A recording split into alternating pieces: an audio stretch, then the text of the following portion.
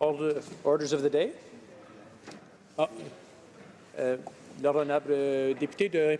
The Honourable Member for Repentigny. Thank you, Mr. Speaker. On Tuesday, during clause-for-clause consideration of Bill C-44 at the Finance Committee, I brought forward an amendment which was deemed out of order by the chair of the committee. But the standing orders don't recognize me as a member of the committee, so I didn't have the opportunity to challenge the chair's decision. I couldn't even ask for the committee to overturn the decision. This is the way things are when a party is not recognized. The chair of the committee justified that my amendment was out of order by saying that it would entail new costs to the Treasury and that it fell outside the scope of the bill. But I disagree with this decision, and this is why. The Employment Insurance Fund is not part of the federal Treasury. It's generated independently and separately. So there is no new cost for the federal Treasury. Furthermore, my amendment does not expand the scope of the benefit. It's not a new benefit at all. It simply extends the reference period, which C-44 does anyway. C-44 allows people to go further back than 52 weeks if you're talking about early withdrawal from work, a sick leave, or compassion leave, but not for parental leave. C-44 modifies the employment insurance program for maternity leave and aims to increase the number of weeks during which a woman could receive maternity benefits. But what about a mother who loses her job during her maternity leave or just a few days after her maternity leave? She would end up being penalized. The employment insurance plan, as it currently stands, penalizes women who lose their job just after giving birth. This government claims to be feminist, but they've been aware of the situation for at least a year and they've done nothing about it. They are leaving women who lose their jobs to be penalized by the employment insurance program, and they're refusing to amend that. Our amendment has one goal, and that is to protect mothers and children when mothers lose their jobs. Imagine a single mother who has just given birth and who loses her job. This is a serious situation. I would request that you allow me to challenge this ruling today on behalf of women. I'm sure that you understand the precarious situation that many women are in. And I also understand that it's not your role to change the standing orders of the House. Thank you, Mr. Speaker.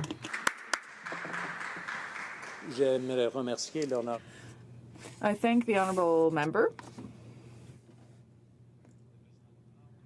The Speaker will take this into consideration and get back to the House on this matter shortly.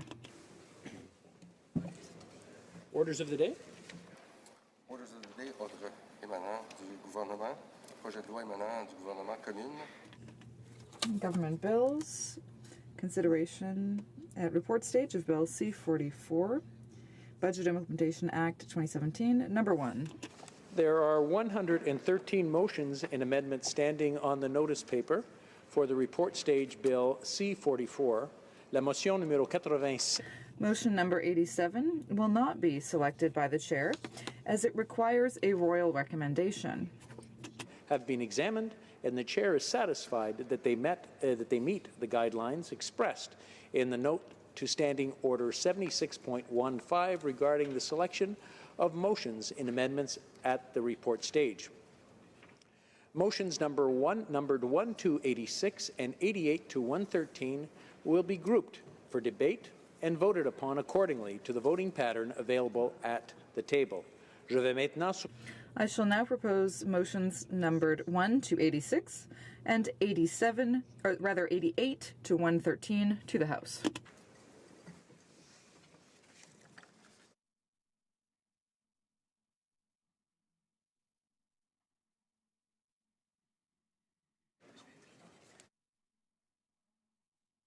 Motion numéro 1.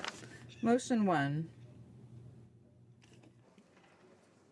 Madame Sainte-Marie, appuyée par Ms. Sainte-Marie, seconded by Ms. Posey, move that the Bill C-44 be modified by deleting the short title. l'honorable député de Joliette. The Honourable Member for Joliette has advised the Speaker that he does not wish... Oh, excuse me. C'est bon? OK. Que ne désire pas That he does not wish to proceed with motion number 2. Mr. Cullen, seconded by Monsieur Dubé, moves that Bill C-44 be amended by deleting Clause 7. Mr. Cullen, seconded by Monsieur Dubé, moves that Bill C-44 be amended by deleting Clause 13. Motion numéro 5. Motion 5. Air Gulf Islands, seconded by Madame Posey, moves that Bill C-44 be amended by deleting Clause 23.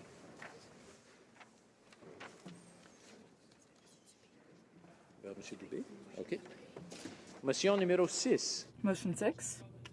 Appuyé par Monsieur Dubé. Mr. Cullen, seconded by Mr. Dubé, moves that Bill C-44 be modified by deleting Clause 24. OK. Motion numéro 7. Motion number 7. Mr. Deltev, seconded by Mr. Abouteif, Moves that Bill C-44 be amended by deleting Clause 42. Motion number 8. Monsieur Deltel, appuyé par Mr. Deltel, seconded by Mr. Abouteif, moves that Bill C-44 be amended by deleting Clause 43. Monsieur Deltel, Mr. Deltel, seconded, or excuse me, motion 9. Mr. Deltel, seconded by Mr. Abouteif, moves that Bill C-44 be amended by deleting Clause 44. motion numéro 10. Motion 10. By Monsieur Abouteif, moves that Bill C-44 be amended by deleting Clause 49. Motion number 11. Monsieur Deltel, appuyé par Mr. Deltel, seconded by Mr. Abouteif, moves that Bill C-44 be amended by deleting Clause 50.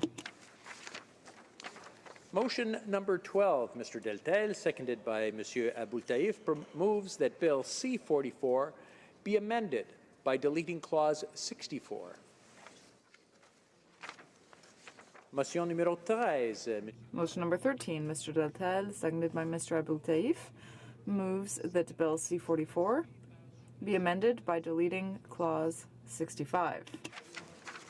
Motion number 14, moved by Mr. Deltel, seconded by Mr. Abouteif, moves that Bill C-44 be amended by deleting Clause 113. Motion numéro 15.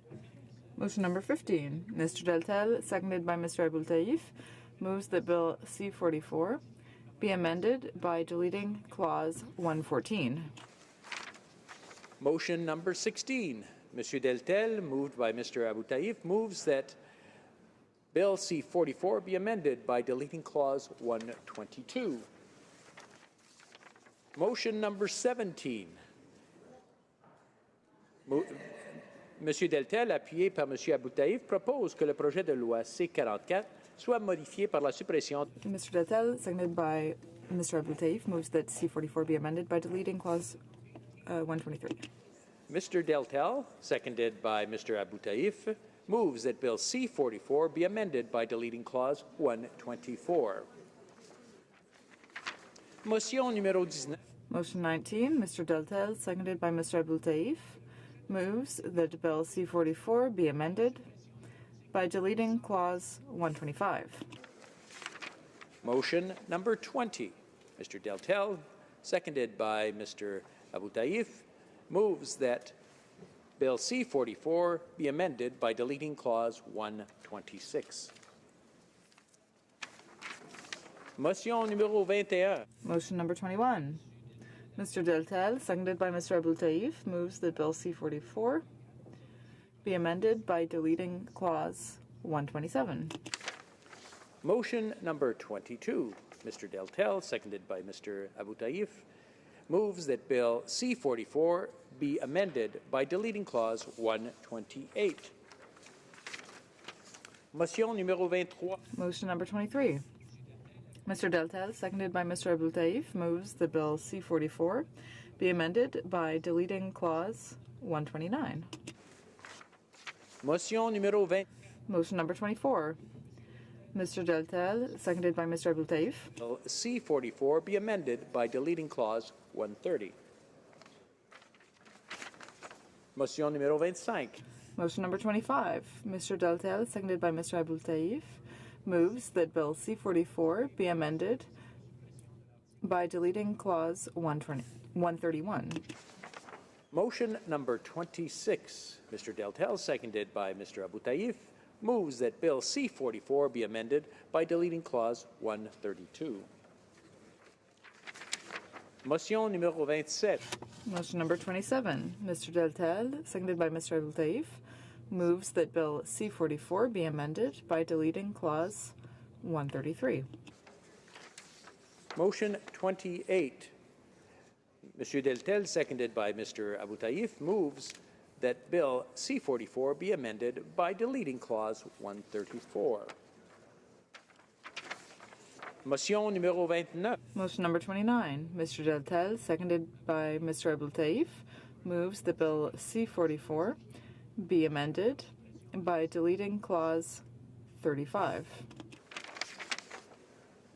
Motion numéro 30. Motion number 30. Mr. Deltel, Abu Taif moves that Bill C-44 be amended by deleting Clause 136. Motion 31. Monsieur Deltel, appuyé par Monsieur. Mr. Deltel, seconded by Mr. Abu Taif, moves that Bill C-44 be amended by deleting Clause 137. Motion number 32.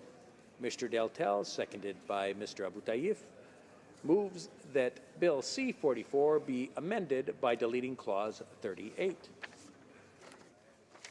Motion numéro 33. Motion number 33. Mr. Deltel, seconded by Mr. Abu Taif, moves that Bill C-44 be amended by deleting Clause 139. Motion number 34. Monsieur Deltel, seconded by Mr. Abu Taif, moves that Bill C-44 be amended by deleting Clause 140. Motion numéro 35. Motion number 35. Mr. Deltel, seconded by Mr. Abu Taif, moves that Bill C-44 be amended by deleting Clause 141. Motion numéro 36. Motion number 36. Seconded by Monsieur Abu Taif, moves that the Bill C-44 be amended by deleting Clause 142. Motion number 37. Mr. Deltel, seconded by Monsieur Abu Taif, moves that Bill C-44 be amended by deleting Clause 143. Motion number 38. Monsieur Deltel, appuyé par Monsieur Abu Taif. Mr. Deltel, seconded by Mr. Abu Taif, moves that Bill C-44 be amended by deleting Clause 144. Motion numéro 30. Motion number 39. Seconded by Mr. Abu Taif, moves that Bill C-44 be amended by deleting Clause 145. Motion number 40. Monsieur Deltel, appuyé par Monsieur. Mr. Deltel, seconded by Mr. Abu Taif, moves that Bill C-44 be amended by deleting Clause 146. Motion number 41. Mr. Deltel, seconded by Mr. Abu Taif, moves that Bill C-44 be amended by deleting Clause 147. Motion numéro 42. Motion number 42. Monsieur Deltel, Mr. Deltel, seconded by Mr. Aboultaïf, moves that Bill C-44 be amended by deleting Clause 148. Motion 43, Monsieur Deltel. Motion 43. Mr. Deltel Monsieur Aboulatif moves that Bill C-44 be amended by deleting Clause 149. Motion number 44, Monsieur Deltel, appuyé. Mr. Deltel, seconded by Mr. Aboultaïf, moves that Bill C-44 be amended by deleting Clause 150.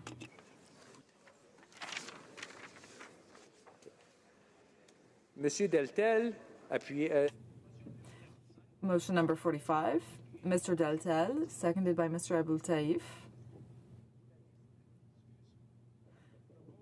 moves that Bill C-44 be amended by deleting Clause 151. Motion numéro 46, Motion number 46. Monsieur Deltel, appuyé par. Mr. Deltel, seconded by Mr. Aboultaïf, moves that Bill C-44 be amended by deleting Clause 152. Motion number 47, Mr. Deltel, seconded by Mr. Aboultaïf, moves that Bill C-44 be amended by deleting Clause 153.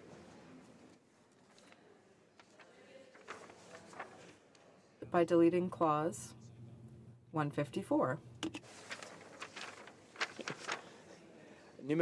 Motion numéro 40, Motion number 49. seconded by Mr. Aboultaïf, moves that Bill C-44 be amended by deleting Clause 155. Monsieur Deltel, motion numéro. Motion number 50. Mr. Deltel, seconded by Mr. Aboultaïf, moves that Bill C-44 be amended by deleting Clause 156. Motion number 51, Mr. Deltel, seconded by Mr. Aboultaïf, moves that Bill C-44 be amended by deleting Clause 157. Motion number 52, Mr. Deltel, appuyé par Mr. Aboultaïf, propose que le projet de loi C-44 soit modifié.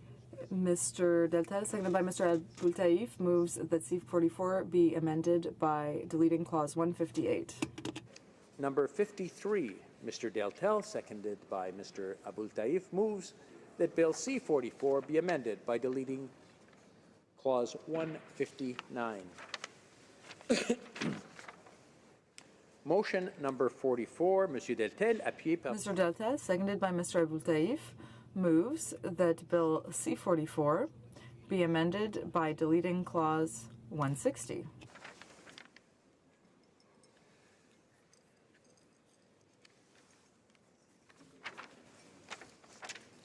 Motion numéro 50, Motion 55. seconded by Mr. Aboultaïf, moves that Bill C-44 be amended by deleting Clause 161. Motion numéro 56. Motion number 56. Mr. Deltel, seconded by Mr. Aboultaïf, moves that Bill C-44 be amended by deleting Clause 162. Motion numéro 56. Motion number 57. Deltel, seconded by Mr. Aboultaïf, moves that Bill C-44 be amended by deleting Clause 163. Motion number 58, Mr. Deltel, appuyé par Mr. Aboultaïf. Seconded by Mr. Aboultaïf, moves that C-44 be amended by deleting Clause 164. Mr. Deltel, seconded by Mr. Aboultaïf, moves that Bill C-44 be amended by deleting Clause 165. Motion numéro 60. Motion number 60. Mr. Deltel, seconded by Mr. Aboultaïf, moves that Bill C-44 be amended by deleting Clause 166. Motion number 61. Mr. Deltel, seconded by Mr. Aboultaïf, moves Bill C-44 be amended by deleting Clause 167. Motion numéro 60. Motion number 62, Mr. Deltel, seconded by Mr. Abou Taif, moves that Bill C-44 be amended by deleting clause 168. Motion number 63, Mr. Deltel, seconded by Mr. Abul Taif, moves Bill C-44 amended by deleting clause 169. Motion numéro 64. Motion number 64, Mr. Deltel, seconded by Mr. Abou Taif, moves that Bill C-44 be amended by deleting clause 170. Motion numéro 65, Mr. Deltel. Motion number 65. If moves Bill C-44 be amended by deleting clause 171. Motion number 66. Monsieur Deltel, appuyé par Monsieur Abou. Mr. Deltel, seconded by Mr. Abul Taif, moves that Bill C-44 be amended by deleting clause 172. Motion number 67. Monsieur Deltel, seconded by Mr. Abul Taif, moves that Bill C-44 be amended by deleting clause 173. Motion numéro 60. Motion number 68. Mr. Deltel, seconded by Mr. Abul Taif, moves that Bill C-44 be amended by deleting clause 174. Motion numéro 69. Motion number 69. Mr. Abul Taif moves Bill C-44 be amended by deleting clause 175. Motion numéro. Motion number 70. Mr. Deltel, seconded by Mr. Abul Taif, moves that Bill C-44 be amended by deleting clause 176. Motion number 71. Mr. Deltel, seconded by Mr. Abul Taif, moves Bill C-44 be amended by deleting clause 177. Motion number 72. Monsieur Deltel. Mr. Deltel, seconded by Mr. Abul Taif, moves that Bill C-44 be amended by deleting clause 178. Motion numéro 63. Motion number 73. Mr. Deltel. Abul Taif moves that Bill C-44 be amended by deleting clause 179. Motion number 74. Monsieur Deltel, appuie. Mr. Deltel, seconded by Mr. Abul Taif, moves that Bill C-44 be amended by deleting clause 181. Motion numéro 75. Motion number 76. Seconded by Mr. Abul Taif, moves that Bill C-44 be amended by deleting clause 181. Motion numéro. Motion number 77. Mr. Deltel, seconded by Mr. Abul Taif, moves that Bill C-44 be amended by deleting clause 183. Motion number 77. Monsieur Deltel, seconded by Mr. Abul Taif, moves Bill C-44 be amended by deleting clause 183. Motion number 78. Monsieur Deltel. Mr. Deltel, seconded by Mr. Abul Taif, moves that Bill C-44 be amended by deleting clause 184. Motion number 79. Mr. Deltel, seconded by Monsieur Abul Taif, moves Bill C-44 be amended by deleting clause 185. Motion number 80. Mr. Deltel, seconded by Mr. Abul Taif, moves that Bill C-44 be amended by deleting clause 186. Motion numéro 81. Motion number 81. Deltel, seconded by Mr. Abul Taif, moves Bill C-44 be amended by deleting clause 187. Motion number 82. Mr. Abul Taif moves Bill C-44 be amended by deleting clause 188. Motion 83. Monsieur Deltel, appuyé par. Mr. Deltel, seconded by Mr. Abul Taif, moves that Bill C-44 be amended by deleting clause 189. Motion number 84. Monsieur Deltel, seconded by Mr. Aboul Taif, moves Bill C-44 be amended by deleting clause 190. Motion number 85. Mr. Deltel, Aboul Taif moves que le projet de loi C-44 that Bill C-44 be amended by deleting clause 191. Motion à l'étape du rapport. Motion at report stage. The mover is absent. The honourable member for Pierre Boucher Les Patriotes Verchères is not present in the House to move his motion at report stage, nor the members who gave notice of the same motion. As a result, motion number 86 is out of order. OK, c'est beau. Motion numéro 88, Mr. Collins. Motion number 88. C-44 be amended by deleting clause 312. Motion number 89, Monsieur Cullen, appuyé par Monsieur Dubé. Mr. Cullen, seconded by Mr. Dubé, moves that Bill C-44 Ils ont changé de... by deleting clause 313. Ils ont changé en moitié chemin. C'est pas français, puis c'est en anglais. OK. Ils ont fait la même chose pour tout. OK. Mr. Cullen, seconded by Monsieur Dubé, moves that Bill C-44 be amended by deleting clause 314. Motion 90. Motion 91. Monsieur Cullen, Mr. Cullen, seconded by Mr. Dubé, moves be amended by deleting clause 315. Motion numéro 80. Motion number 92, Mr. Cullen, seconded by Mr. Dubé, moves that Bill C-44 Clause 316. Motion numéro 80. Motion number 93, Mr. Cullen, seconded by Mr. Dubé, moves that Bill C-44 Deleting clause 317. Okay. Motion numéro 94. Motion number 94, Ms. Sainte-Marie, seconded. Oh, excuse. Monsieur Sainte-Marie. Mr. Sainte-Marie, rather, seconded by Ms. Posey, moves that Bill C-44 be amended. Clause 403. Motion numéro 95. Motion number 95, Mr. Sainte-Marie, seconded by Ms. Posey, move that Bill C-44 Clause 404.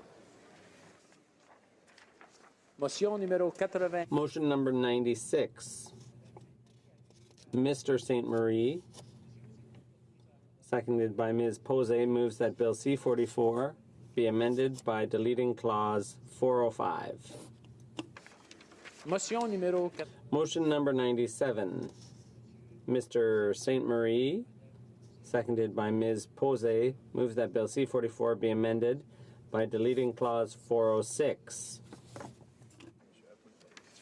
Motion numéro Motion number 98.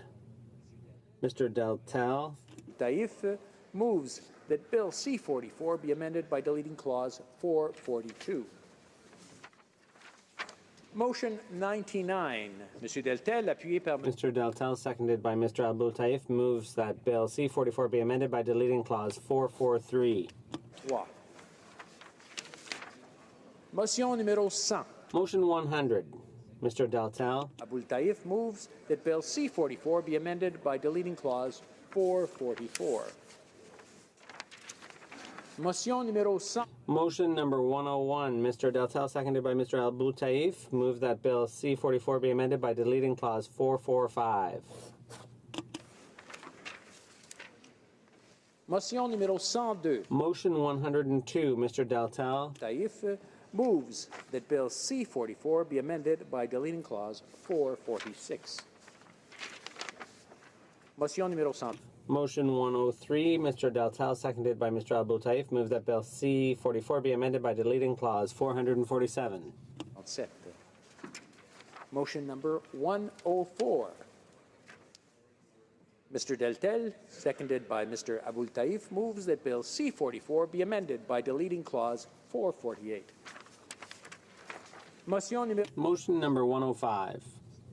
Mr. Deltel, seconded by Mr. Abul Taif, moved that Bill C-44 be amended by deleting Clause 449. Motion numéro 106. Motion number 106. Mr. Deltel, seconded by Mr. Abul Taif, moves that Bill C-44 be amended by deleting Clause 450. Motion numéro 100. Motion number 107. Mr. Deltel, seconded by Mr. Abul Taif, moves that Bill C-44 be amended by deleting Clause 451.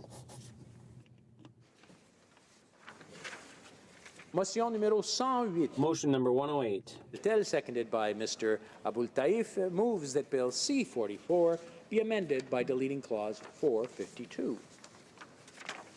Motion numéro. Motion number 109. Mr. Deltel, seconded by Mr. Abul Taif, moves that Bill C-44 be amended by deleting Clause 453.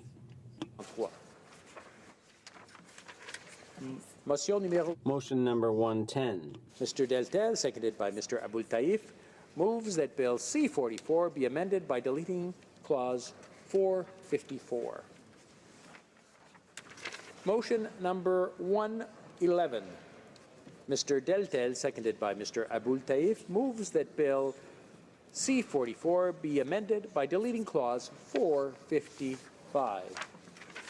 Motion numéro. Motion number 112. Mr. Deltel, seconded by Mr. Abul Taif, moves that Bill C-44 be amended by deleting Clause 456. Et finalement, motion numéro 100. And finally, motion number 113. Mr. Deltel, seconded by Mr. Abul Taif, moves that Bill C-44 be amended by deleting Clause 457.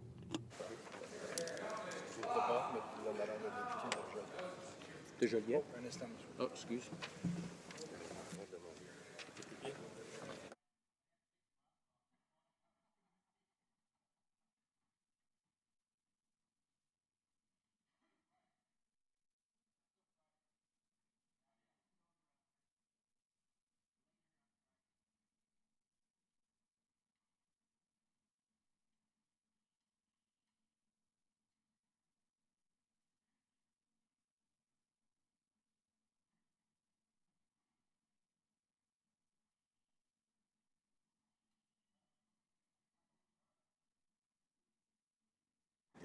OK.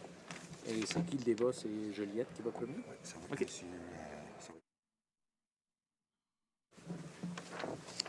Earlier this morning, the chair erred in proposing motion number 4 to the House in the name of the honourable member for Skeena Bulkley Valley, as he had not actually given notice for this motion. Notice of the motion number 4 had only been given by the honourable member for Rosemont La Petite Patrie and by the honourable member for Victoria, neither of whom were present this morning to move the motion. Accordingly, motion number 4 should not have been proposed to the House and will not be proceeded with. Debate. Débat. L'honorable député de... The honourable member for Joliette. Thank you, Mr. Speaker. I'd like to congratulate you on the long reading of the motions. So this is a serious juncture. C-44 is a mammoth omnibus bill of 308 pages, 47 separate acts are amended, and there are 5 new ones. It covers a whole host of areas. This government undertook to stop with the omnibus mammoth bills, but they've done it again. It makes no sense. This makes it difficult to ascertain whether or not an omnibus bill encroaches on provincial jurisdictions. This bill also creates the infrastructure bank, which we call the infrastructure privatization bank, and we're against the creation of that bank. As it stands, the infrastructure bank, the infrastructure privatization bank, runs counter to Liberal promises during the election campaign. It flies in the face of what they said. They said that they were going to find ways to finance public infrastructure cheaper, but they've turned around and put it in the hands of the private sector. And so it'll all start with Bay Street. I think there are some incestuous ties between this government and Bay Street. And you can see it in a number of bills, a number of decisions. Tax havens, C-29 last fall. Bay Street was going to be exempted from the consumer protection legislation in Quebec. We had to fight against that. We managed to get the government to back down over that at the last hour. But what we're seeing with C-44 is even worse. So it would take me a long time to explain everything that needs changing in C-44. I'm just going to focus on the main things. This is a major change that puts power in the hands of Bay Street and even foreign investors. It gives them a huge advantage, and it's almost incredible. They'll be able to override provincial legislation, Quebec legislation, and municipal bylaws. With C-44 as it's currently drafted, we are no longer masters in our own home. It's incredible. It's impossible. And why is that? Because in C-44, the government gives the Infrastructure Privatization Bank and all projects, even fully private projects that go through the bank, they will have the status of agent of the Crown. And that's substantial. It gives them all the privileges and immunities of a public sector institution. And in that way, the bank will be able to override Quebec legislation and municipal bylaws. That has to be scrapped. The government has to back down on this. It makes no sense, and that's why I'm speaking today. Mr. Speaker, more specifically, it's in Section 4 of the Infrastructure Bank legislation, and they always write it this way in legal terms. It looks fine at first blush. It talks about the bank being an agent of Her Majesty in right of Canada, except. It says it's not an agent, except, and then there are 4 exceptions, A, B, C, D, and then it spells out the exceptions, blah, blah, blah, when it's acting on behalf of the federal government in providing services or programs and financial aid. So it's a bit vague. And what's even worse, in subsection D, they say conducting any activity that's useful to the accomplishment of its mission that the Governor and Council may set out by order in Council. And what that means is that the government, by order in Council, can grant the Infrastructure Privatization Bank the status of agent of the Crown and thereby exempt it from all provincial and municipal legislation. That has to be scrapped. It makes no sense. And what's even worse, when you look at Section 18C, you see that the privileges granted the bank will even apply to fully private projects. And the bank will be able to consider its own any investments made by others. So the privileges of the Crown and of the government trump everything, and those will be given to the Infrastructure Bank, and that will apply to all private projects as the bank sees fit. So Asian investment firms, Toronto Bay Street banks, what have you, if they decide to build a pipeline or what have you, all of our laws will no longer apply. They won't be enforceable. That's what this means. And that, Mr. Speaker, is a first. It's unprecedented. It's a sea change.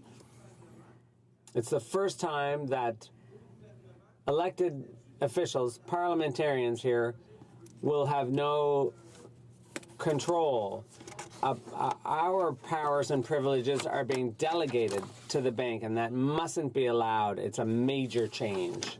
Yesterday at the Senate committee, there was a constitutional expert, Patrick Taillon, who did an excellent explanation of this provision at the Senate committee. We consulted 5 legal scholars, 4 constitutional experts. They all agreed the way this is drafted, C-44, that part of C-44 is vague enough the way it's drafted.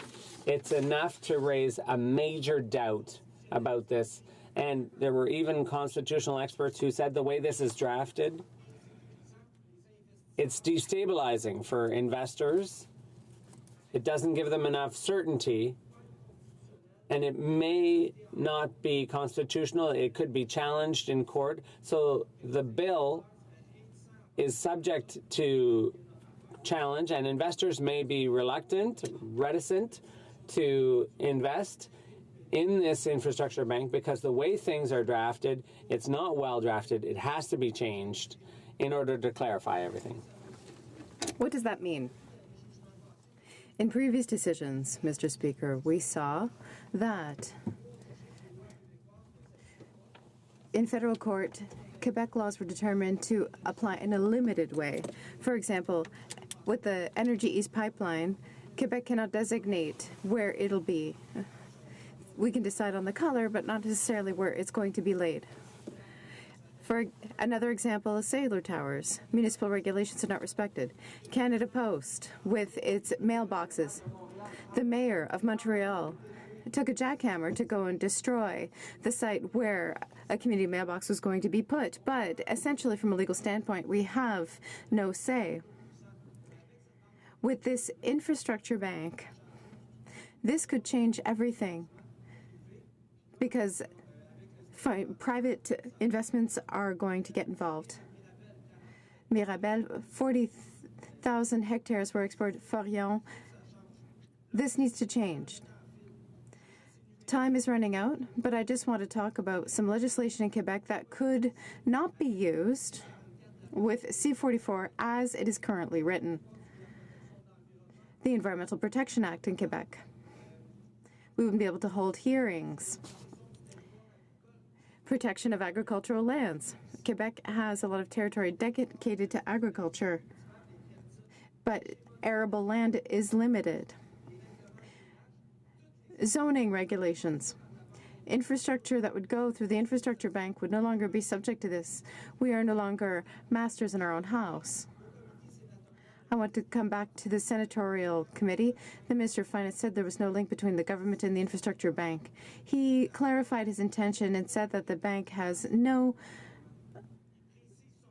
direct link with the government. According to the constitutional experts we consulted, that's not the case. If that was his intention, he needs to clarify it further in the law so that it doesn't go before the Supreme Court because of a lack of clarity. Olivier Deschenaux wrote to Michel Girard in the Journal de Montréal and said that the projects the bank will invest in will be subject to provincial and municipal laws.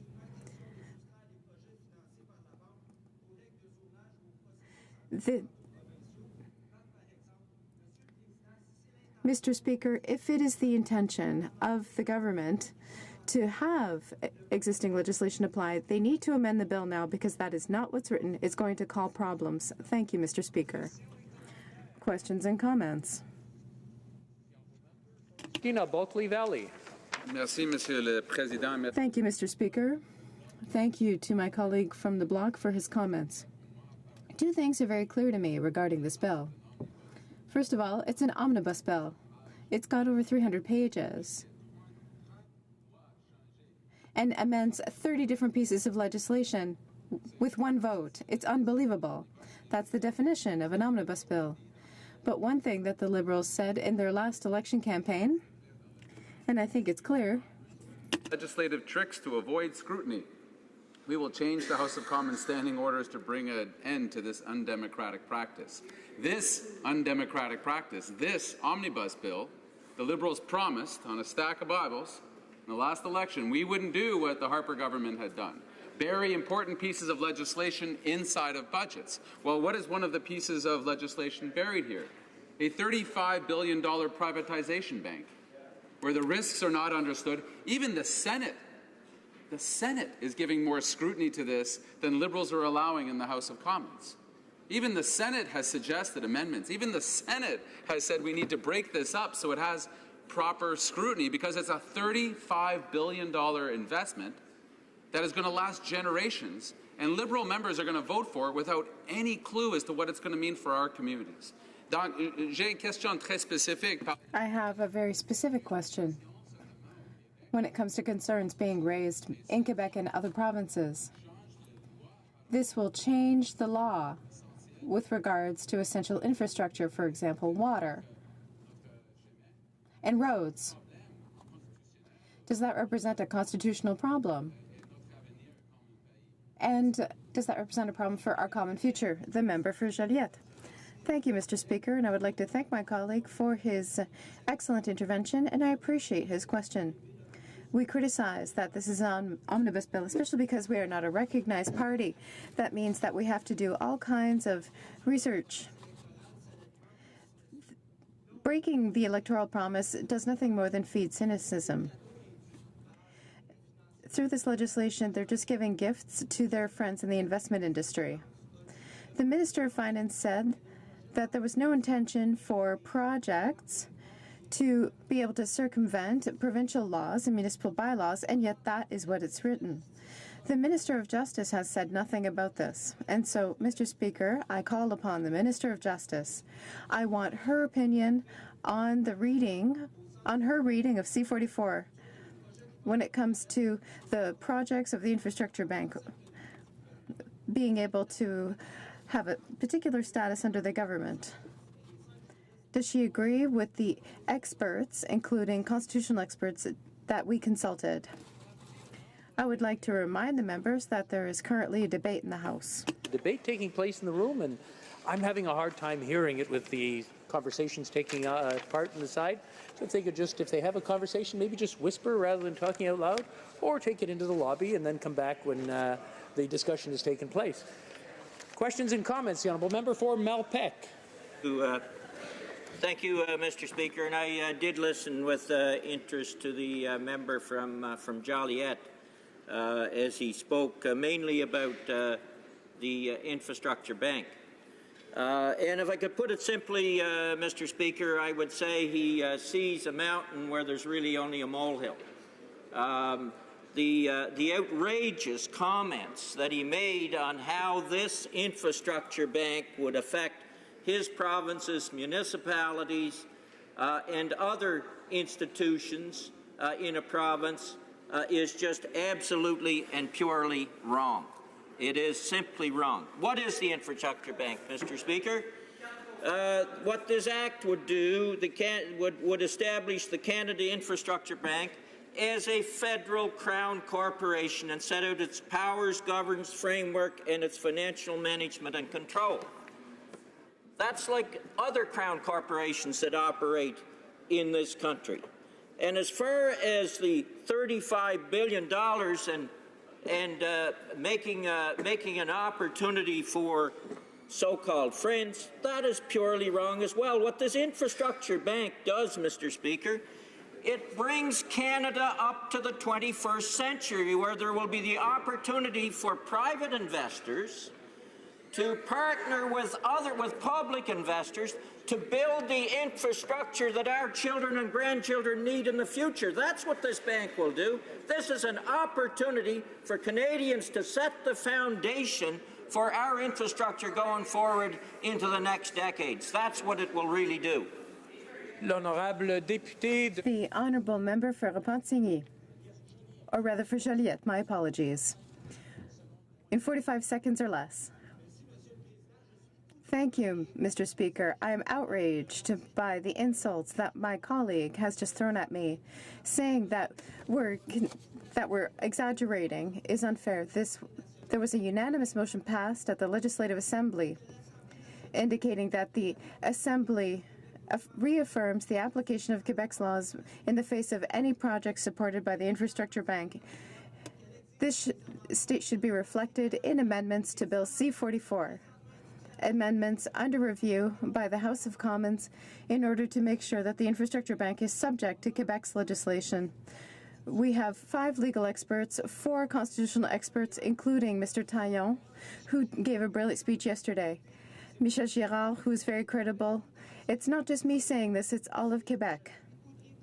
I am outraged by what he's saying. This needs to be changed. If it is the intention of the government, this must be changed because it's vague and unclear. If they want to bring us into the 21st century, well, this resembles a previous situation that had disastrous consequences. Resuming debate. Member for Skeena-Bulkley Valley. I just want to remind the honourable member that we may have to stop at some point, and he can resume after question period. Thank you very much. No, I can stop and start. You just watch. Thank you very much, Mr. Speaker. I wish I could say it was, well, you know, it is a pleasure to speak to the amendments that we have moved here today because we're trying to help the Liberal government out. Again, trying to help Liberals keep a promise that they made to Canadians, a solemn promise that they wouldn't abuse and use trickeries in the legislative process to hide important pieces of legislation and changes to what's going to come to Canadians. One of the tactics that sometimes governments resort to is using omnibus bills. Canadians became quite familiar with them with the last government and ones before, where they start to pile in a bunch of different changes to laws into one bill, call it a budget bill, and then pass it all at once. Now, this bill is over 300 pages long and actually amends 30 different pieces of legislation all in one act. Oh my goodness, the Liberals are grimacing across the way. 30 pieces of law amended in one single bill. We would never do something like that because this is what Liberals promised in the last election. We will not resort to legislative tricks to avoid scrutiny. We will change the House of Commons standing orders to bring an end to this undemocratic practice. So says the current Prime Minister, hand on heart. Well, 300 and some odd pages, 30 different Canadian laws changed in one stroke of the pen, and so you ask what's in here. Well, there's a lot in here. My goodness, they're changing things like, oh, they're breaking a promise to our veterans. Oh, no, Liberals wouldn't do something like that. They said they'd provide lifelong pensions to injured vets. Well, there's changes to the Veterans Pension Act in here, but not that change. That's weird. You think they could have got around to that somewhere in 300-odd pages? What else is in here? Oh, they want to change the parliamentary budget officer, one of the watchdogs of Parliament. One of the key watchdogs who provides oversight and scrutiny of how public money is spent. Oh my goodness, Liberals said we got to strengthen the PBO. So what did they do in this omnibus bill? Well, they said the Speaker of the House and the Speaker of the Senate should review anything the PBO does, any plans the PBO has, and approve those plans before the parliamentary budget officer does that. They also said that individual members of Parliament shouldn't be allowed to ask the parliamentary budget officer to do investigations into government spending. Oh my goodness, that's where some of the best ideas have come, is when individual members of Parliament seeking to answer questions on behalf of the people we represent use the watchdog, use the parliamentary budget officer to go after government spending and find out what's really happening. Well, Liberals don't want to continue that practice. Oh, and then there's the privatization bank. $35 billion they want to pop in that says, well, what we want to do is de-risk. We want to de-risk investment for the largest pension and hedge funds around the world, because you know what risk is like. Imagine someone being able to go to Las Vegas and say, I'd like the government to de-risk my trip. I would like to go and have a lot of fun and make investments, gamble, bet on things, but I don't want to take the risk. Oh, Liberals say no problem. You can come in on all these multi-billion-dollar infrastructure investments, but we'll de-risk it for you. Oh, well, who'll pick up the risk?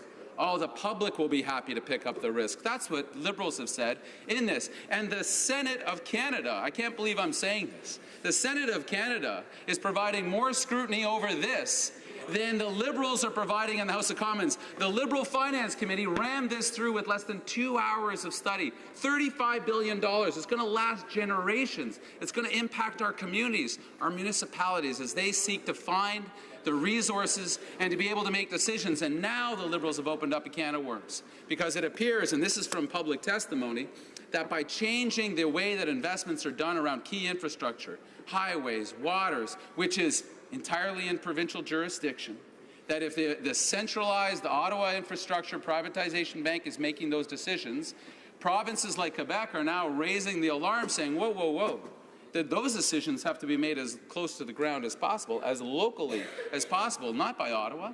Enough of that happens already.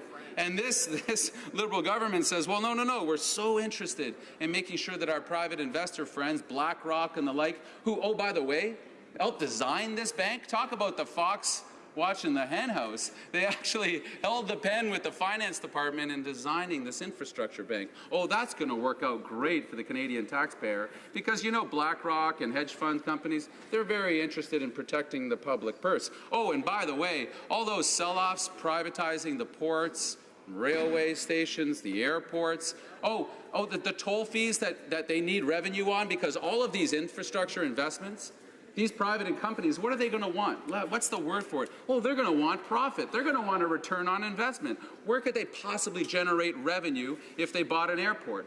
Well, let's see. Tolls. Who pays tolls? The public pays tolls. And the government in future is going to say, oh, that's not us raising tolls at ports for our exporters. That's not us raising fees to fly through Canadian airports. That's some private hedge fund you've never even heard of. Because they're not public anymore. They're not public airports. They're not public ports. They belong to somebody else. And somebody else is making those decisions. Oh, we footed the bill. We put up the cash for it. We took the risk as it is outlined in this bill. But it's going to be somebody else that gets the profit. Only in a liberal world view would that make any sense at all. Now, I want to end on this because I know we're running up against question period, Mr. Speaker. The idea that the government would ram all of these things into a massive bill, ram it through the committee process in the House of Commons, or even the Senate is taking more time and scrutiny with it, is deplorable. It goes directly against the promises, what was it? Hope and hard work.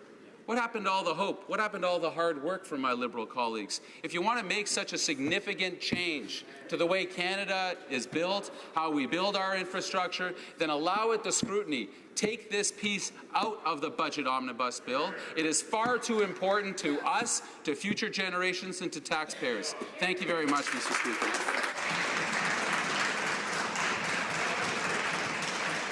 We'll interrupt the honourable member's speech and we'll continue. He has 3 minutes and 45 seconds coming to him when we return to this debate. Statements by members, déclaration de député, l'honorable député de Niagara. The honourable member for Niagara Centre. Mr. Speaker, the value of a passionate and engaged teacher in the life of a student cannot be underestimated. They can mentor, guide, and create an environment where dreams flourish. Tommy Frew is one such educator.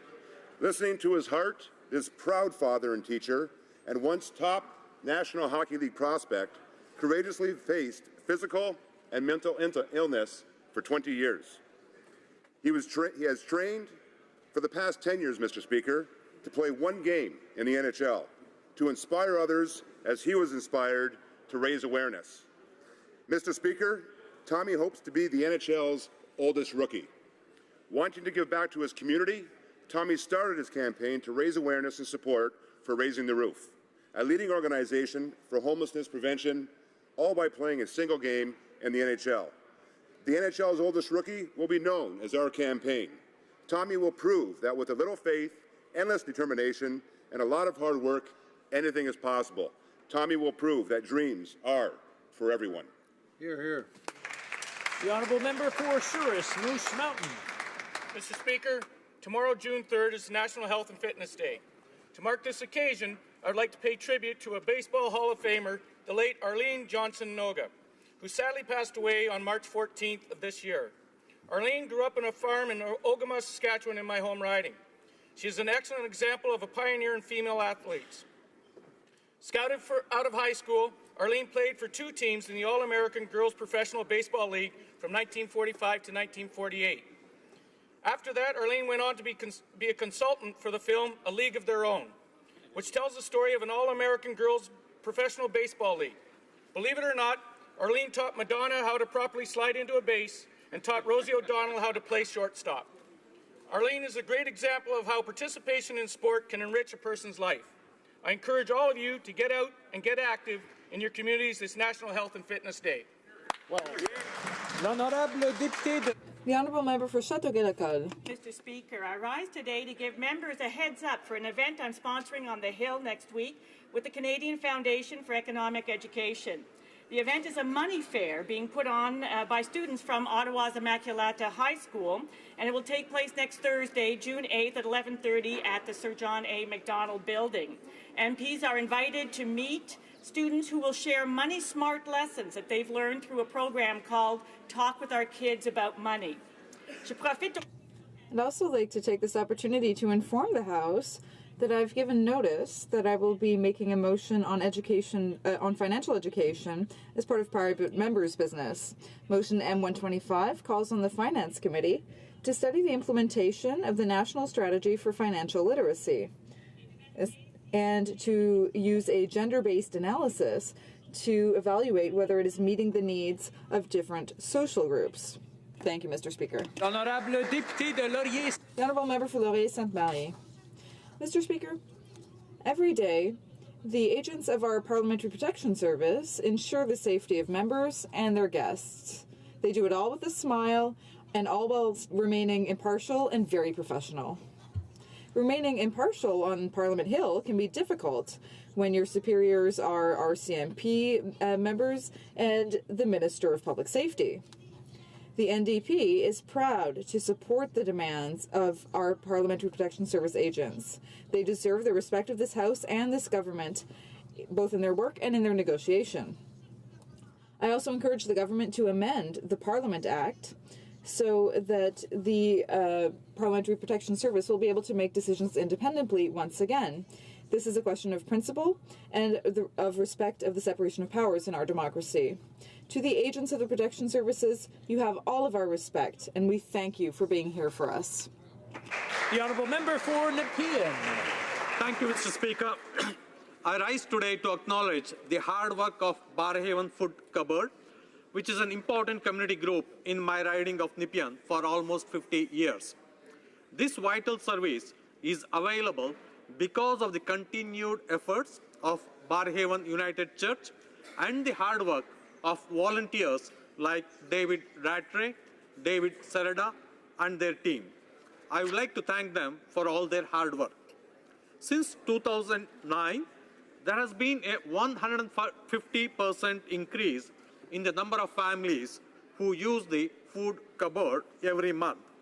This increasing demand for their support has outgrown their current space, and today the food cupboard volunteers are working hard on plans to build their own facility in Barhaven. Mr. Speaker, I call on the government to make the construction of food banks and other similar organizations eligible to apply for the infrastructure investments we are making. Thank you, Mr. Speaker. The Honourable Member for Barrie Innisfil.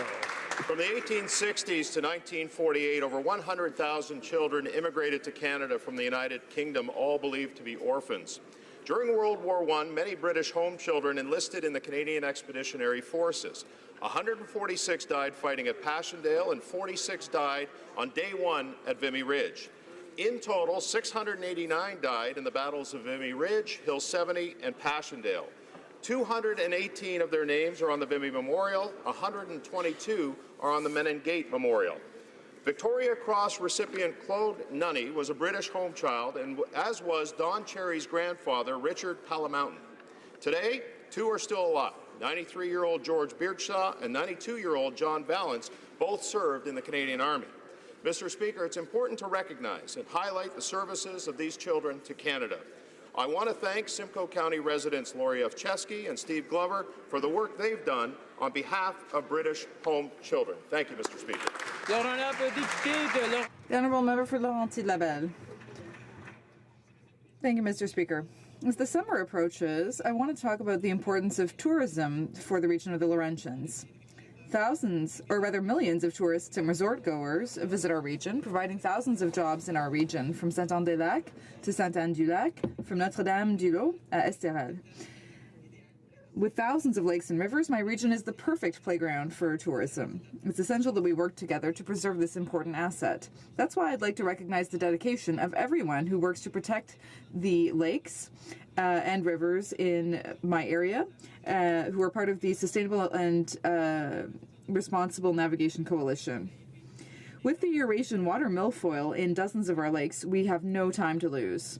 By raising awareness and focusing on prevention, we can preserve our lakes and rivers for future generations and for all the tourists who visit our beautiful region. Thank you. Mr. Speaker, this weekend Whitby will be hosting the Brooklyn Spring Fair. Our community will welcome more than 30,000 visitors, and I look forward to families participating in the parade at the Midway and learning about the agriculture in our community. I wish to thank the Board of Directors and volunteers for their hard work and dedication on the success of this fair. Each year they strive to make this a can't-miss event in Whitby, and we certainly know how to end Tourism Week with a bang. Today, third-grade students will be enjoying Education Day. Families can explore farming in the 21st century via Agriland. And new for 2017, the young and young at heart can enjoy the Vintage Car and Truck Show. I look forward to seeing everyone along the parade route tomorrow, especially my Brooklyn moms, as it is Gender-Based Analysis Plus Week. I'm also excited to defend my title as a Blue Ribbon award-winning pie-eating champion tomorrow at 1:45. See you at the fair. The Honourable Member for Beauport, Côte de Beaupré, Île d'Orléans, Charlevoix. Mr. Speaker, since May 15th, we've been witnessing a shameful spectacle from the government across the way. This has to do with the overtly partisan nomination of Madeleine Meyer as Official Languages Commissioner. A senior official's position should be apolitical. The process should be honest, rigorous, and transparent, and that is not the case with Madeleine Meyer. It's unacceptable that parliamentarians in this House are being misled when there's new evidence every day that this nomination was partisan. I'm sad to see my colleagues across the way being taken hostage by their minister's decision. The Minister of Heritage continues to justify this dishonorable choice. And we call on the minister to finally show some respect to this House, to finally make the right decision and to withdraw Madeleine Meyer from the process. Mr. Speaker, I'm pleased to rise in the House today to speak about our government's commitment to affordable housing. Last week we announced over $7 million in funding for transitional housing for survivors of domestic violence, for new seniors units, and for renovations to existing units in Prince Edward Island. This is part of our ongoing commitment to affordable housing, building on our historic investment in Budget 2017. There is no doubt that we can and must do more. Sadly, a lack of affordable housing is not limited to major centres.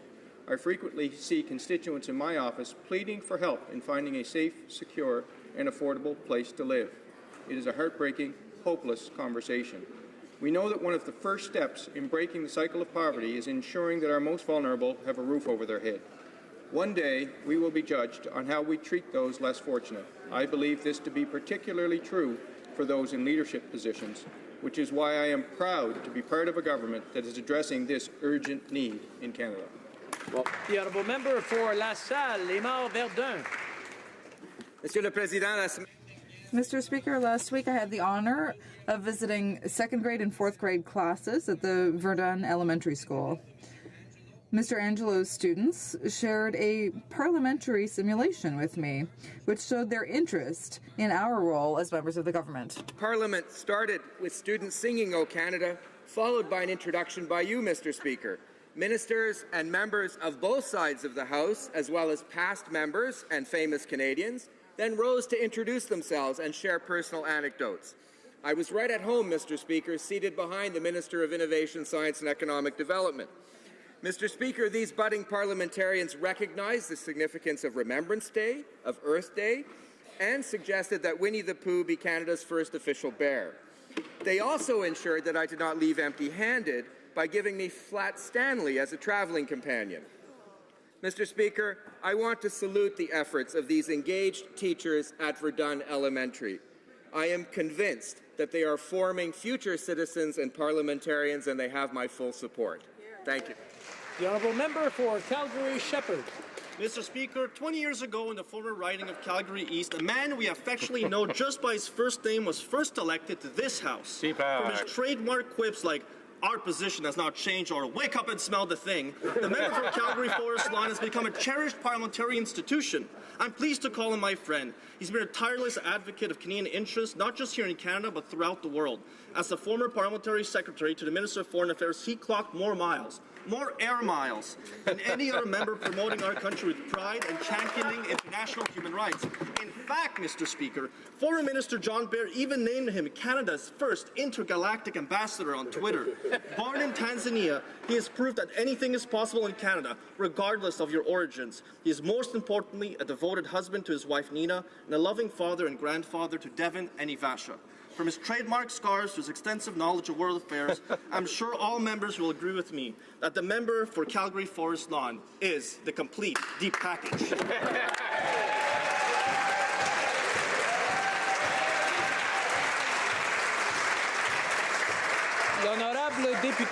The honourable member for Moncton, Riverview, Dieppe. This month was Brain Tumor Awareness Month. À tous les jours, 27... Every day, 27 Canadians learn that they have a brain tumor. Because they affect the control center for our thoughts, feelings, and movement, brain tumors can have a huge impact on a person's physical and cognitive abilities, as well as their quality of life. They don't discriminate. They affect people of all ages and all backgrounds.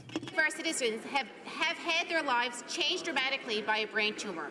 I want to say a big thank you to the dedicated volunteers like Sharon McCutcheon and Jadine Leblanc of the Moncton Brain Tumor Support Group, who have worked so hard to improve the lives of Canadians living with brain tumors in our region. But just because May is over, it doesn't mean that we cannot make it our year-round effort to make sure that we do all the education. Ça fait finalement, alors continuons à... So let's continue to raise awareness about brain tumors. Thank you very much, Mr. Speaker. The Honourable Member for Belleuil-Chambly. Mr. Speaker, it's a great honour for me to rise today to mark the 100th anniversary of the municipality of McMasterville. It's true, my lovely city in my riding has been around for 100 years. In 1917, it was founded to house workers of Canadian Explosives Limited, and it was named after the first president of that company, William McMaster. It's an entryway to the Richelieu Valley, has a view over Mont Saint-Hilaire, and its 100 years have been marked by good management, strong community spirit, and an environment where young families can enjoy exceptional quality of life. I would be remiss if I didn't mention Gilles Plante, the mayor of the municipality since 1993, who has ensured the sustainability of the municipality, and this year has helped prepare for the 100th anniversary celebrations. Happy 100th anniversary to all the residents of McMasterville. Thank you, Mr. Speaker. The honourable member for Haldimand Norfolk. Come and listen to a story about a cracker named Ritz, who first won SK riding in a blitz of 97. Riled about the crow rate and the guns the libs were banning, he hitched his wagon to Reform, led by Preston Manning. A builder and a farmer with a deadly quick whip, the member for Mulpeck knows he's felt the brunt of it. One of his proudest wins when he was a minister was blowing up the wheat board, Liberals braid sinister. The member from North Battleford has a lot of passions, Chevys, guns and rifles, and dressing in the best fashion. Grandkids fishing, golf and boots, and of course Judy. Harley single malts, but always first is Judy. Rosetown's favorite son has earned all of our respect. Thanks to him, food exports are more than any could expect. CETA, cold cuts, killing case, and staff who got his breaks. For 20 years of service, this wise cracker has our thanks.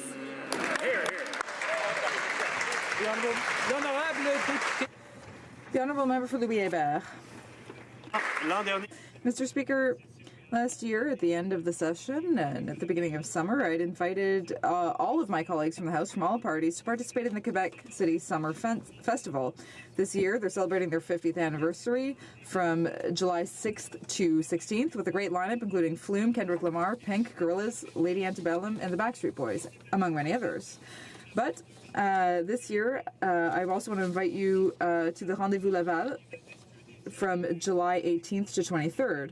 There are 40 majestic ships that will be converging there. And become a trainee on one of the tall ships. And in your case, I would recommend boarding the Impossible Dream from the U.S., kind of like getting order in this house from that side.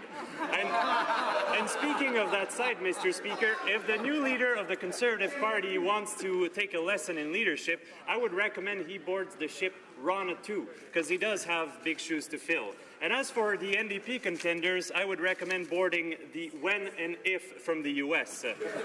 Quant à mes collègues libéraux... As for my Liberal colleagues, Mr. Speaker, I think clearly they'll want to enjoy the 24-meter-long boat Nice Breeze, because everyone knows a nice breeze is great with sunny ways. Oral questions. Question orale. The Honourable Opposition House Leader. Mayer's appointment as Languages Commissioner symbolizes everything that is wrong with this Prime Minister's approach. But he can't seem to see the problem, so I'll make it simple. Mayer is a former Liberal cabinet minister and donor with deep connections to both the Prime Minister's and to the Heritage Minister's offices. This makes it impossible for her to objectively investigate either. Exactly. How can the Prime Minister not see that this appointment is deeply flawed? The Honourable Minister of Canadian Heritage, the Honourable Parliamentary Secretary to the Minister of Canadian Heritage. Thank you for the attempted promotion, Mr. Speaker. Our two official languages are at the heart of who we are as Canadians and is a priority for our government. The experience, expertise and integrity of Ms. Mayer has been recognized by many, both in this House and in the official languages community across Canada. Yesterday, the Francophone community called on this House to end the political games and support this nomination. Ms. Mayer will fulfill her duties with all the experience and impartiality required for this important position. The Honourable Opposition House Leader. Actually, Mr. Speaker, the only people who seem okay with this absurd level of patronage are fellow Liberals. That's because the Prime Minister is wasting no time in rewarding his Liberal friends. Generous Liberal donations from the new president of HoC and the Languages Commissioner show exactly what qualifications this Prime Minister is looking for. Why can't he simply be honest with Canadians about his appointment process and advertise that it's only Liberals that need to apply? The Honourable Parliamentary Secretary to the Minister of Innovation. Mr. Speaker, HoC is dedicated to helping Atlantic Canada realize its full economic potential in terms of innovation, growth, productivity and competitiveness. Our government would like to thank the former President Paul Leblanc for his years of service to HoC in the Atlantic region. The newly appointed President, Mr. Speaker, Francis Maguire, is known and respected as a respected individual in the Atlantic region, and he's got an extensive experience working in both the private and public sectors. The Honourable Opposition House Leader. And he's donated over $30,000 to the Liberal Party over the last 10 years. Not to mention that. Mr. Speaker, yesterday the Liberal House Leader said that Canadians who want to be the next Ethics Commissioner can apply on the government website. But that was false. The posting for the Ethics Commissioner is nowhere to be found on the website. Now, the House Leader is famous for avoiding questions and giving non-answers, but now she just seems to be making things up. Can the Prime Minister guarantee that when the Ethics Commissioner job finally is posted, that there won't be a Liberal Party donation link right beside it? The Honourable Government House Leader. Mr. Speaker, as the member very well knows, is that we have put in place a new, open, transparent, merit-based appointment process, and any positions that are available are posted online so that Canadians can apply for those positions. We are looking for high...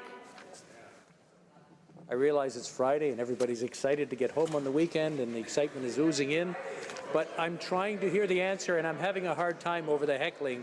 I would ask all the members to show some respect. The Honourable Government House Leader. This process is looking to identify high-quality candidates who will help to achieve gender parity and truly reflect Canada's diversity. Under this process, we have made over 140 appointments. These are great appointments. We will continue to do the good work that Canadians expect us to do. Thank you, Mr. Speaker. L'honorable député de Beauport. The honourable member for Beauport, Côte de Beaupré, Île d'Orléans, Charlevoix. Another week draws to an end under the cloud of Liberal arrogance. The Heritage Minister refuses to back down from her bad decision to choose Madeleine Meyer as Commissioner of Official Languages, not for her skills, but for brazenly and shamefully partisan reasons.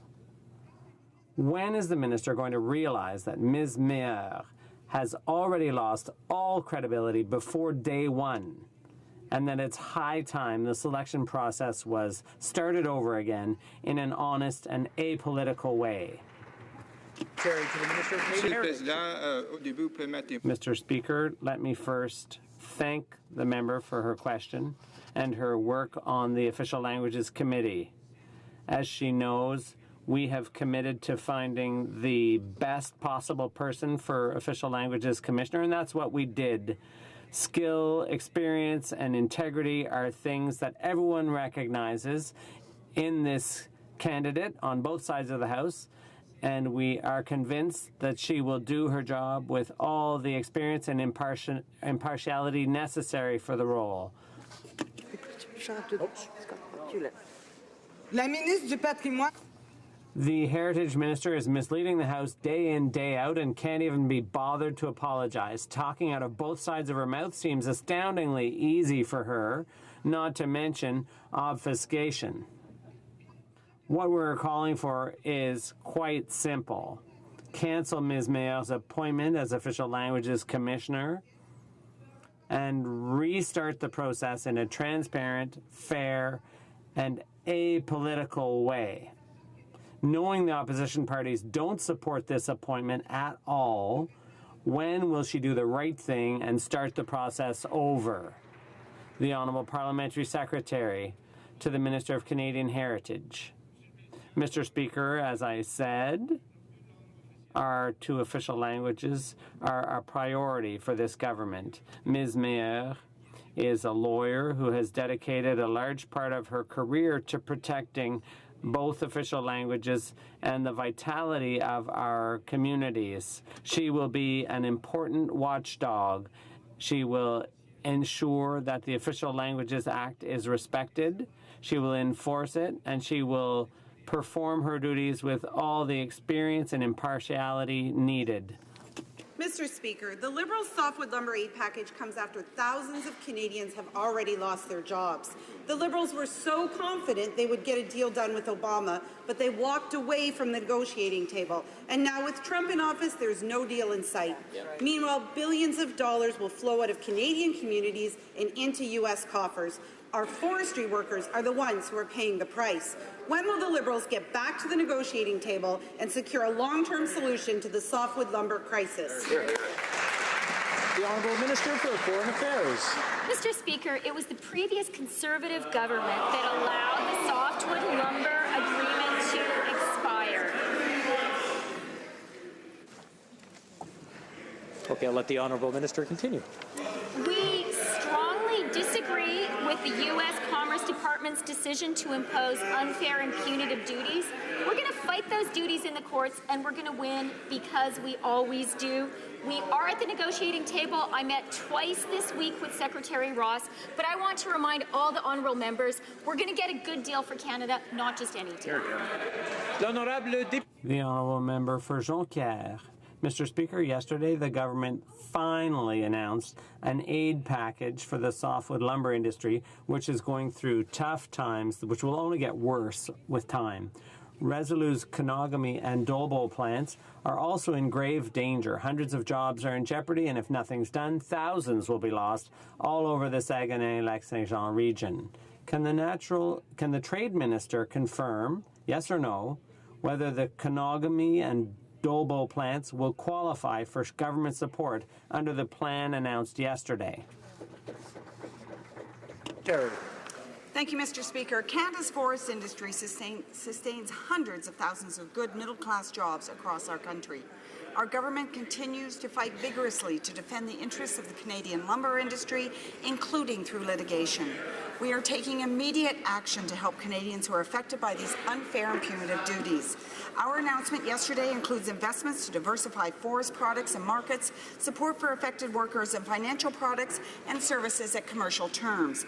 These measures will defend Canadian interests and promote the long-term health and transformation of the industry. Thank you. The honourable member for Jonquière. Mr. Speaker, yesterday the NDP attempted to shed light on the appointment of Ms. Meilleur, former Liberal minister, to the nonpartisan position of Official Languages Commissioner. The Liberals said they had nothing to hide, but they blocked the committee's inquiry. Now, don't forget, Jerry Butts spoke to Madeleine Meilleur before she was appointed, and he reports to the Prime Minister. So if the Liberal government wants to pretend it had nothing to do with blocking the committee's inquiry, will they ask Jerry Butts to voluntarily appear before the committee? Yes or no? Thank you, Mr. Speaker. We recognize the importance of the Official Languages Commissioner, and we committed to finding the best possible candidate for the position. In terms of my colleague's allegation, I'd like to specify that at no time was the topic of the position of Official Languages Commissioner raised. There is a process in place, and that process was followed. Thank you, Mr. Speaker. Mr. Speaker, the Liberals say they are so proud of the nomination, yet they can't explain why Madeleine Meilleur testified that she had special access to the Prime Minister's closest advisors. And yesterday, Liberals blocked an investigation into the entire appointment process. If they are proud of this appointment, why are they preventing us from understanding exactly how Madame Meilleur was selected? If the Liberals are so proud of this appointment, why do they keep acting like they have something to hide? The Honourable Parliamentary Secretary to the Minister of Canadian Heritage. Mr. Speaker, as the member knows well, the committees of this House are independent and are masters of their own affairs. Mr. Speaker, our government believes in the importance of the office of the Official Languages Commissioner and in the protection and promotion of our two official languages. After a rigorous, open and merit-based process which included 72 candidates, a selection committee, multiple rounds of interviews and testing, Madame Meilleur clearly emerged as the most qualified candidate for this important position. As for the allegations of the member opposite, I would like to clarify that at no time was the position of Official Languages Commissioner discussed. There is a rigorous process in place, and it was followed. The Honourable Member for Elgin, Middlesex, London. Thank you very much, Mr. Speaker. All week, opposition members have been asking the Heritage Minister to explain the inappropriate appointment of Ms. Meilleur as the Commissioner of Official Languages. We have read back testimonial from committees, requested a list of the final 10 candidates, proven incestual ties to the Liberal fundraising campaigns, and clarified shared staff between the Minister and Ms. Meilleur. When will this minister stand up and start taking this question seriously, stop reciting the Liberal appointed commissioner's resume, and admit that this appointment is nothing but Liberal patronage? The Honourable Parliamentary Secretary. Mr. Speaker, our two official languages are at the heart of who we are as Canadians and is a priority for our government. The experience, expertise and integrity of Ms. Meilleur has been recognized by many, both in this House and in the official languages communities across Canada. For 30 years, she's worked tirelessly to promote official language rights and services, including the protection of the Montfort Hospital to ensure access to health care in both official languages in Ottawa. Ms. Meilleur will fulfill her duties with all the experience and impartiality required for this important position. The Honourable Member for Mégantic-L'Érable. That answer, Mr. Speaker, is shameful. He's not answering our questions. An open and transparent appointment process, but it always ends with the hiring of a candidate with a Liberal past, an invitation to apply online, but only Liberal donors get a fast pass. Mr. Speaker, since the Liberals took office, sunny ways have given way to golden ways for Liberal cronies. Are the Liberals going to stop rolling out the red carpet for partisan appointments, cancel the appointment of Madeleine Meilleur, and respect the House of Commons once and for all? The Honourable Parliamentary Secretary to the Minister of Canadian Heritage. Mr. Speaker, As I said, we committed to finding the best possible candidate for the position of Official Languages Commissioner, and that is precisely what we did after a long, lengthy process that was merit-based with 72 candidates reviewed by the selection committee. Ms. Mayer clearly stood out as the best candidate with the most experience and impartiality needed for the position. The Prime Minister consulted the leaders of the other parties. Lambton. Mr. Speaker, the Heritage Minister doesn't seem to understand that the Official Languages Commissioner must be nonpartisan in order to execute her role with impartiality. Madame Mayer was a Liberal cabinet minister up until a year ago. She's donated to the Liberal Party and the Prime Minister's own leadership campaign. She even said she met with the Prime Minister's closest advisors about her appointment, which the Heritage Minister denies. The Minister claims one thing while Madame Mayer says the opposite. There's a clear contradiction. Someone isn't telling the truth. Who? The Honourable Parliamentary Secretary. Mr. Speaker, we are committed to finding the most qualified candidates for each position. We also believe that taking part in public life should not exclude you from serving Canadians in a new capacity. Once again, it's the qualifications that matter. In fact, we appointed Kim Campbell to lead the Supreme Court of Canada Advisory Board. Like Kim Campbell, we firmly believe that Madeleine Mayer will be able to serve Canadians with all of the accountability, impartiality and rigour required. Hear, hear. I'd like to remind the honourable members to maybe just have a little bit better control on their inner voice. The honourable member for Barrie Innisfil. Well, the puzzle is starting to show that there was no coincidence in anointing Madeleine Mayer as the Official Languages Commissioner. The pieces show that Madame Mayer went down a familiar path known to many Liberals. If you want some patronage, you talk directly to the Prime Minister's friends. We know that at least 2 members of the Heritage Minister's staff used to work for Madame Mayer when she was a Liberal minister. We also know that someone from the Minister's office was part of the selection committee. Who was it? The Honourable Parliamentary Secretary to the Minister of Canadian Heritage. Mr. Speaker, after a long open process based on merit, Ms. Mayer clearly demonstrated that she will fulfill her duties with all of the experience and impartiality required. As already mentioned, we take the appointment process for the Commissioner of Official Languages very seriously. A selection committee composed of a majority of public servants gave the Minister a short list of recommendations which informed the final nomination. All measures required were taken to ensure that these employees be excluded from the appointment process. The honourable member for Barrie Innisfil. Just stop it, okay? Like really, reading the same lines over and over in this House doesn't make it any better. This is a complete and utter train wreck. And like a train wreck, this isn't going to end very well. Mr. Speaker, how can the minister say that her staff wasn't in conflict with the Mayer nomination? They used to work with her at Queen's Park. I'm asking the minister to show proof of this so-called firewall that she says exists, and will the minister commit right now to tabling the conflict of interest documents signed by her staff? The Honourable Parliamentary Secretary. Actually, Mr. Speaker, those weren't the same lines, but these are. There was a long, open process based on merit, and Ms. Mayer clearly demonstrated that she will fulfill the duties with all of the experience and impartiality required. The selection committee, composed of a majority of public servants, gave the minister a short list of recommendations which informed the final nomination, and all measures required were taken to ensure that these employees be excluded from the appointment process. Thank you, Mr. Speaker. The honourable member for Calgary, Rocky Ridge. Well, Mr. Speaker, it is just embarrassing to listen to this parliamentary secretary repeat the same sophomoric drivel over and over again. The Ethics Commissioner is investigating the Prime Minister. The Lobbying Commissioner is investing cash for access fundraising. The Liberals have made a shambles of watchdog appointments when they botched the Official Languages Commissioner appointment through obvious patronage. Will the Prime Minister agree and guarantee that as they search for an Ethics Commissioner, they won't simply recruit another Liberal insider? The Honourable Government House Leader. Speaker, as a have said time and time again, we have put in a new process, an open, transparent, merit-based process to ensure.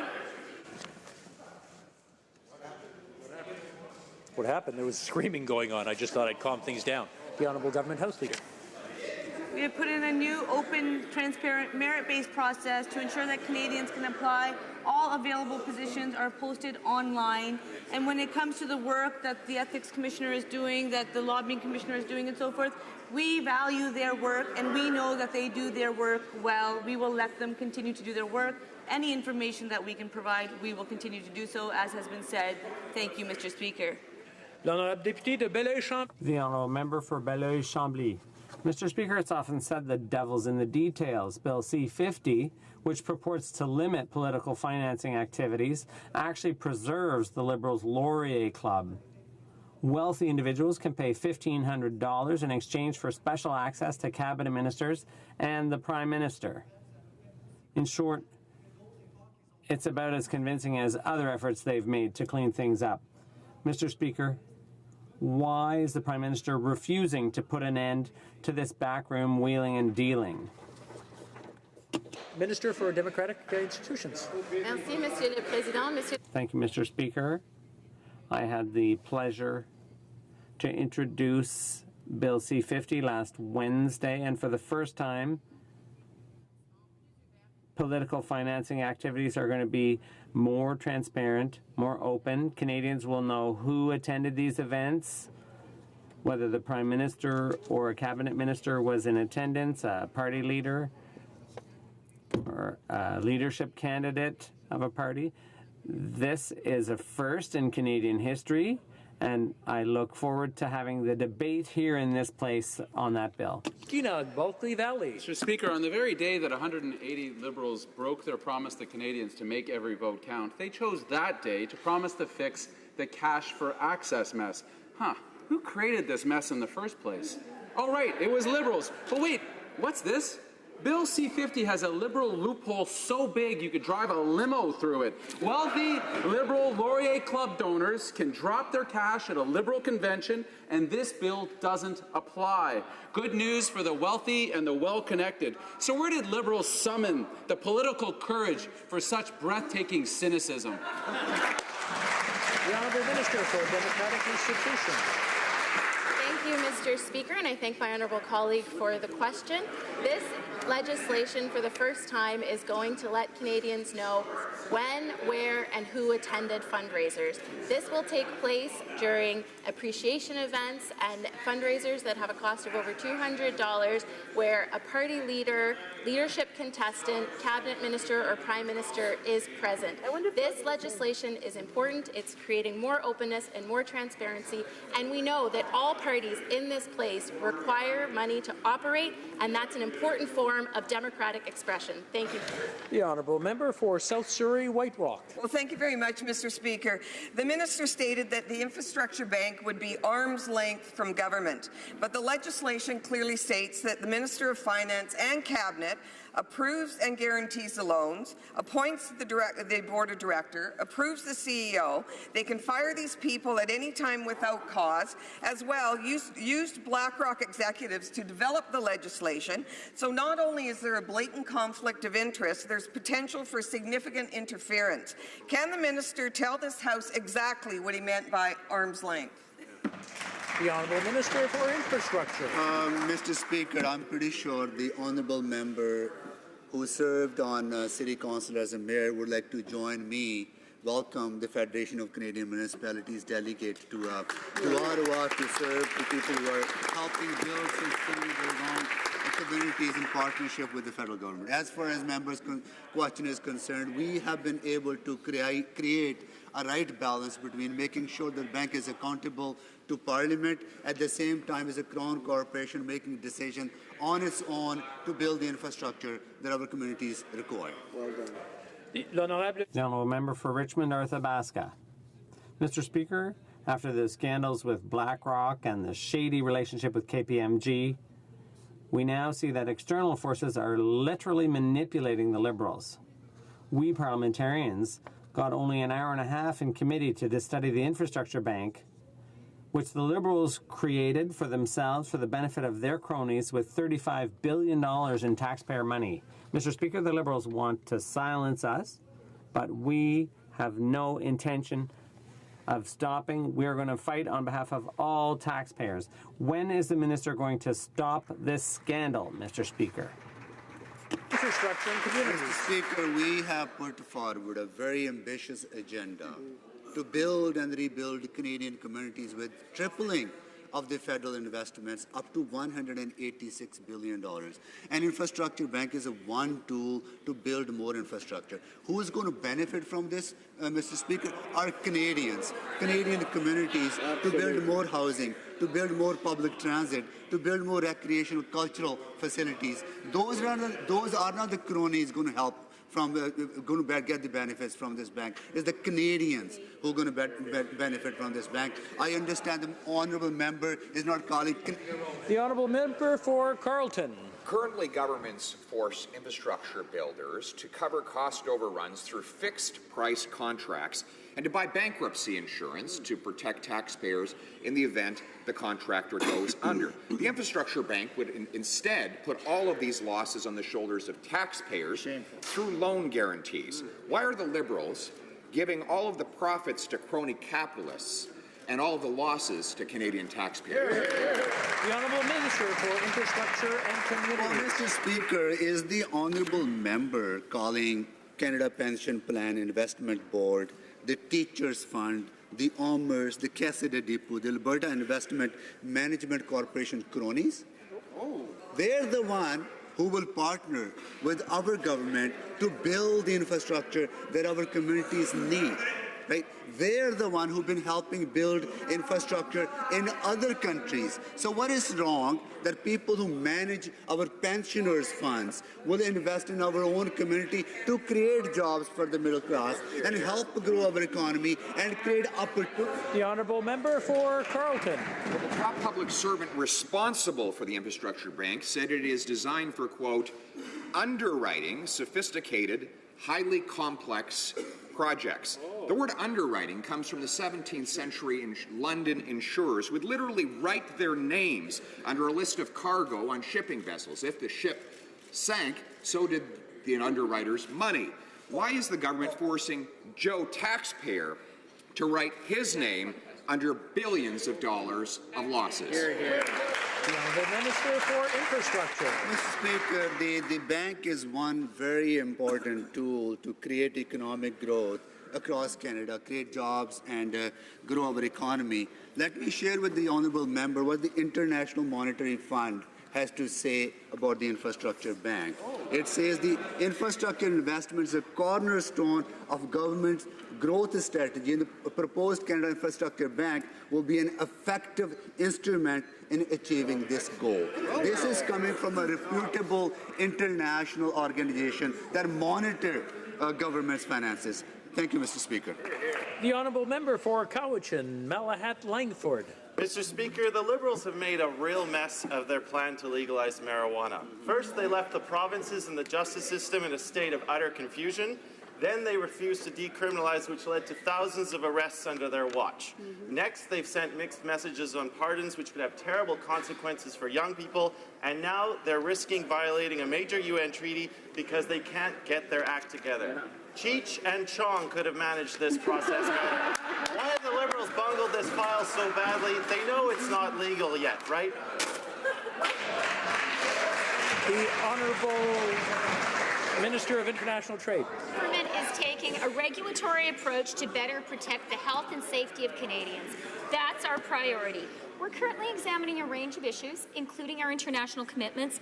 As the member opposite should know, 8 American states have already decided to legalize recreational cannabis. We are committed to working with our global partners to best promote public health and combat illicit drug trafficking. The honourable member for London Fanshawe. Mr. Speaker, public safety should be a top priority for any government, and the safety and security of Parliament Hill is of importance to us all. But currently there is a labour dispute involving our protective services where the employer is refusing to negotiate. Will the minister address this issue and what it means for public safety? And specifically, will the minister consider modifying the Parliament of Canada Act so that the independence of our protective services is enshrined in law? The Honourable Parliamentary Secretary. Mr. Speaker, I'm not sure this is a matter before the House. The question was ruled out of order yesterday, but I will say that every single day that I walk through those doors, every single day that I've walked through those doors since 2004, the men and women that serve this place do us incredible honor, and I want to rise and thank them for the contributions that they make. Thank you.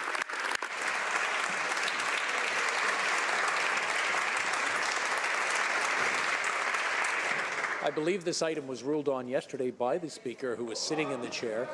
We'll bring it back and we'll continue. The Honourable Member for Northwest Territories. Mr. Speaker, Canada 150 is an opportunity to engage Canadians in their communities from coast to coast to coast. It provides us with an opportunity to think about the past, reflect on all we've accomplished so far, and look towards the future with optimism. We know that many Crown corporations and government agencies are joining us in the celebration. With the Parliamentary Secretary of Finance, for the Minister of Finance, please share how the Bank of Canada is participating. Question. We are proud to support the Bank of Canada as they introduce the Canada 150 banknote. The commemorative note, which went into circulation yesterday, will mark the first time that a Canadian woman, an Indigenous Canadian, are depicted as a portrait of subjects on the banknote of Canada. As we celebrate Canada 150, we are reminded of what makes us who we are. We are strong because of our diversity, not in spite of it. I thank the Governor Pelosi and the Bank of Canada for their contribution to its truly national celebration and encourage all Canadians to keep an eye out on the new note. Thank you, Mr. Speaker. The Honourable Member for Calgary, Forest Lawn. Thank you, Mr. Speaker.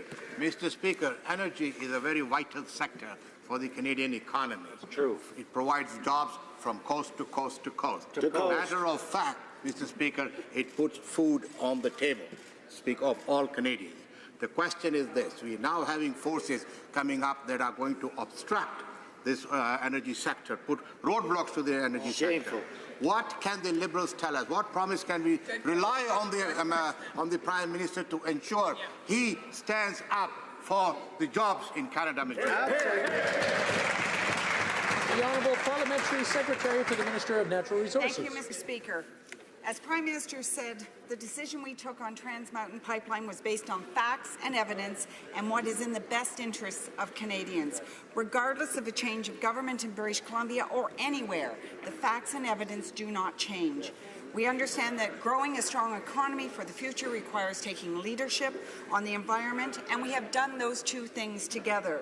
This is what drives us to make the choices we make, and we will stand by those choices. Thank you, Mr. Speaker. The Honourable Member for Calgary, Forest Lawn. Mr. Speaker, there is evidence and facts also of broken litany of promises by the Liberal government. Here, here, here.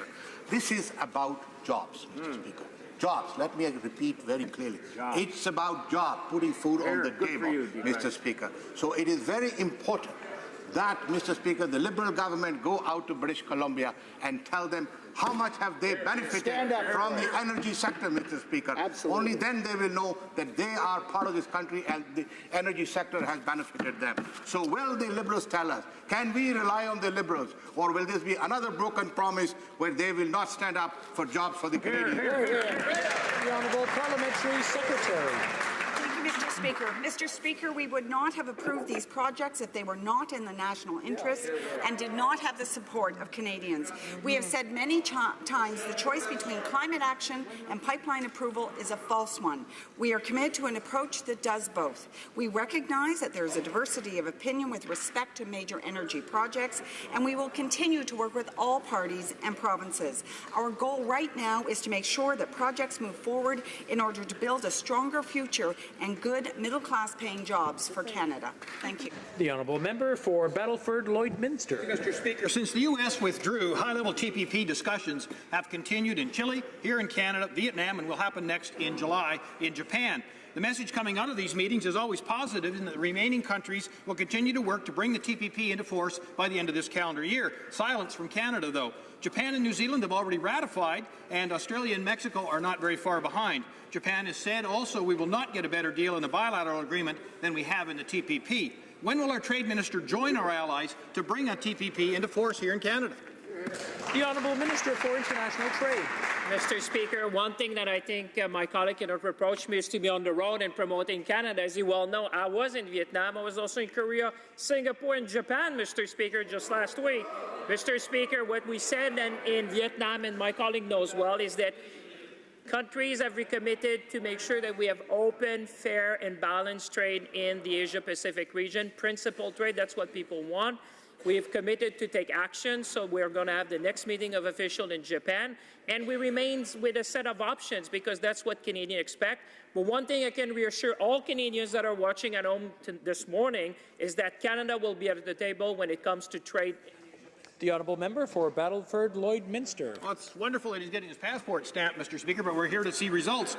During the final TPP negotiations, we had the CETA agreement signed in principle and used it to obtain better outcomes for Canada in the TPP. We must now do the same with the TPP and use it with Mexico as leverage in the upcoming NAFTA renegotiations. Why won't the new Trade Minister do the right thing and ensure that Canada enters NAFTA negotiations from a position of strength by ratifying the TPP? The Honourable Minister for International Trade. The honourable colleague will know, and he will see result, and he knows that Canada is taking a leadership role. We owe it to Canadian families and Canadian workers, and they're watching us this morning, Mr. Speaker, that when it comes to trade, Canada is taking a progressive approach, an inclusive approach. Canada stands out, Mr. Speaker, in a world where there's uncertainty and instability. We are the beacon of stability, predictability, and rule of law, and our progressive trade agenda is making a difference not only at home for workers, but around the world. Thank you, Mr. Speaker. The Honourable Member for Laurier-Sainte-Marie. Mr. Speaker, the Liberals refused to support my private member's bill, claiming that the Minister of Transportation already has the authority required to establish safe railway crossings, particularly for cyclists and pedestrians. The Minister of Transportation cannot defend only the interests of railway companies. He has the duty to protect citizens' safety. So when will he act? Or does he prefer to wait until an accident happens? The Honourable Parliamentary Secretary to the Minister of Transportation. I would like to thank my colleague for this morning's questions. As mandated by the Prime Minister, we are going to improve railway safety. This is an absolute priority for us. We remain committed to reducing the number of accidents and incidents on Canada's railway network. There are new technologies that have proven their effectiveness, and through our new railway safety improvement program, we will provide more than $55 million in funding for new investments throughout the country. Thank you. Timmins, James Bay. Their names were Chantal Fox and Jolyn Winter. They were only 12 years old and they were loved. And yet the Human Rights Tribunal has found that government culpable in their deaths because the Minister of Health refused to plead for emergency mental health services, and what the tribunal ruled was a, quote, life and death situation. That negligence led to their deaths and 24 other children being put into emergency care. They died while the Justice Minister was spending $707,000 fighting the tribunal. So why are lawyer fees more important to this government than the lives of First Nation children? The Honourable Parliamentary Secretary. Our government remains fully committed to ensuring that First Nations children and families have access to the services and the support that they need. And to this day, it's more than 4,900 requests that have been approved under the First Nations children under the Child First Initiative.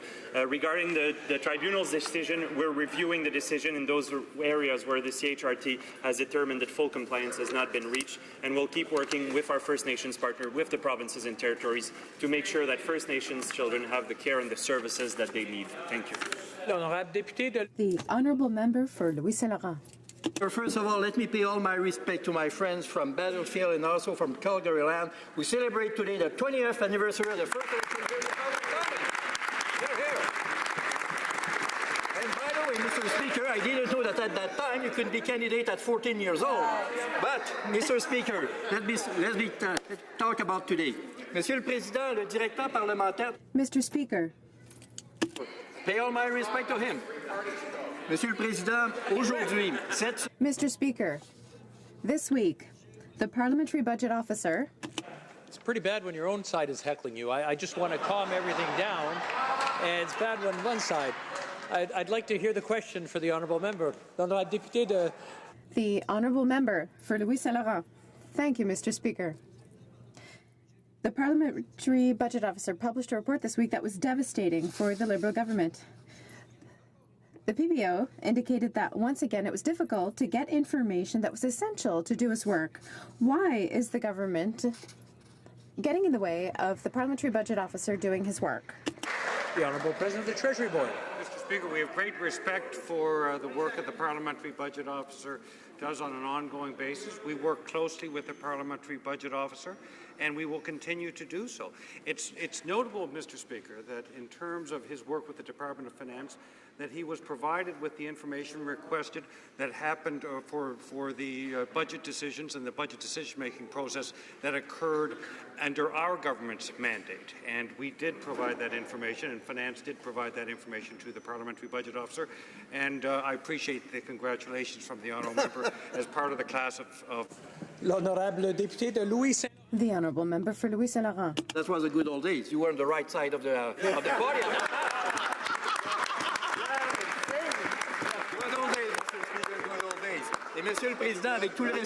Mr. Speaker, with all the respect I have for the President of the Treasury Board, what he just said does not truly correspond with what the Parliamentary Budget Officer said. He said that once again there were problems in accessing information, and it's not surprising.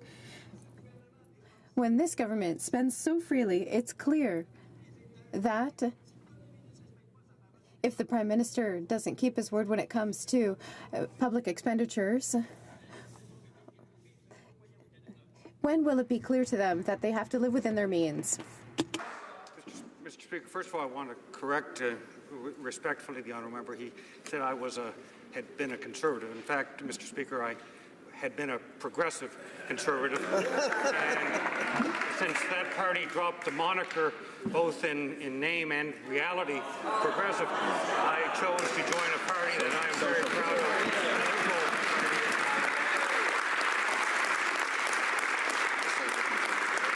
Continues to give me the opportunity to serve Canadians and work on behalf of all Canadians, even the honourable member, Mr. Speaker. The honourable member for St. Albert, Edmonton. Mr. Speaker, every day accused criminals are being set free due to court delays. A father accused of breaking his infant's ankles set free. A man who is accused of shooting an Ottawa area man twice in the head set free. The Minister of Justice says that she is proud of her record, but how can the Minister possibly be proud of her record of negligence in failing to fill judicial vacancies, which has resulted in accused criminals like these to be set free? The Honourable Minister of Justice. Thank you, Mr. Speaker. I am certainly very proud of the 67 substantive judicial appointments that I've made to the superior courts across the country. We are going to continue to work within our open and transparent process. I look forward to introducing more judges in the very near future. And with respect to court delays, I take these issues very seriously. That is why I'm working with my counterparts in the provinces and territories. We've identified priority areas where we are going to collaboratively address the court delays that are existing in the country. The honourable member for Glengarry, Prescott Russell. Hear, hear. Mr. Speaker, Canadians know the importance of clean water and wastewater treatment to building healthy and sustainable communities. This is fundamental to the well-being of Canadian communities, and after years of underinvestment, these systems need significant investments. Can the Minister of Infrastructure and Communities update this House on the investments the government is making in clean water and wastewater systems across Canada? The Minister of Infrastructure and Communities. Mr. Speaker, I want to thank the honourable member for his question. Our government knows how important the reliable water and wastewater systems are to the health and well-being of Canadians. That is why we introduced a $2 billion Clean Water and Wastewater Fund. And last week, we announced 730 water projects across Ontario with a combined investment of $1 billion, Mr. Speaker, including in the member's own riding of Glengarry, Prescott, Russell. We have announced more projects in 1 year than the previous government did in 4 years combined. Thank you, Mr. Speaker. The Honourable Member for Kamloops, Thompson, Caribou. Mr. Speaker, when the Government of Canada provides $25,000 to the Legion for a new floor, the Legion is required to publicly account for every penny. When they send billions of dollars in transfers to First Nations, the community members who are supposed to benefit the most are too often left in the dark. The minister says she cares about transparency. It has been 18 months now. They have done nothing. When will they provide basic information to band members that every other Canadian has and deserves? Honourable Minister for Indigenous and Northern Affairs. Everyone, including First Nations government, supports transparency and accountability. Since last summer, we have been working with Indigenous organizations, including the AFN and the Aboriginal Financial Officers Association, on ways to enhance mutual accountability. The government is also reaching out to community members and leadership through a comprehensive online engagement and is planning in-person sessions across the country over the coming months. We will continue to work in full partnership with First Nations to improve mutual accountability and transparency. The Honourable Member for Ottawa-Vanier. Mr. Speaker, this week, this is Gender-Based Analysis Awareness Week, and I am proud to be part of this feminist government with a feminist Prime Minister who has committed to equality. Recently, the Minister of Science announced new measures for the Canada Research Chair Program to ensure more equity. Can the Parliamentary Secretary for Science tell the House how the increased participation of women in universities will lead to a better and prosperous Canada? The Honourable Parliamentary Secretary to the Minister of Science. Ottawa-Vanier for the question. Our government understands that by increasing diversity, we bring different experiences and ideas to the table to advance Canadian science and grow our economy, create the good, well-paying jobs of the future. We reinstated the University and College Academic Staff System Survey and strengthened equity provisions in both the Canadian Research Chairs and the Canada Excellent Research Chairs programs. As a scientist, the Minister has spent 25 years fighting for women in science, and she and I will continue to do so. Thank you very much, Mr. Speaker. Honourable Member for Brandon Souris. The Liberals were warned by pork producers that weakening the biosecurity measures would spread the terrible PED virus and put livelihoods of farmers at risk. Well, it turns out that due to the Minister of Agriculture's lack of action, there has now been another confirmed case of PED, the 9th this month. Farmers are sick and tired of the Liberal government's lack of action. So when will this government, this Liberal government, stop ignoring this biosecurity risk and work with the Manitoba pork producers to find a solution? The Honourable Minister of Agriculture. Mr. Speaker, and I appreciate my honourable colleague's question, and it is a concern. The health and safety of Canadians is the government's first priority. The CFIA is monitoring the program in place for this product, and if unacceptable levels are detected, the CFIA takes action, including product detention and recall. Mr. Speaker, we are addressing the problem. The Honourable Member for Joliette. Thank you, Mr. Speaker. I call upon the Minister of Justice. C-44 could grant private investors who use the Infrastructure Bank the same privileges enjoyed by the government itself. Essentially, it means that Quebec's laws and municipal bylaws could be circumvented. The government can say that that's not its intention. That's what the law says. Constitutional experts agree with us. The Legislative Assembly is unanimous.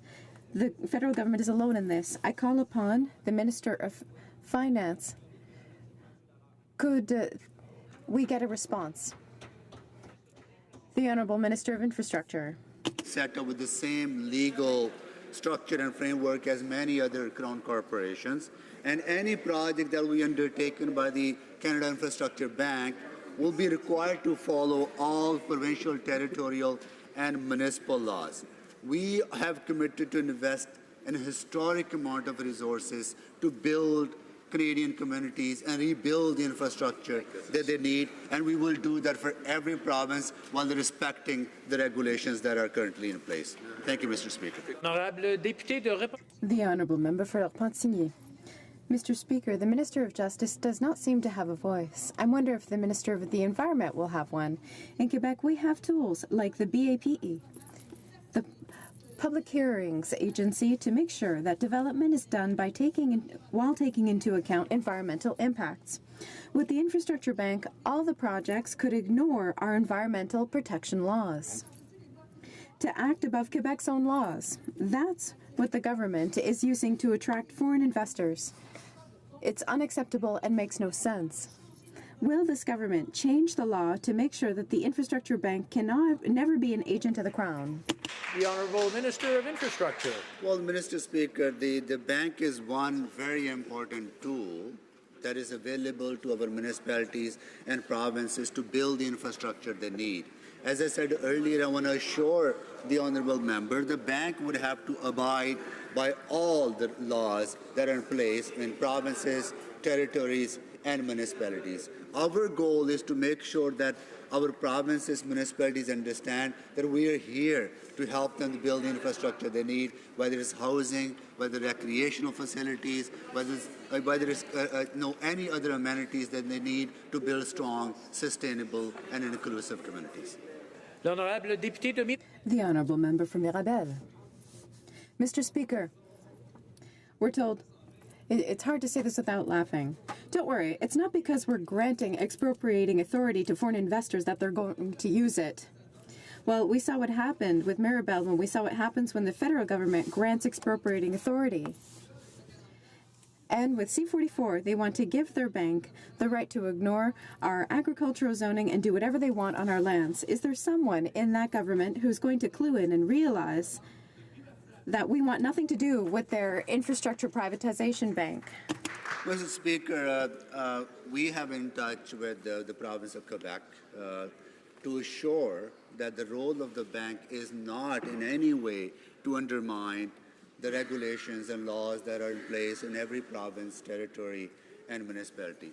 And we work very closely with all provinces to ensure that they're rightly supported to build the infrastructure, whether it's housing, whether it's public transit, whether recreational cultural facilities, or building shelters for women fleeing domestic violence, or seniors care facilities, or helping newcomers to welcome into our communities, or multicultural communities, or any other support that they need. We are here to stand with them while respecting the laws that they have. Thank you, Mr. Speaker. Member for Saanich, Gulf Islands.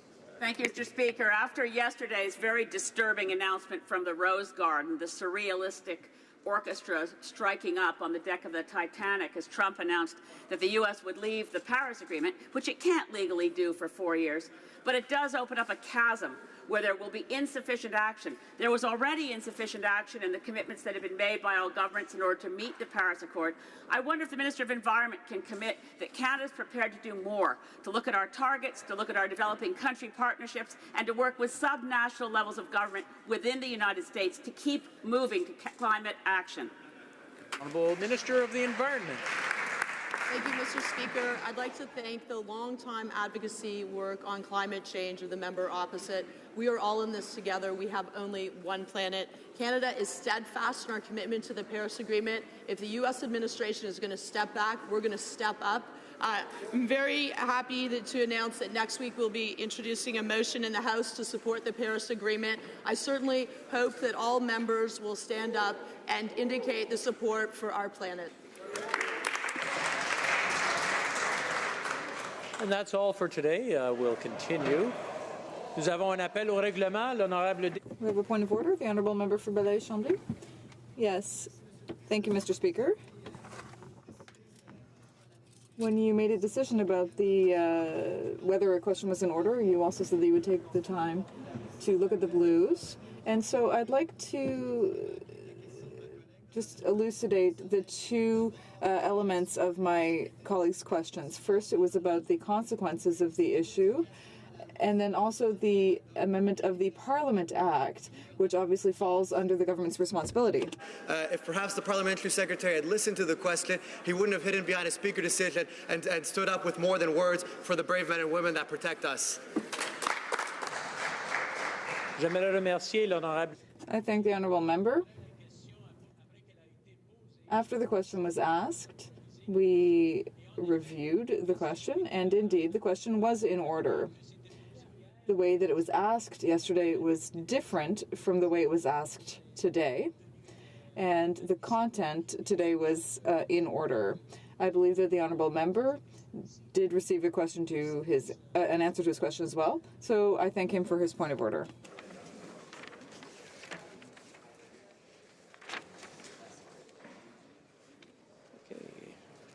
Tabling of documents. Okay. Tabling of documents. Introduction of government bills. Est-ce qu'on a quelqu'un? No? Statements by ministers. Reports from interparliamentary delegations. The honourable member for Ottawa South. Thank you, Mr. Speaker.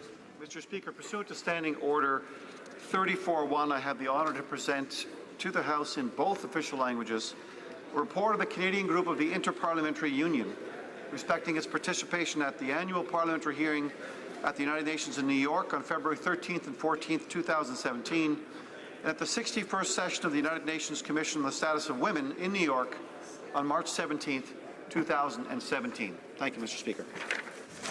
Reports from interparliamentary delegations. Okay. Presenting reports from committees. The honourable member for Kildonan St. Paul.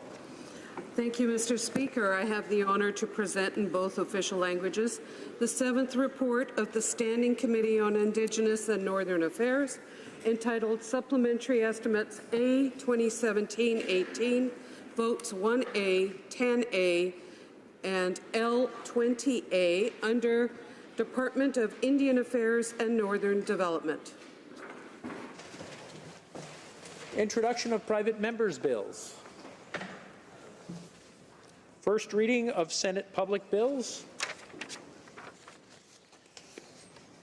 Ms. Bennett, seconded by Mr. Bryson, moves that Bill S3, an act to amend the Indian Act, Elimination of Sex-Based Inequities in Registration, be now read a first time. When shall the bill be read a second time? At the next sitting of the House. That sounds good. Motions. Presenting petitions. The honourable member for Nanaimo Ladysmith.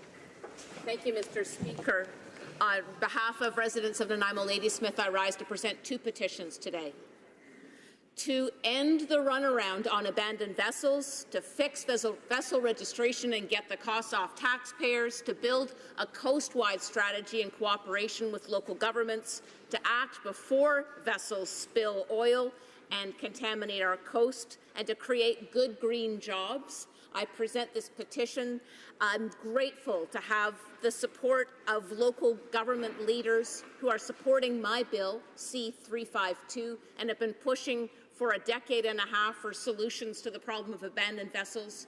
We all recognize that the $1 million a year announced this week by the government is deeply inadequate, just a drop in the bucket. We're going to continue to push hard together for a long-time solution to abandoned vessels.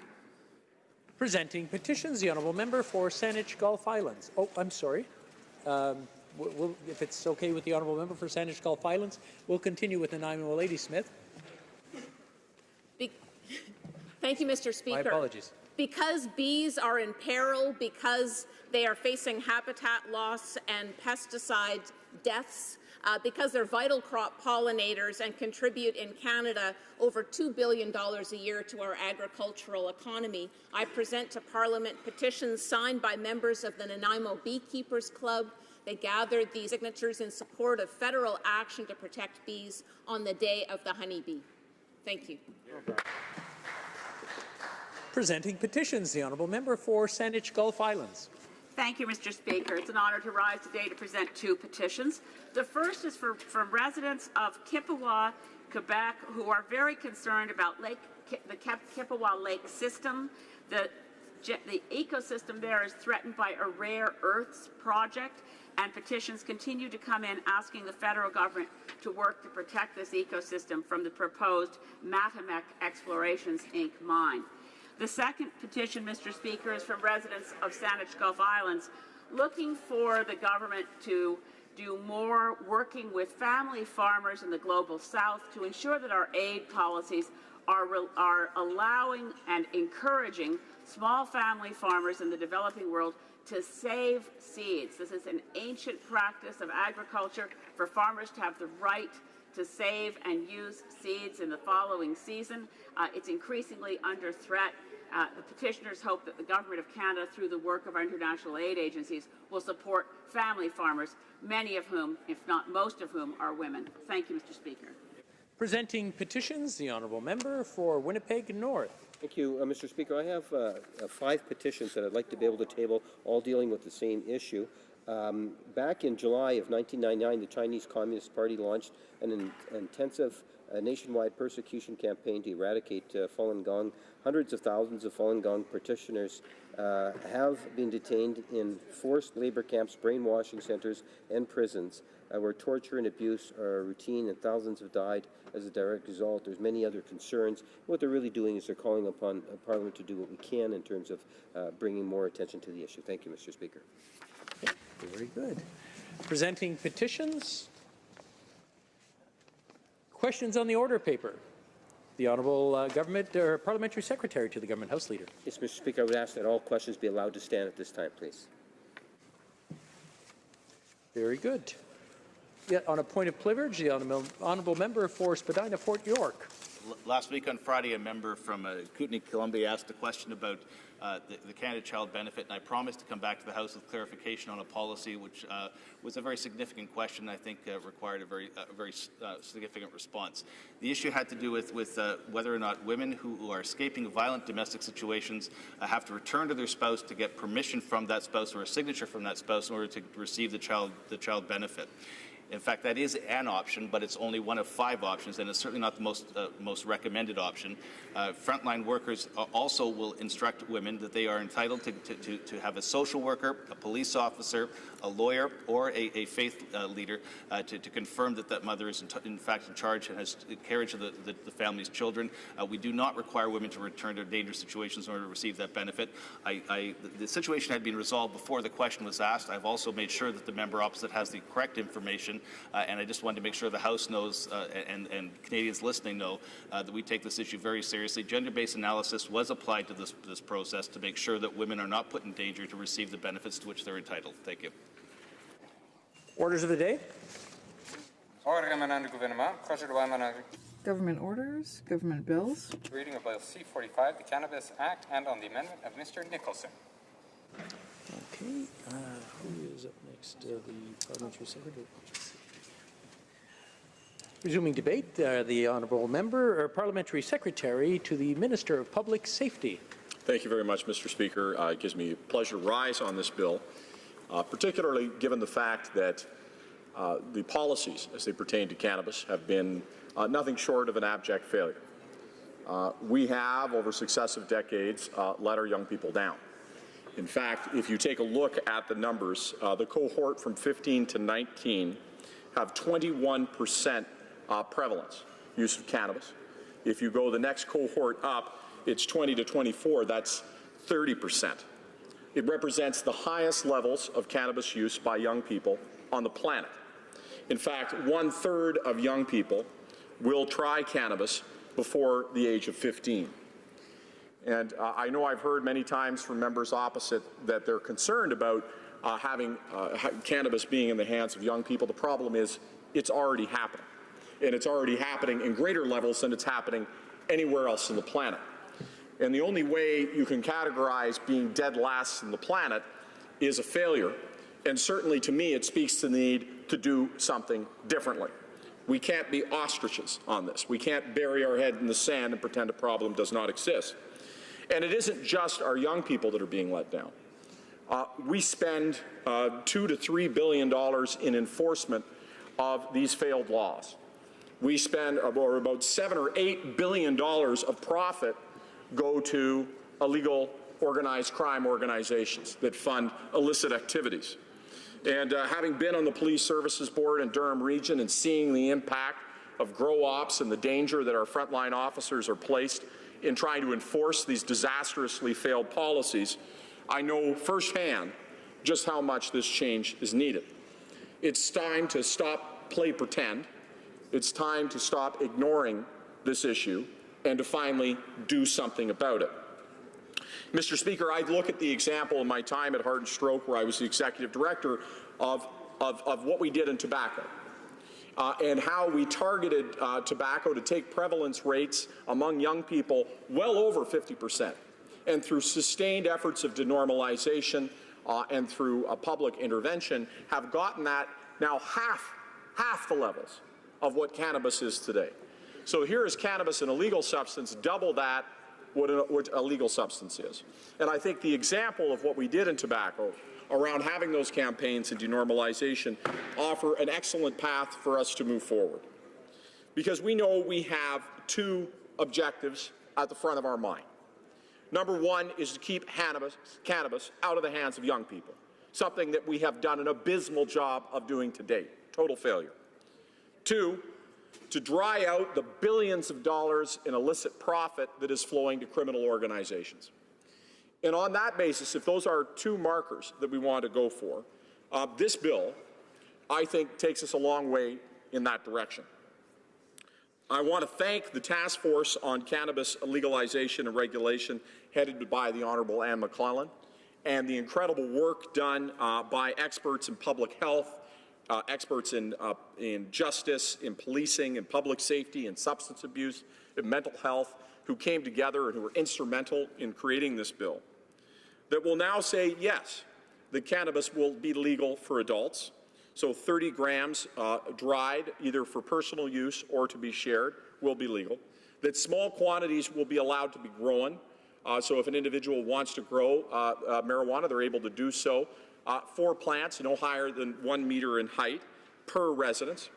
But at the same time that we bring in that regime to legalize it for adults, we bring in very strict regulations to keep it out of the hands of youth. And that's particularly important because the research shows us that where cannabis is at its most deadly and its most concerning is for our young people and damage to their mental health. And so we're going to have to obviously invest in public education campaigns and the type of denormalization efforts that we did with tobacco. But on top of that, for the first time, this bill will make it a criminal offense to sell to a minor. They will create severe penalties for anybody who will engage youth in cannabis-related offenses. And most importantly, well, not most importantly, also very importantly, it's going to block marketing and advertising to children, something that we should have done from day one when dealing with tobacco. Now, to make sure that a young person who makes an error isn't burdened with a criminal record that will then, frankly, wreak havoc on their later life, and unfortunately we see that all too often, we will say for minors who are caught with an amount under 5 grams that they're not going to get a criminal record for it. But make no mistake, this bill targets full force the use of cannabis by young people and comes down like a hammer on anybody who would seek to sell or use young people under the age. Well, the provinces get to determine the age in the conduct of anything to do with cannabis. On the supply side, this bill also brings in an important number of important measures. One of the big concerns with cannabis today is somebody who's purchasing it has no idea what they're getting, either the levels of THC or if there's anything else cut inside of the cannabis. This will ensure that the supply is both safe, that it is securely cleared, and that it's federally licensed. So for adults who make the decision that they are going to use it, that it's done in a safe and least harm way, the way that causes the least amount of harm. The other thing that's happening in concurrence with this bill is Bill C-46. And while that's a different bill, I think it bears mentioning, worth mentioning that the two work extremely importantly in tandem with one another. Now, some have said, well, what about driving impaired, as if the problem doesn't exist today. The problem very much, unfortunately, does exist today, where police and law enforcement are given no tools to deal with somebody who would be driving under the influence of drugs, not just cannabis. And we know the deadly impacts that impaired driving has. We've made great strides in dealing with the impact in alcohol, and in fact, Bill C-46 goes even further to make further advancements in public safety when it comes to drinking and driving. But Bill C-46, for the first time, is going to set up a regime, and the government will also be providing resources to ensure that law enforcement also has the ability to charge and recognize anybody who is driving high. And that's something that's incredibly important, Mr. Speaker, something that's an important part of the fabric of this bill. I want to state in closing that the balance in public safety between, on the one hand, ensuring that illicit dangerous substances are kept out of the hands of people generally, and on the other hand, ensuring that the regime that we have when it's not working, that we find a different path, is incredibly important. And I think what we're seeing here in cannabis is that appropriate balance, making sure that young people are protected, that we keep cannabis out of their hands, that we have robust education to tell them about the damage that cannabis can do to a developing mind. And on the other hand, looking at the fact that existing policies have been complete failures, that keep trying to enforce a regime that when almost a third of the population is using it, isn't working, and it's time for a different approach. Thank you, Mr. Speaker. Questions and comments. The Honourable Member for Lethbridge. Thank you, Mr. Speaker. Mr. Speaker, the Honourable Member, he talked about the need for, and I quote, robust education with regards to marijuana use, particularly among young people. And I would agree with him that this seems to be a very important provision that should be within this piece of legislation going forward. Now, the interesting point, though, is the Liberals are actually only attributing less than $2 million per year with regards to public education around marijuana. And in terms of actually implementing that funding, it's actually not going to be implemented until right before the legislation comes into effect on July 1st, 2018. So it seems a little late in the game to start educating the public when it's in tandem with the legislation itself. I'm wondering if the Honourable Member could comment on how this provides robust education. Well, Parliamentary Secretary. Well, Mr. Speaker, what we're doing here today is setting out the framework for regulating and legalizing marijuana. What is going to follow is the exact plan of how we're going to ensure that public education is furthered. What we don't want to do is, unfortunately, what was done by the previous government, which was nearly no dollars for public education on health at all. I look at tobacco and the rates of tobacco usage and how that impacts young people. The National Tobacco Strategy was thrown in the garbage. The dollars that were put every single year for public education on making sure that young people didn't smoke tobacco, not expended at all. It's time to turn a page on the dark time that occurred in public health on a lack of public awareness. And certainly we want to do that not only on tobacco, or excuse me, on cannabis, but also on tobacco and on public health issues generally. Questions and comments. The Honourable Member for Cowichan, Malahat, Langford. Thank you very much, Mr. Speaker. I'd like to thank the Parliamentary Secretary, the Minister of Public Safety. He made mention in his speech of dropping the hammer down on anyone who operates outside the way Bill C-45 is written. And C-45 certainly does have some very harsh punishments. For someone who's over the age of 18 who distributes to someone who's younger, they could face up to 14 years in prison for an indictable offense, or if it's a summary conviction, it could be $5,000 or a term of 6 months. My question to the Secretary is that if we have a household where pot plants are allowed to be grown in it, and we have an inadvertent situation where someone over the age of 18 accidentally lets their marijuana get in the hands of someone who's younger, how are we making sure we're not dropping the hammer on a family unit and possibly sending a parent guardian to jail for something that happened by accident? I just hope that the government has taken that consideration and maybe has a plan to deal with it. The Honourable Parliamentary Secretary. Let me thank you very much for the question. And when I go back to the number that I stated during my speech, that roughly 1/3 of children under the age of 15 will try marijuana. That is an abhorrent statistic. And let me say to any parent or guardian that is going to have cannabis in their possession that they need to be incredibly careful about where that cannabis is and how they contain it. That's already a circumstance that's existing today, and unfortunately it's easier for a young person today to get a joint than it is for them to get a cigarette or a bottle of beer. And that's a circumstance we have to change. But I hope this bill sends the clearest possible message that we have absolutely no tolerance, none, zero, for anybody who seeks to sell this product or drugs generally to children. It's an abhorrent act, particularly when a young person has a developing mind, and that's why we recognize in this legislation that we need to draw that thick black line to say that it's totally and utterly unacceptable, that there's a major difference between somebody who's an adult and makes a decision to use cannabis and a child who's at risk and exposed.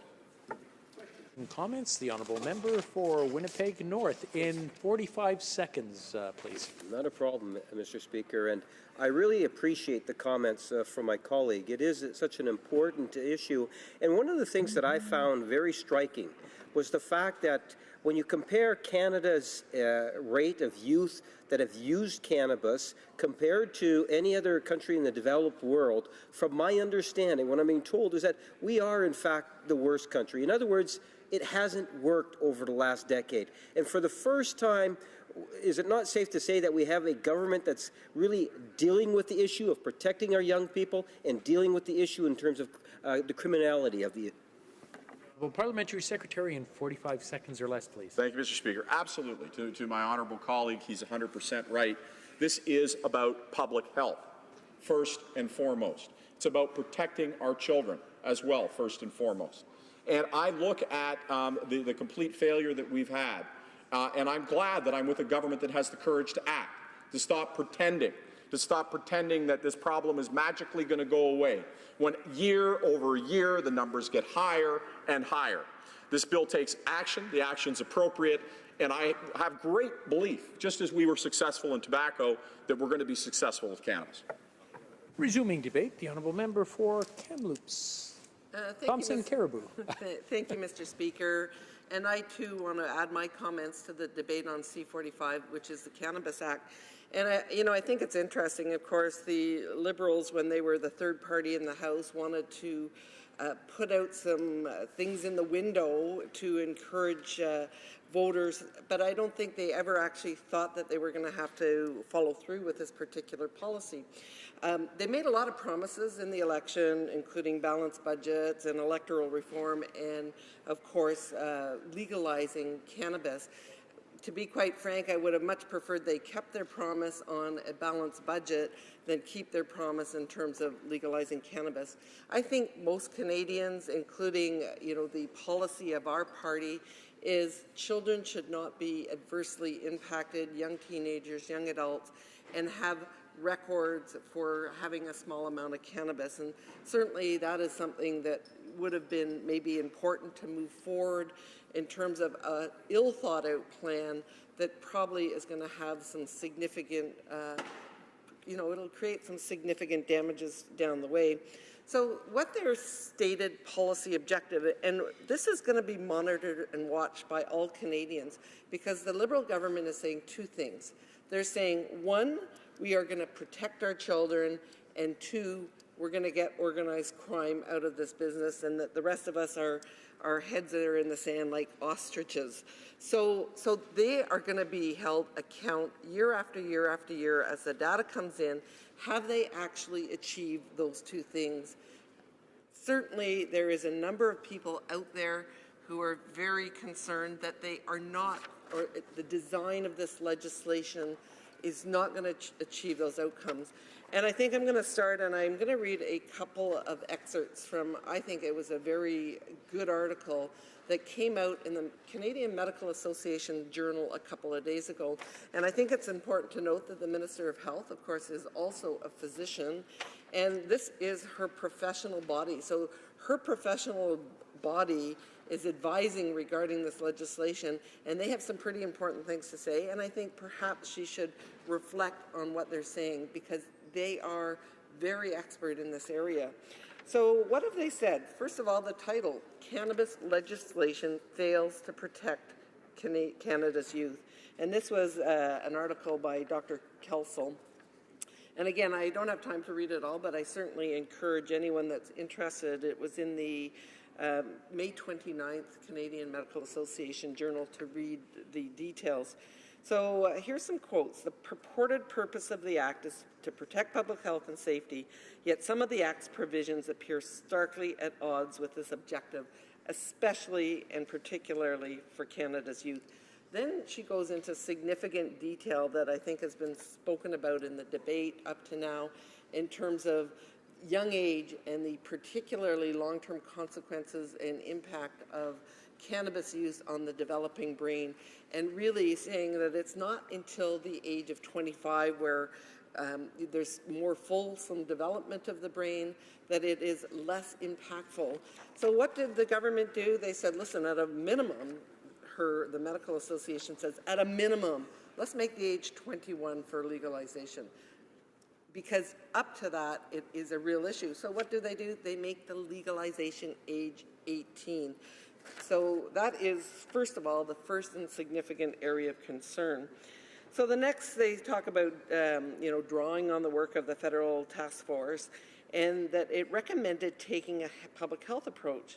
Yet in the bill, it has set the age. So 21 years, absolutely. Their next area of concern is the area of personal cultivation of up to 4 marijuana plants. What they say about this is allowing personal cultivation will increase the risk of diversion and access to cannabis that is not subject to any quality or potency controls. So I think that's really important. You know, they talk about use, and I believe there's been a lot of studies that talk about, in actual fact, children when they're the first time they smoke a cigarette is often at a young age, and they've taken from their parents' supply. They've gone into their parents' package of cigarettes, and that is their first exposure to cigarettes. So we now have a situation where having cannabis, whether it's purchased legally or grown in the home, where it's become normalized. And to be quite frank, I think children's access is going to be much easier than it currently is, and especially in the case of the homegrown, and particularly in the case of the potency issues. So, I mean, the other issue with the home growing, not only do I think children are going to have more access, why they ever put this in there, they didn't need to have homegrown in there at all. I think if they're going to do this, it should be absolutely all purchase and quality control. So they talk about, well, they can only have 4 marijuana plants. It can only be 100 centimeters high, so all is fine. Mr. Speaker, who's going to monitor that? Who's going to go around with the measuring tape, measuring the height of the marijuana plants, making and counting them? No one. This is absolutely an unenforceable piece of legislation, and it's absolutely ridiculous to have that in there. The insurance, I've dealt with a number of landlords that have come to me over the years in terms of our medical marijuana regime, and what's happening there is the landlords have no rights. If someone has a license to grow medical marijuana, they rent a home from someone, the person decides they're growing their medical marijuana, they perhaps are growing for another person with a license. The landlord comes in and says, what's going on here? They have no rights at all. What happens after that? They lose their insurance. There has been no work that I can see done with the insurance companies, done with real estate associations, done with provinces in terms of what are the impact of this in terms of the homegrown aspect. I know that I don't have a lot of time, but the FCM is here. Many people have noted that they're here, and I met with a number of representatives from our local area, and they say, we have a mess right now. This is a mess, and we don't know where it's going to end up, but we're very fearful that there's going to be a lot of downloading on us. So the organized crime, again, perhaps this is going to work in terms of taking it out of organized crime. There's no guarantee. I suspect that the prices are going to be high, and between the diversion from the homegrown, because no one's monitoring for plants, that there is going to continue to be a significant element of organized crime. And you know what, to be frank, if this goes ahead, I hope that I'm wrong, but I don't think that they have created the right circumstances that they're going to remove organized crime out of this particular business. And you know, perhaps in many ways they'll be getting into the legal component of it. So, Mr. Speaker, I think if I'm going to conclude in terms of what my concerns are, absolutely, age is number one. Second of all, the ability to grow in the home. And the third is just a personal thing that I find to be particularly offensive. When they came out with great pride to announce their movement forward to, move forward with their cannabis legislation, they said, we're going to have it in place for July 1st. It's going to be there for Canada Day 2018.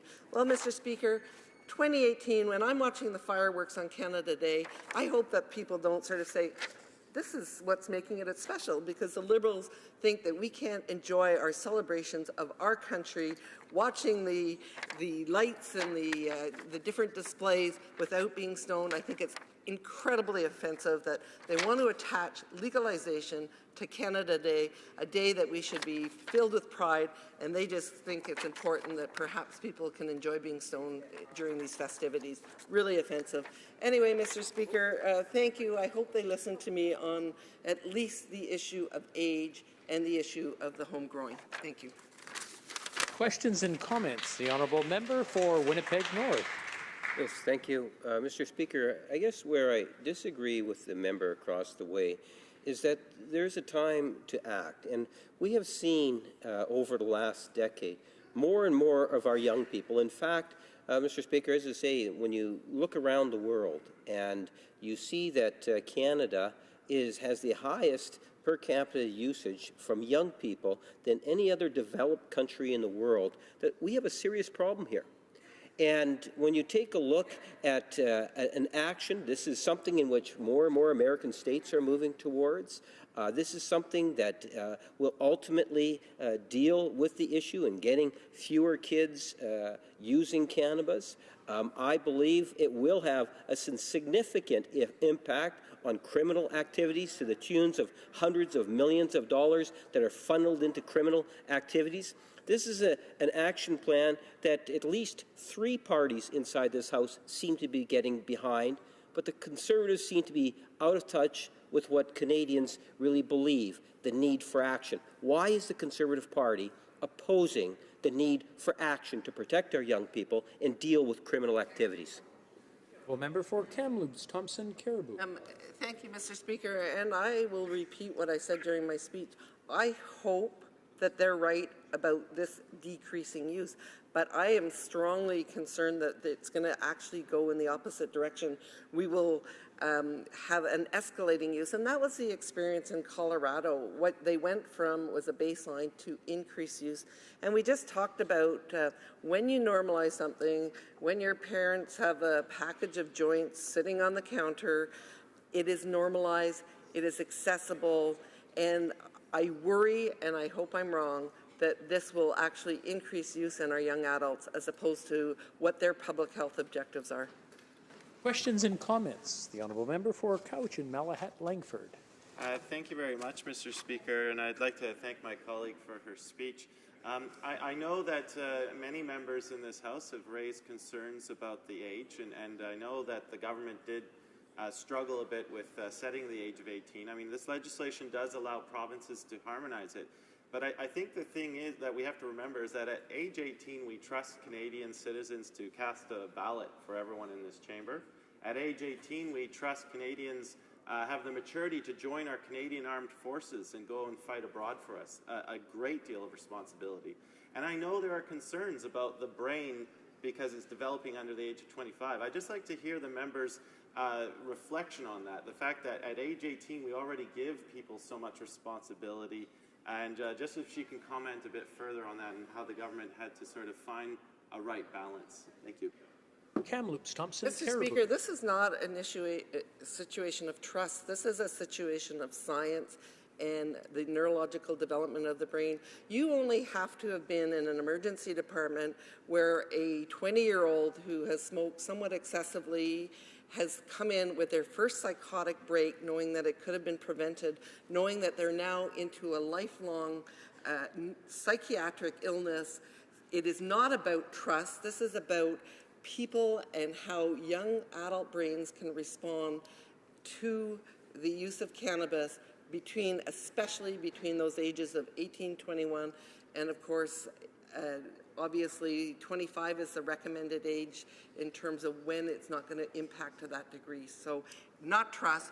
This is about lifelong impacts, psychiatric illness, the schizophrenia, and all those other sorts of issues. And comments. We have time for a 30-second question and a 30-second answer. The Honourable Member for Saskatoon Grasswood.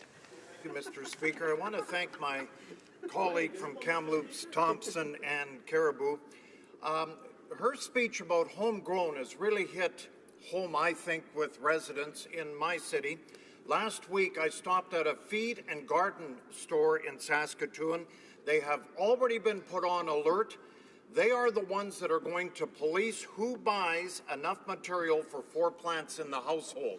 We already know municipalities in this country and in our cities have no resources to police these plants in your house. And now stores in my city have been told they will be the ones that will record who's buying the materials for these plants. Member for Kamloops, Thompson, Caribou, in 30 seconds or less, please. So the idea of 4 plants and measured is absolutely ridiculous.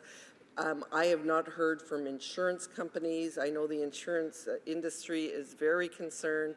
I know the real estate industry is very concerned. Why do they have to go there? Because it just doesn't make sense that they're going there. If they want to make it accessible, make the quality, the toxicity, created in a controlled environment with health and safety behind it. So to me, the 4 plants in a home is absolutely a giant mistake within this legislation.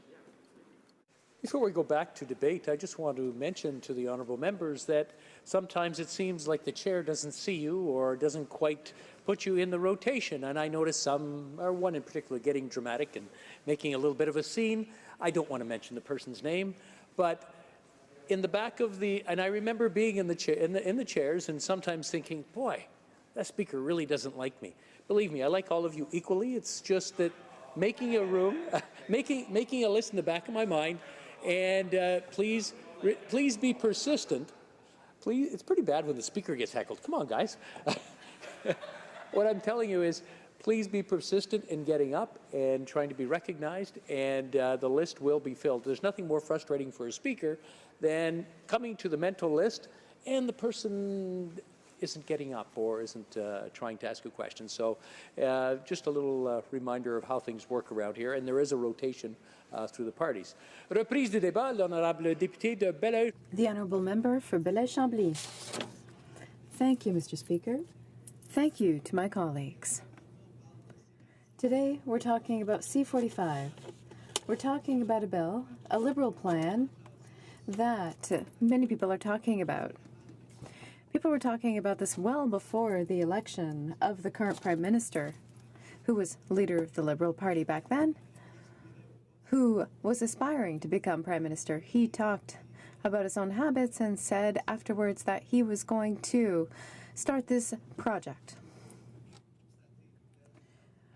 What must be noted at the very beginning, a problem that we now have to deal with this bill, is what we're asking for some time now, the details, the plan.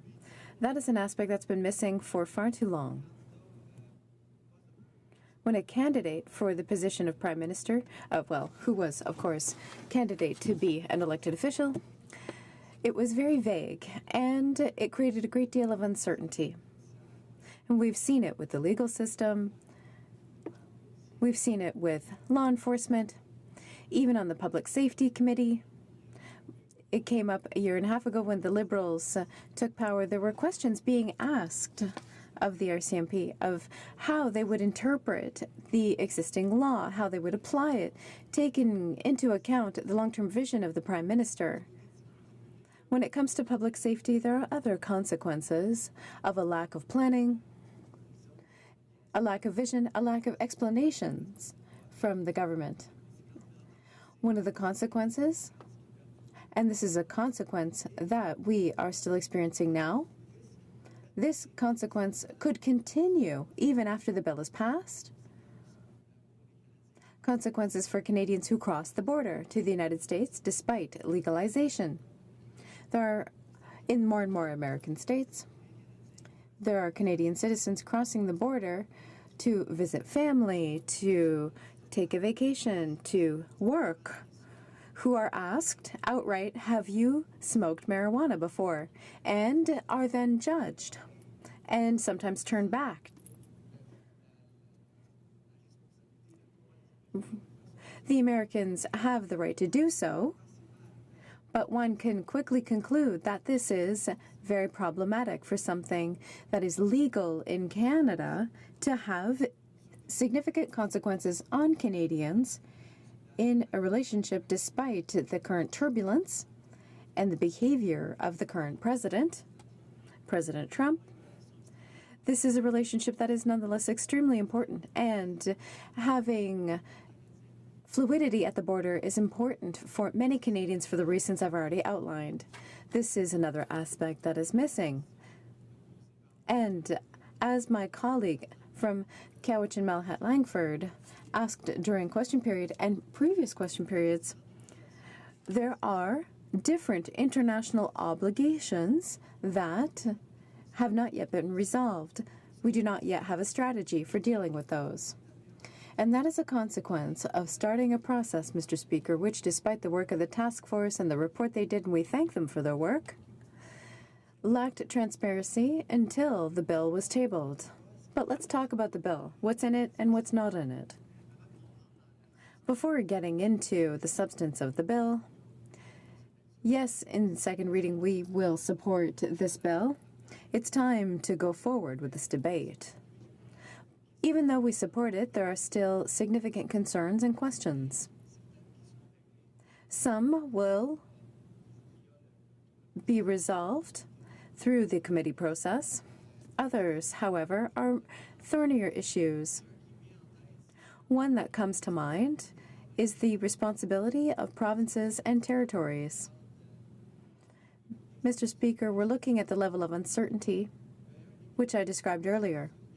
One of the biggest uncertainties has to do with shared responsibility with the provinces.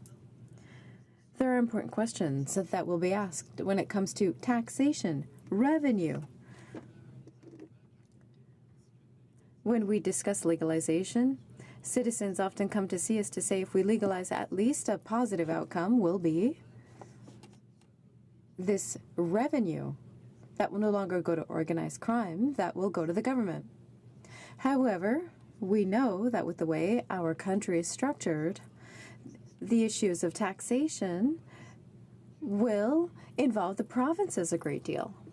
The Conservatives raised the issue of the rights of those who own buildings where perhaps tenants would like to grow plants.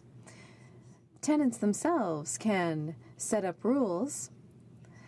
This could go before the Régie du Logement in Quebec to set up rules, but all of those questions require a thorough, transparent conversation with the provinces.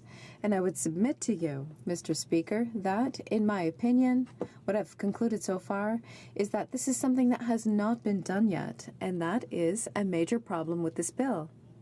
It's a problem with other questions that we're hoping to get answers to. One, we need to better understand the role that we are asking provinces to play. In Canada, governing can be very complicated. There are different issues for the country. We know that our country is vast. We hope, however, that provinces will have their word to say. We are far from convinced that they've had the opportunity to explain their concerns and how they want to see this structured. One argument that the government might present is, well, let's pass the bill and then we can talk about it. I would submit, yet again, Mr. Speaker, that as a parliamentarian from Quebec, I conclude that I need much more information on what provinces will be required to do and what provinces could require on their part before signing this blank check. We've supported the approach of the government up to a certain point, of course, because if we look at the last few years, we often talk about the English expression, the war on drugs. There's a great deal of it mentioned in the media. This was popularized by Ronald Reagan in the 80s when he was president. What we've concluded, and we agree with the government on this point, is that it is an approach that has failed. Simply closing one's eyes and saying that we're just going to punish and punish and punish is not an approach right now that really promotes education and prevention or helps youth or cultural communities, different segments of the public who too often are victims of profiling and discrimination in the face of the legal system. I don't want to generalize, but in some cases, they can be targeted by law enforcement. If we look on the American side, look at the way marijuana is categorized there. It's a drug that's classified in the hierarchy of dangerous and serious drugs. It's classified higher than heroin and cocaine. When we conclude that there is a discourse, let me give you an example that goes beyond borders. There's a lot of fear.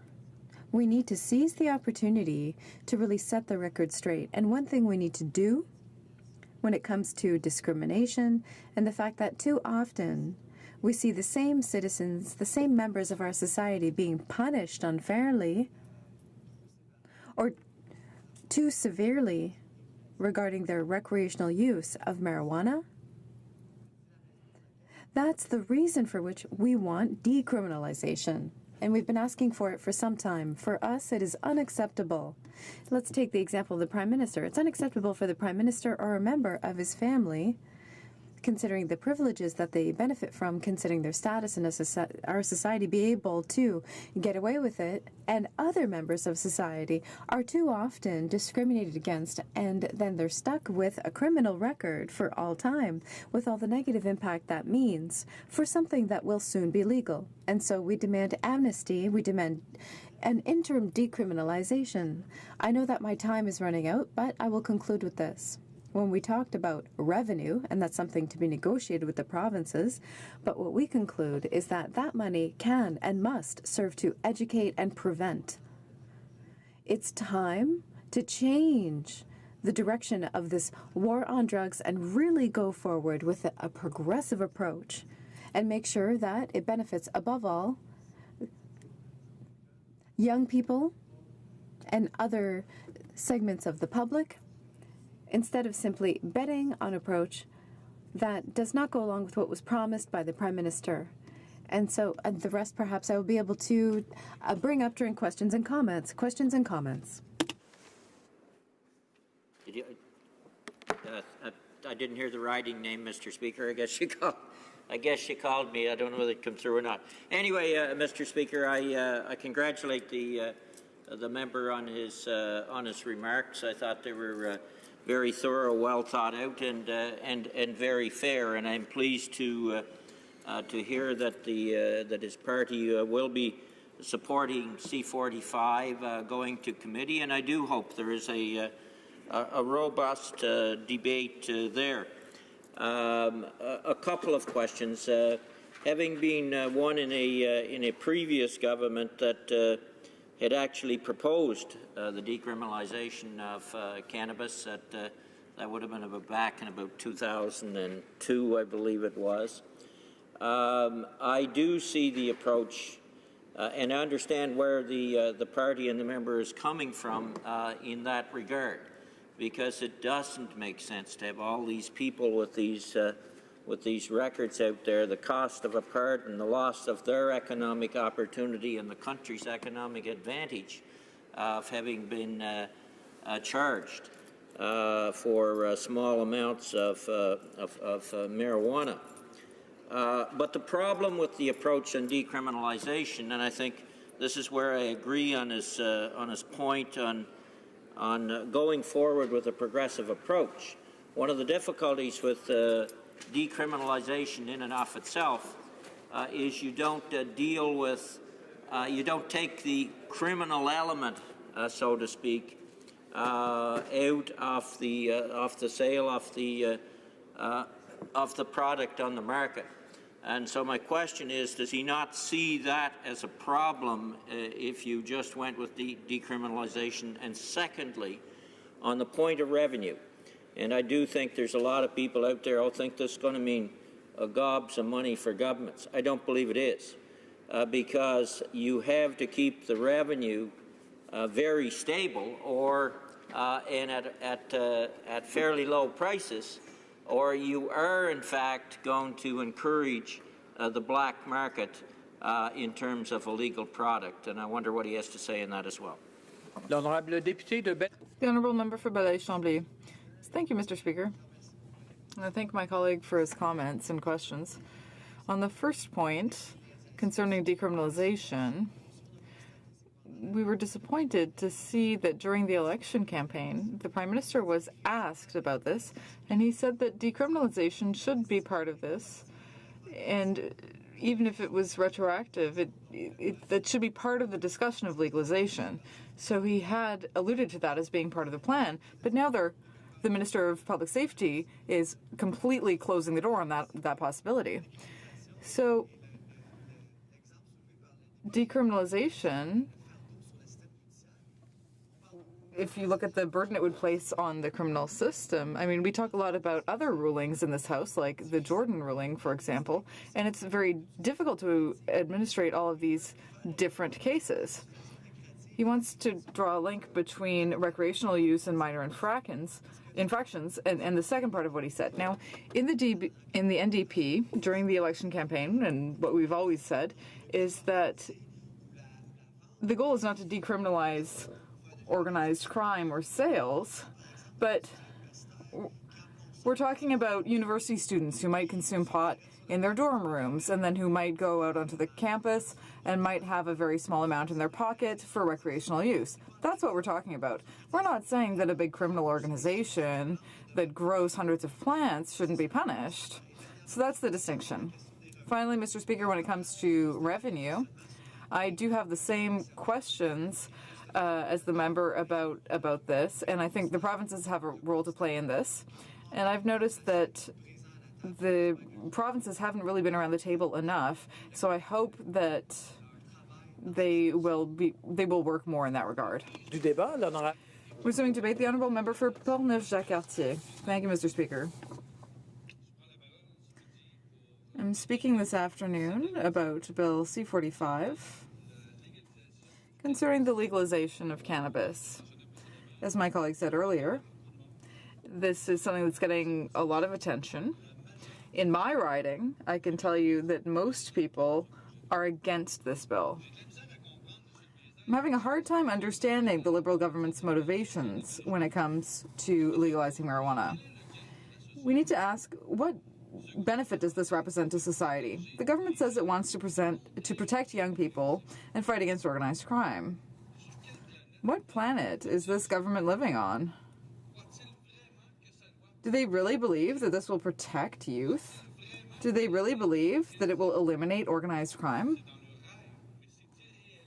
It's completely unrealistic, Mr. Speaker.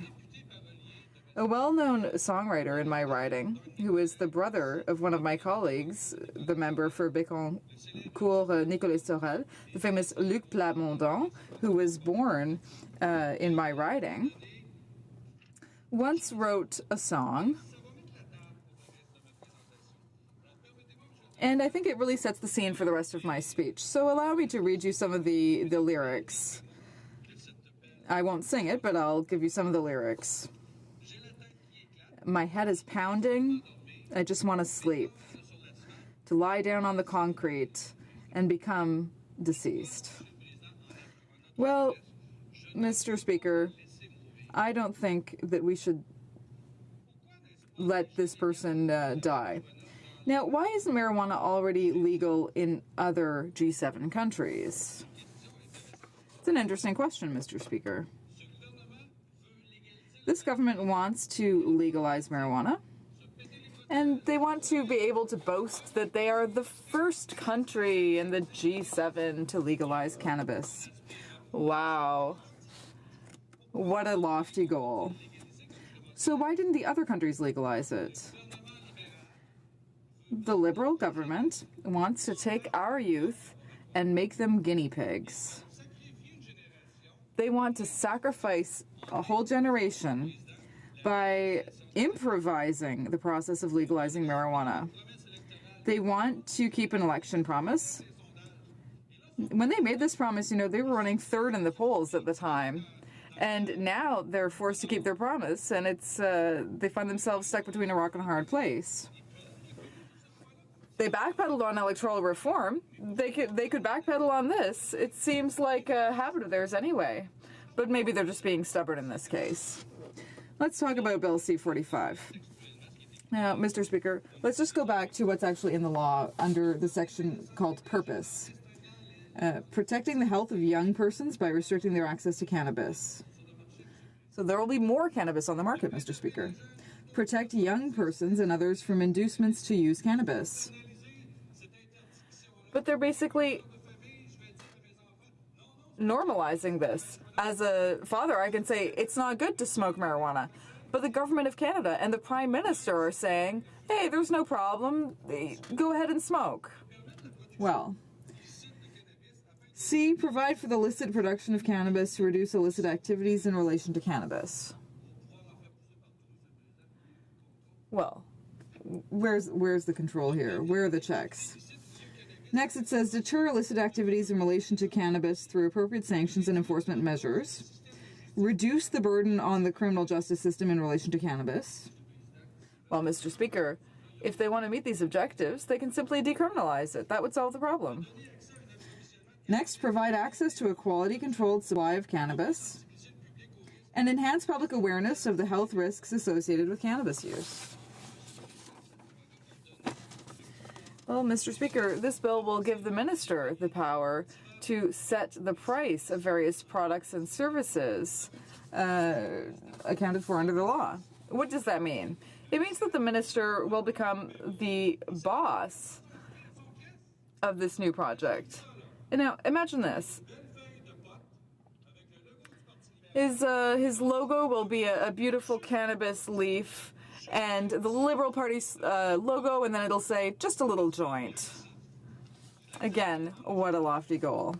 I just don't understand, Mr. Speaker. Why is this government making the legalization of pot a priority when there are so many other important issues in our country, like the environment, job creation, economic development, the development of our regions, balancing the budget, and many more?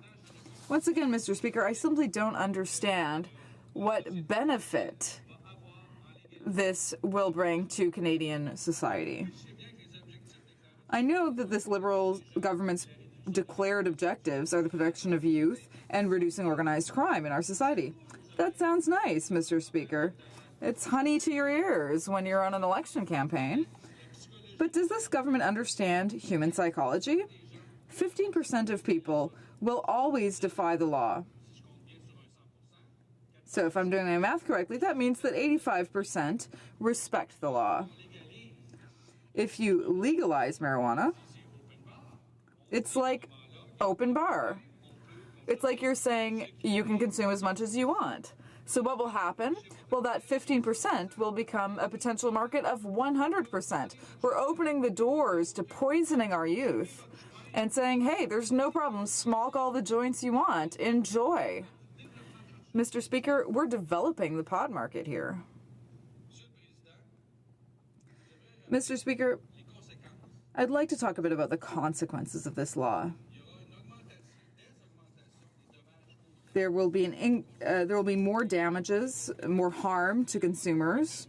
People who are currently respecting the law may end up consuming it. There will be more traffic accidents caused by people driving while impaired. As I said, there are other countries, regions, and municipalities that have legalized marijuana, and they have data about this. Next, organized crime will force their clients, especially youth, to consume cheaper marijuana. Well, organized crime, those people are a lot smarter than the government. They'll develop new markets with other drugs. They'll lower their prices. And how much will all of this cost to society? How many young people will end up destroying their potential?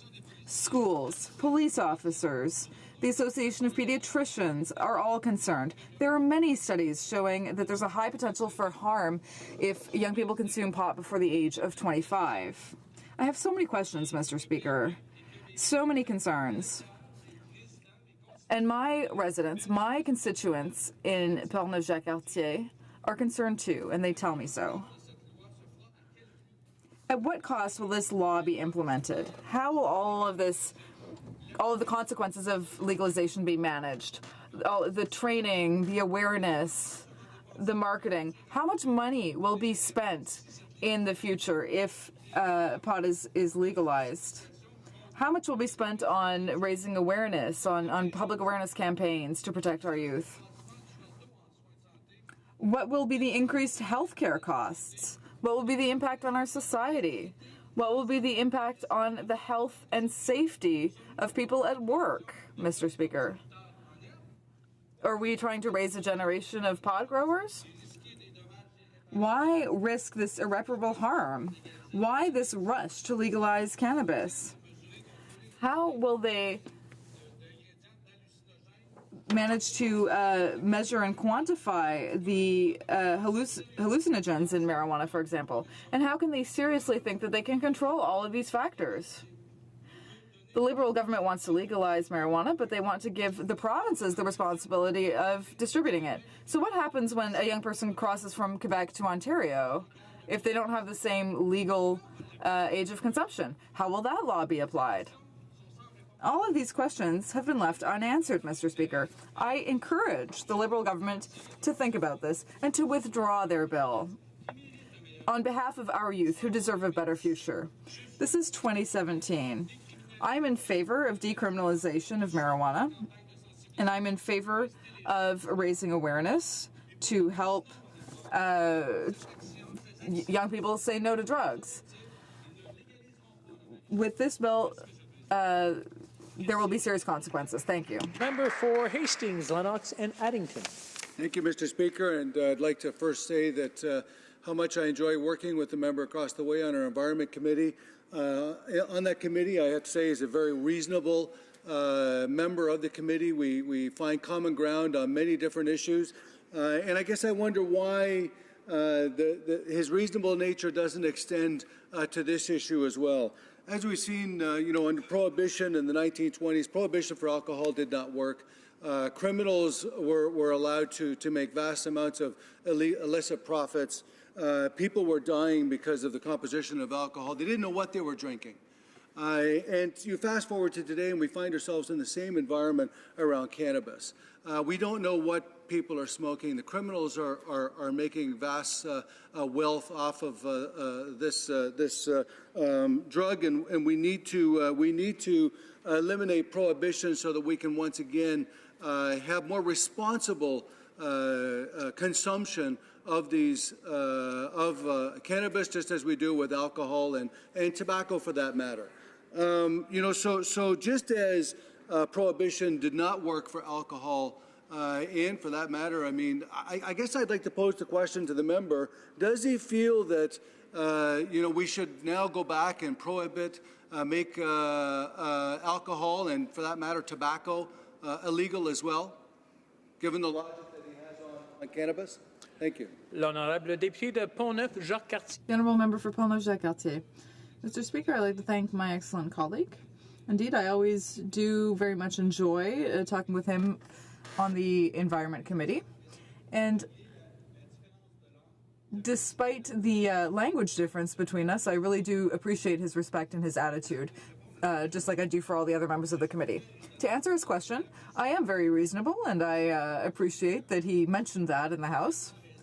He is entirely right. He has judged me correctly. I'm a reasonable person. Now, if you compare alcohol to drugs, well, that's just, you can't make that comparison. Alcohol is just alcohol, but drugs includes a whole range of toxic and harmful products. It's been shown that marijuana leads to a risk of permanent psychological damage. Permanent damage. As far as I know, there's no study that talks about permanent damage from alcohol. When it comes to using drugs under the age of 25, there are many studies that show that there can be permanent harm. Now, in terms of organized crime, I think that this government should have a different position when it comes to this problem. This is a societal problem, you're right. But we need to take the bull by the horns and find new solutions. Let's invest in public awareness campaigns. Let's convince our young people to go out and do sports and engage in arts and culture and get involved in other things rather than leaving them to the streets. Let's raise awareness and find solutions, and then we won't need to legalize marijuana. Thank you, Mr. Speaker. The honourable member for Cowichan-Malahat-Langford. Thank you very much, Mr. Speaker, and I'd like to thank my colleague for his speech. I certainly enjoyed serving on the HMCS Vancouver. We were both shipmates for a short time in the Royal Canadian Navy.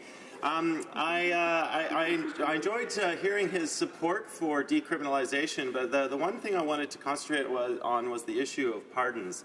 The Prime Minister, in a previous interview, has admitted that his father was able to use his legal connections in the community to get his late younger brother off of some charges.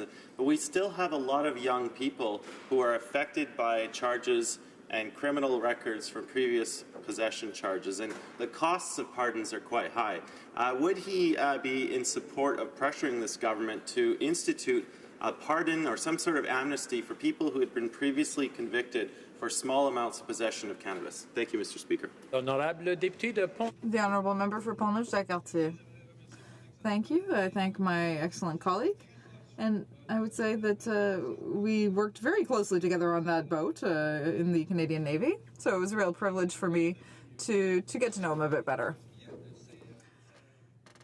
When it comes to his comments on decriminalization, I somewhat agree with him. I do have a hard time saying that someone who on June 30th, 2018 is accused of having consumed or had marijuana will be called a criminal when somebody who does that on July 1st, the 151st anniversary of Canada,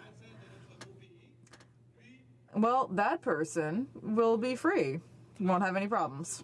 So, Mr. Speaker, I have to say that I do agree with a lot of my colleagues' convictions about decriminalization. Thank you very much. Reprise du débat, resuming debate. The honourable member for Elgin, Middlesex, London. And thank you very much, Mr. Speaker. I came to this place and I wrote an entire speech, but listening to everybody debate this, listening to some of the questions that have been asked from some of our Liberal members, I really feel that it's really important that we have the conversation and just not look at some of the talking points or anything of that sort. And so, like everything I do, I come here as who I am, and that's a mom of 5.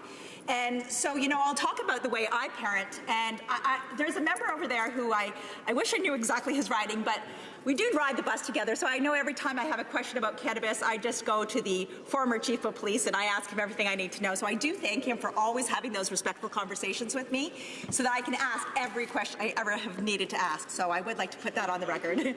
We talk about it and what we have to look at it for our kids. Whether we're calling it weed or doobies or blunts or all of those other words that we've heard of reefers, I think what we really have to do is look at how we're approaching this. And it does really concern me because I myself believe that the legislation, is it right or wrong to do this legislation, is not the choice I have here, but what are the parts in this legislation that I cannot agree with? So I'll be honest, and I'm going to put all my cards on the table because I think that's what Canadians are expecting from us. I believe in decriminalizing the cannabis. I believe that's something that we should look at. And I think it's become, because I have those sit-down family discussions with my kids, with my nieces and nephews, with my parents, because I think the biggest thing we need to recognize, it is out there, and what can we do that's better to serve. Now, I'm not going to say that decriminalizing is the way I'm going to say that it makes it right, because I don't believe it's the right thing, especially when it comes to our youth. And so I want to go back to this legislation and talk about parts of the legislation that really do need to be tweaked, because I think what we're doing is we are harming children if we think this legislation is right. And so when I looked at this legislation, there were two parts that I looked at. One, it has to do with the age of ability to purchase. And as I've indicated, with 5 children, my youngest is 14, my oldest is 23 years old this year. My 23-year-old, my 21-year-old, my 20-year-old, and my 19-year-old are all eligible to now be able to purchase, or as of July 1st, 2018, will be eligible to purchase marijuana. Now, I'm not going to ask it or tell any about my children's stories, but I can tell you that I have firsthand seen what happens after marijuana use. Whether you're going to see grades drop by 30% or attendance go from perfect to nothing, these things are challenges that parents are having to deal with each and every day. So those are the things that I want to make sure that this government is listening to when we talk about it. We have talked about what happens to children who have smoked marijuana, and some of the things that the Canadian Medical Association have come out and talked about with the formation of the brain. I'm really concerned, and as the member from Kamloops Thompson had mentioned, you know, their brains aren't developed, and the age is 25 years old is what they're saying is fair. But we had a task force coming out saying 21, and then we had legislation coming out at 18. And I'm going to put it on the record because I believe the only reason that it's at 18 is because that is when you can vote. And I think this is a vote-seeking motion, and I really am angry about that. You may not, and I'm saying this because I have the right to say this as a parent of 5. Yeah. I am very concerned that you're not taking into consideration, or that the government's not taking into consideration, what is going to happen to our children. And I ask any parent to sit down with their kids and start talking, because that's not what we're doing here. I decided to take this conversation to my family. So I sat down on Easter, you know, when we're all supposed to be celebrating Jesus and all that stuff. We talked about marijuana because I needed to hear from the people that knew best. It was my nephews and my nieces, and my sister was a high school teacher, my sister who is a principal in elementary school, my brother-in-laws who do careers, my other sister-in-law who has worked so hard when it comes to understanding, and she actually goes out and counsels families. And so I really had to bring this down to what it really meant. And the moment I said that my son, Christian, who is 14 years of age, would be able to possess marijuana with no charges, that is when the conversation took a totally different turn. Because we all want to protect Christian because he's 14 years of age. But we have to understand that this legislation is not really doing that. We have to understand that we have children who are going to be in grade 9 that are going to be in high school with people that are going to be 18 years of age, able to buy this, and then the next thing you know, here you go. Here, have a good weekend. Do we not think that this is going to happen? And that's what really frustrates me, because let's get it. Sit down and talk to your 14-year-old children and start saying to yourselves, do I want my child to be able to have marijuana on their possession without being charged? Do I want them to know this is right or wrong? I am also very, very concerned with the fact that we're looking at the medicinal use of marijuana as well when it comes to when people use it. And I am a huge supporter of medicinal marijuana. And that's because I have seen people, and I've lived with somebody who has been on OxyContin, and I can tell you it has negative effects. So for years, I've advocated on medicinal marijuana. I am very scared that because we legalize marijuana for all Canadians, because let's be honest, once you open it up and say you can get it at 18, you know our 12-year-olds are going to get it for sure as well. Absolutely. Are we going to stop funding the important research that needs to be done so that the people who are using medicinal marijuana are getting the proper strains that they need? And I'm very concerned that we're not going to do that, that we've said we've legalized it, we're going to use the science for all of this other kind of stuff, but are we going to make sure that people who need it the most, who have been using medicinal marijuana for the last number of years, are going to get the proper care that they need? And so I really want to ask this government if they're going to continue to invest in the research for medicinal marijuana.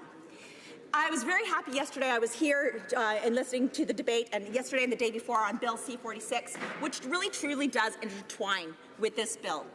And, you know, I heard actually one of the members from the other side comment about the zero tolerance. And so I'm going to mix in with this part as well.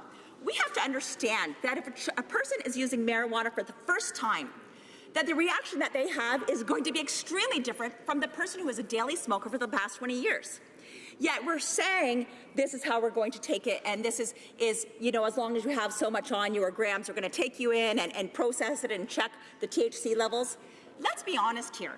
If a person has had marijuana for the first time and gets behind that wheel, it is a hazard. It is unsafe. They're going to kill themselves or they're going to kill another person, and I think that we have to be sure that we're putting the safety and security of Canadians first. I don't believe that this legislation on Bill C-46 goes far enough, but I'm happy that we're going to go back to it. I'm going to go back to my family, and we're going to talk a little bit more about kids.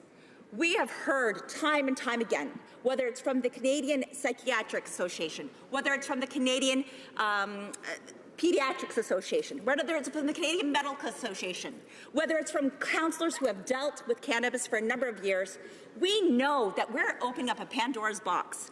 And I am very, very concerned with this because I do not think that we actually have all of the tools that we need in place. I was really happy to see Budget 2017 come out with $5 million for education, but we're going to educate them. And as many of the colleagues have said, we're educating them, and the horse is already out of the barn. We're putting the cart behind the horse. This is very, very simple. People are going to be educated about cannabis after they've started smoking it. Let's be honest here. Should we not get it started by where we have the education for our teachers, for our parents, for our children, to make sure that they know what they're getting into? It's a safety warning, but we're going to put the safety warnings after they've inhaled. It was really interesting listening to some of the members also talk about tobacco, and I've heard about tobacco and how we've stopped doing things. My former boss was part of the Tobacco Transition Fund, and my community, the 5 communities in southwestern Ontario, were huge in the tobacco industry. We know that there were some really good campaigns that were out there. Yes, of course, we did see a number of adolescents continue to smoke, but people who are older were beginning to quit, and those were some things that we saw as well. We know that campaigns work, so I'm asking this government, why are you putting a campaign about combustible cannabis out after the fact? So I really don't understand that. If we're trying to teach people the problems with marijuana, why would we not be teaching them right from the start? We know that combustible things in our lungs is bad for us, just like tobacco. So when are we going to do the education? So I am so fearful that this government is so pressing on this, wanting to get through by July 1st of 2018, that they're going to forget about Christian. They're going to forget about Garrett, Hannah, Marissa, and Dakota, my 5 children. And they're going to forget about everybody else's children because they're more concerned about getting this legislation through because they want an actual promise that they've kept on the 2015 election. I know that there are some very, very, very good MPs over there, and I know that he's known that I'm pointing at him. And I hope and I plead with him as a former police officer to know that me as a parent needs to make sure that this government is going to protect us. This is going to be something that goes through regardless of whether we like it or not. There is a majority government. So I beg this government to know my children are relying on you. The safety of our communities are relying on you. Do it right. Don't do it fast. Thank you very much. Questions and comments? The Honourable Parliamentary Secretary to the Minister of Public Safety. Very briefly, we only have about a minute for questions. Mr. Speaker, I just have to rise because I was deeply offended by the comments opposite. I have 3 children. Most people in this House have children. You have children. You care about their well-being. I care, Mr. Speaker, about their well-being. And the reality is each of us tries to bring to this place the best policies to protect our children and to protect public health. The idea that this was moved for political reasons, I think, is abhorrent. And I would say the current situation, 1/3 of children try marijuana before the age of 15. We have the highest prevalence rate in the world. Why does she think the existing system is working? The Honourable Member for Elgin, Middlesex, London, in 30 seconds. 30 seconds. Well, I won't read this quote, but every doctor in this country, many doctors in this country, have said that it's bad. If we are being told by the Canadian Medical Association that 25 is a good rate, if we're saying 21 is a good rate, that's fine. But I have a gentleman who works for me. His name is Scott. Because it is illegal, he will not try it. I have a staffer for me. Her name is Kaylee. Because it's illegal, she will not try it. I, Karen Vecchio, for years did not do it because it was illegal, and that is sometimes the way we do things. So stop putting your head under. Come on, let's be real. We all want the safety of our children. Before going to private members' business, I want to remind the honourable members that the point of order, I'll just finish up and then we'll come back if that's okay. The honourable member for London, Middlesex, London will have approximately 3.5 minutes when we return to this item. A point of order, the Honourable Government House Leader. Thank you, Mr. Speaker. I would like to advise that agreements could not be reached under the provisions of Standing Order 78.1 or 78.2 with respect to the second reading stage of Bill C-45, an act respecting cannabis, and to amend the Controlled Drugs and Substances Act, the Criminal Code, and other acts. And with respect to the report stage and third reading stage of C-44, an act to implement certain provisions of the budget tabled in Parliament on March 22, 2017, and other measures. Under the provisions of Standing Order 78.3, I give notice that a Minister of the Crown will propose at the next sitting motions to allot a specific number of days or hours for the consideration and disposal of proceedings at the said stages of the aforementioned bills. And Mr. Speaker, while I'm on my feet, I would like to inform the House that Thursday, June 8th shall be an allotted day. Thank you, Mr. Speaker. Very good. Comme il est 13h30, la Chambre... It being 1:30, the House will now proceed to consideration of private members' business as listed on the order paper for today. Consideration at second reading of Bill C-346, an act to amend the Firearms Act licenses, standing in the name of Mr. Zimmer. Mr. Zimmer, seconded by Mr. Maguire, moves that Bill C-346, an act to amend the Firearms Act licenses, be now read a second time and referred to Standing Committee on Public Safety and National Security. Debate. The Honourable Member for Prince George, Peace River, Northern Rockies. Thank you, Mr. Speaker, and it's my honour today to speak to my private member's bill, Bill C-346. An act to amend the Firearms Act licenses. I'm just going to go over some of the basics of it, Mr. Speaker, then I'll talk about it a little bit more at length. The aim of this bill is to ensure that no law-abiding firearms owner is criminalized for an administrative issue. The proposed changes reflect the success of the RCMP continuous eligibility system, which verifies the validity and conditions of license requirements every day. The bill also creates an avenue for an individual to voluntarily relinquish their license. And some key points about what this legislation does do, and I'll speak to some myths, I guess, that are out there that people just aren't sure about what it does or what it doesn't do. It amends the Firearms Act to eliminate the expiry of firearms licenses with a mandatory provision that the license holder update their relevant information every 10 years. And Mr. Speaker, I've been talking with other parties in this House, and I'm open to amendments as long as it doesn't affect my bill extremely. So I've been in conversations already with that, and we'll discuss them more as they come to me. An individual whose license has not been updated will not be able to purchase a firearm or ammunition.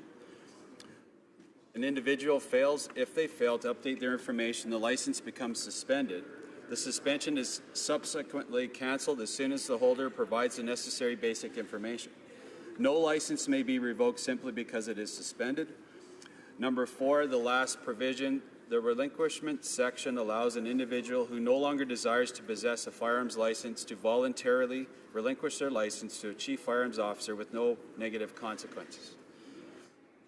And Mr. Speaker, what I've said before, I've done some videos on Facebook and Twitter, and I use the character Grandpa Joe. And the desire is that Grandpa Joe not become a criminal simply because his license expires. Many people that are firearms owners in Canada have gone through the process of getting their license. They've done their diligence.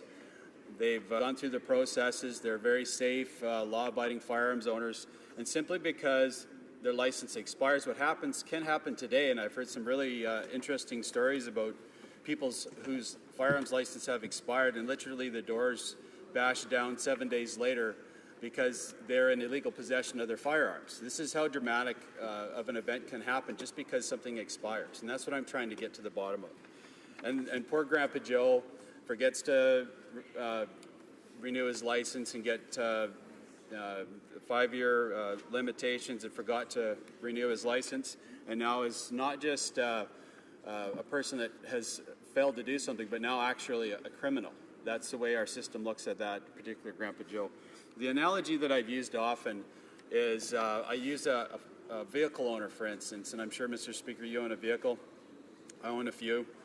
And I'd like to interrupt for a moment. I'm really interested in what the honourable member has to say, but there's voices rumbling in the background. It's making it very difficult. I'm sure everybody is looking forward to the weekend and talking to each other, which is nice, but if they don't mind either whispering or maybe talking in the lobby. The honourable member. yeah, I guess, Mr. Speaker, that's a good sign we have an audience today on this Friday afternoon, so that's not all bad, hey? Across the way, too, so that's good. But the comparison that I've used is a vehicle owner, for instance. And let's say your driver's license expires, Mr. Speaker.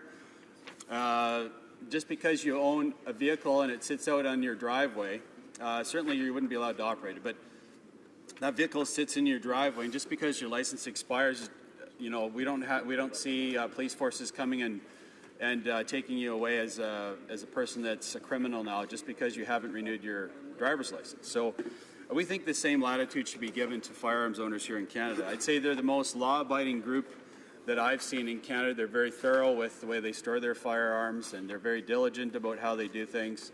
And again, we just don't want to see Grandpa Joe get penalized for something that was really just a simple, a small mistake that can be quickly rectified. But I would like to quote some people that are in the firearms industry, and they have massive amounts of members that belong to their associations that support this. I'm going to give a quote. Bob Zimmer's bill, I guess I'd say Member of Parliament from Prince George River's bill, reflects the reality that every firearms license in Canada is reviewed every day by police. The RCMP's continuous eligibility should equate to continuous entitlement to possess a firearm. Tony Bernardo, Canadian Shooting Sports Association. No law-abiding firearms owner should be criminalized for an expired firearms license. And that's really the crux of this whole thing, Mr. Speaker, is just a little bit, I think, fixing what is an administrative issue that's turning that administrative issue into something that's criminal. I think is not what's intended by what the law said. And I think there's other ways to get it done without turning Grandpa Joe into an outlaw. So a few questions that I've heard. Does my bill make obtaining firearms easier? Because it seems to be whenever we want a positive firearms piece of legislation, it always is taken to the furthest degree and perceived that now you can buy firearms at every corner store. Well, that's not the case, Mr. Speaker. It doesn't make it any easier at all. For you to legally purchase a firearm or ammunition in Canada, as most firearms owners know, you need to have a firearms license. That does not change with my bill. The firearms license, to obtain that, you need to go through the process of training, go through where you learn about firearms, how to safely store firearms, etc. My son just took his course. He's 19 and did his RPAL about a month ago, so he's getting his the right way and just waiting for it to come in.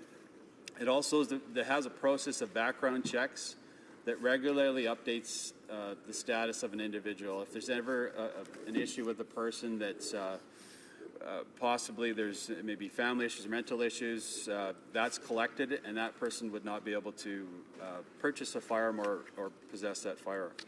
So that's a good part of, I think, our firearms licensing part in Canada and program in Canada. It's amongst the most stringent in the world. What does suspend mean in your bill? Suspend refers to the status of a license when the information hasn't been updated within the allotted 10-year period. So using Grandpa Joe again, let's say with my bill, if it passes, and I sure hope it does, is if his license expires, it goes into suspended mode. But that doesn't mean he becomes a criminal just by possessing that particular firearm in his home. What it means is he's just suspended from purchasing firearms and ammunition. So he can't buy new firearms and he can't buy ammunition only. That's what it suspends. So it's a temporary thing. When the information is provided, when Grandpa Joe goes back in and says, okay, I need to update my address or whatever, the suspension then is canceled. A key point here, Mr. Speaker, for all the firearms owners out there, and really the big issue with my bill, because I know there's a cautionary thought with the word suspend, what that means. A suspended license cannot be revoked simply because it is suspended. I think that's a key point. Once you've gone through the licensing process, you've done your work, you've done your training, you certainly don't forget all what you've just learned just because it's expired. You still know how to safely use and store that firearm. And again, a suspended license cannot be revoked simply because it is suspended. For too long, firearms owners have been treated as shady outlaws, I've said in my video. Makes a good graphic of the outlaw in the cowboy hat, I will say, over an administrative issue. I want to make sure that no law-abiding firearms owners can be criminalized just for having an expired firearms license. And I think it goes back to, I think we need to have a good conversation about firearms. I think what a lot of people don't know about firearms owners in Canada is there's a huge demographic that's growing that want to own firearms and want to possess firearms and want to use them at a range or go hunting. And it's the demographic, the under 30 demographic. And I think there's a bit of that generation that's maybe seen firearms in different uses. Maybe their fathers, grandfathers, mothers and grandmothers they've seen them hunting with them, and they want to go experience that themselves. And we're even seeing growth in urban areas too, and it's legitimate firearms ownership and use in Canada. We're seeing dramatic growth. And I think in Canada we need to, be rest assured that these people are law-abiding owners, they're licensed, they're trained, and not to be worried about that growth. It's a legitimate group that obeys the law and does it the right way, and I think Bill C-346 honors that and just makes, I think, our firearms laws in Canada just that much stronger. So I would like to recognize a few individuals. I can't recognize their names, but I have support within our party across the country. Members of caucus that have seconded my bill from Ontario, all the way across, Alberta, Saskatchewan, Manitoba, all the way across that support this kind of legislation that's positive for our firearms owners and that really supports them well. But I would challenge the party across the way, this government and the NDP too, just to consider it seriously, that this is a demographic. There's Liberals that own firearms. I'm part of an association, the co-chair of the parliamentary to our caucus, and we represent all parties in our group, and we want to make sure that there's good laws that recognize our outdoor heritage in Canada, and that's sport shooting, that's hunting, fishing, and guiding and outfitting. And we want to, it's a group that we all represent, and I would hope and trust that the government across the way would support solid legislation like this that really just ensures that firearms owners aren't going to be needlessly criminalized because of some administrative issue. How much time, Mr. Speaker? 4 minutes, so Bill, lots of time. But I think, in terms of, again, back to firearms ownership, I'm a firearms owner myself. I don't hunt as much as I'd like to. I fish. But I've had firearms owners. My children have all operated those firearms safely, and we actually have an event coming up next week where members of Parliament from all parties get to experience what a firearm feels like and safely operate that firearm. And part of what that day is for, maybe some people are cautious. I remember having one of my staff. She had never fired a firearm before. And it was really telling because she was a little concerned when we went out at first to the range, and then by the end of the day there was a big smile on her face. She understood that this can be done safely. It's a lot of fun. And I think the key thing is we have a great regime in Canada that sees our firearms owners operate those firearms safely and effectively.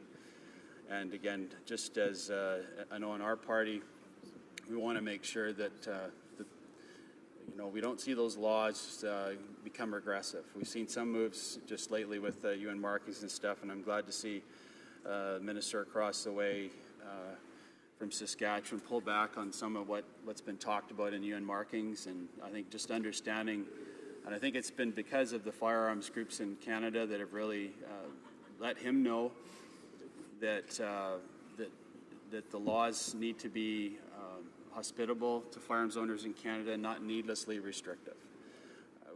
We have a good regime already. We don't need to make it more restrictive. It's already very safe. And again, my desire by having this bill, C-346, which removes firearms licenses from expiring and also has a provision to relinquish your license, is meant to do just that and make our firearms laws in Canada stronger and not regressive. So I'm going to leave it there, Mr. Speaker, and I just want to say a special thanks to all firearms groups across Canada. We support you and we support your good work out there in training. I know there's a lot of organizations that, while we're having fun on a weekend and mowing the lawn, they're out there training people how to safely operate firearms, and they do this, every weekend, 52 weeks a year. They're out there making sure that firearms can be safely operated in this country. So thanks to all those groups. Keep up the good work for all that are doing good work for the firearms communities in Canada, and look forward to hearing your comments. Thank you, Mr. Speaker. Questions and comments? The honourable member for North Battleford, Lloydminster. Thank you, Mr. Speaker, and thank you to my colleague for bringing forward this timely piece of legislation. I just renewed my PAL. It was going to be up again in August, so I did it ahead of time to make sure I wasn't out of scope and not have it when I needed it. It was a fairly innocuous process. It worked out fairly well. One phone call to New Brunswick, and I had things sort of sorted out. But one thing that I've had questions from some of my friends on going to a 10-year status. They like the idea, but there's so much data that is collected when you do apply the first time around, whether it's 5 years or 10 years. If your status changes, your marriage dissolves and you're divorced, you have to report that. If your address changes, you have to report that. So none of that would change going from 5 years to 10 years. The honourable member for Prince George, Peace River, Northern Rockies. Northern Rockies. Having a hard time today. Thank you, Mr. Speaker, and I just would like to speak to the member from Saskatchewan too. Very much a firearms advocate, and absolutely he's correct. So any time that your information changes, you have to update it anyway. It would not change that.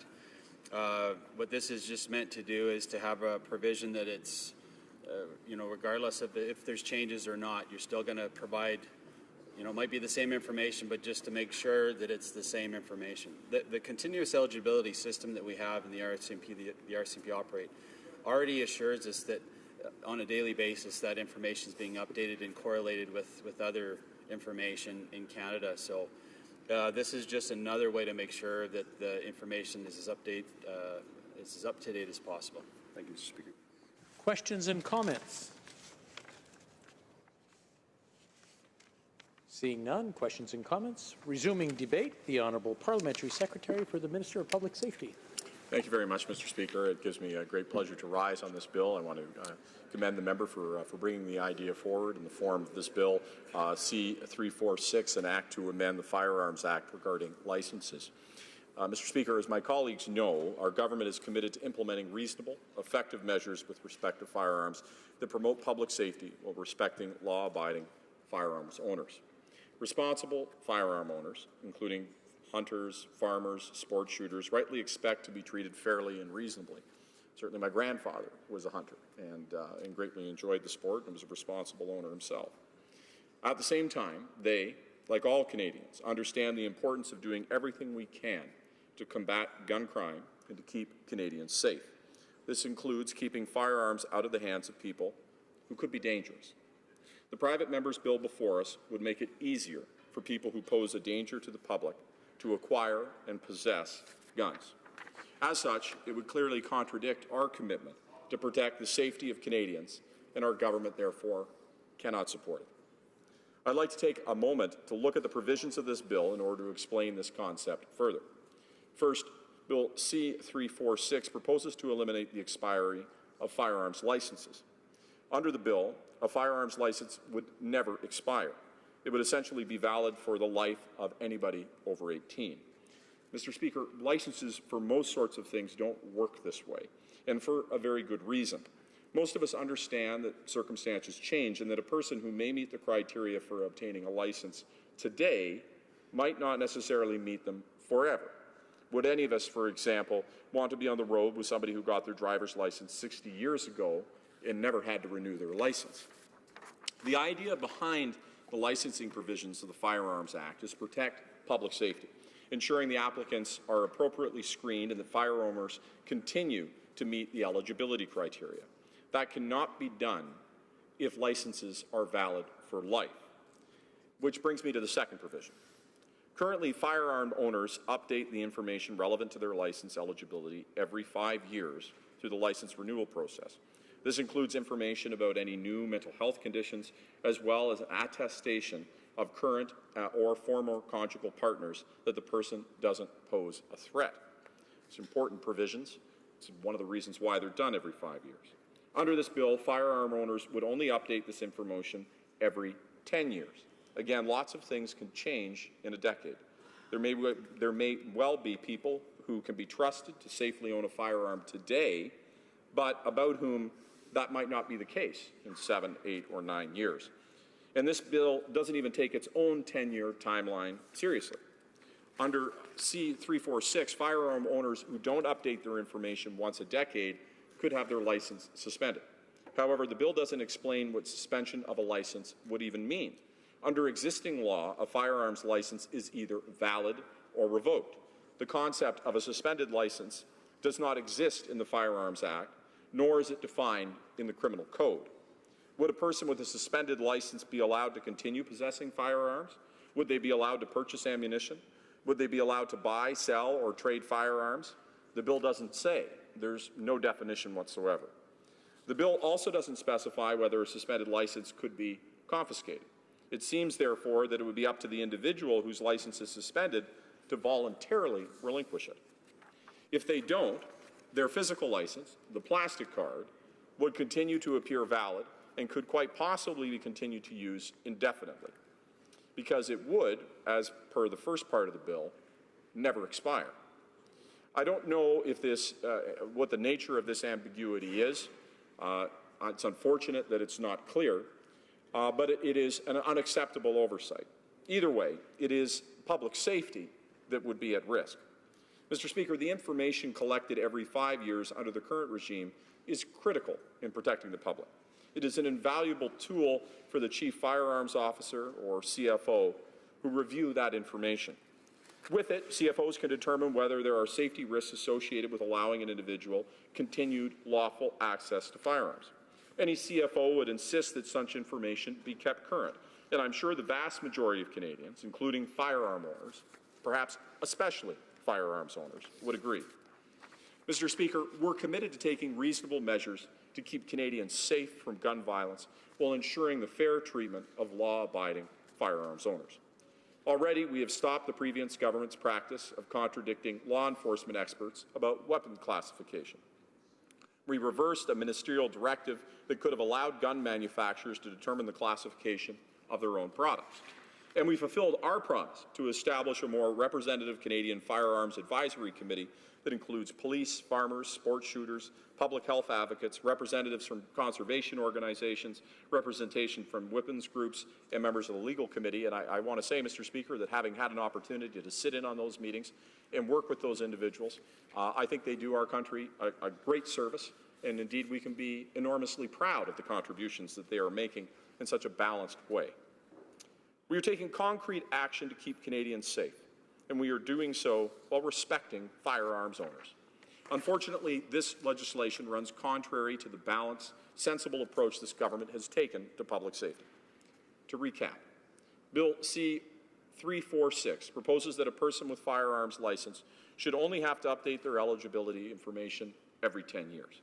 If they don't comply with that even dangerously lax requirement, their license would be deemed suspended. And I use that term in whatever definition it means because the bill doesn't say what it would mean, and a person with a suspended license could, in all likelihood, given the lack of definition in the bill, continue possessing an acquired firearms license regardless. And they'd be able to do so indefinitely because under the provisions of this bill, the license would never expire. None of this, unfortunately, Mr. Speaker, makes any sense. It's bad from a public policy and safety perspective, and it would leave firearms owners and law enforcement attempting to operate in an unclear system with no one quite sure how to enforce the rules or abide them.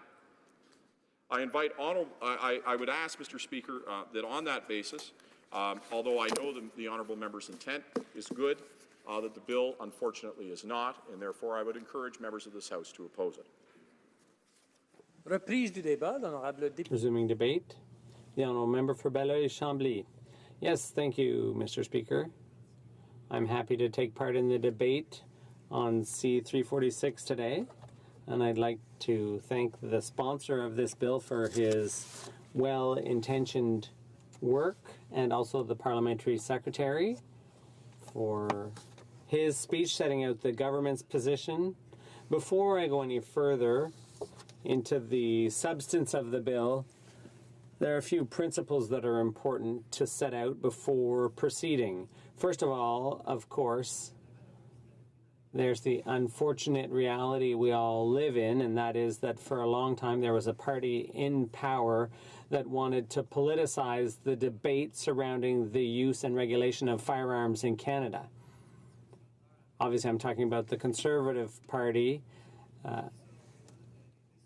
And I think that's disappointing because it created an atmosphere where various Canadians' viewpoints are pitted against one another, when in fact the realities in Canada vary greatly from place to place, from cities to rural areas, and so that hindered the development of good public policy. The Conservatives attempted to make political hay out of the issue, and that was unfortunate.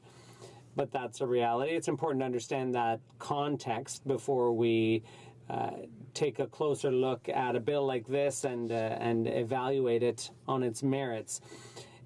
Along the same lines, I'd like to point out the importance of the work of police and not politicians when it comes to protecting the public safety, because after all, this is a public safety matter.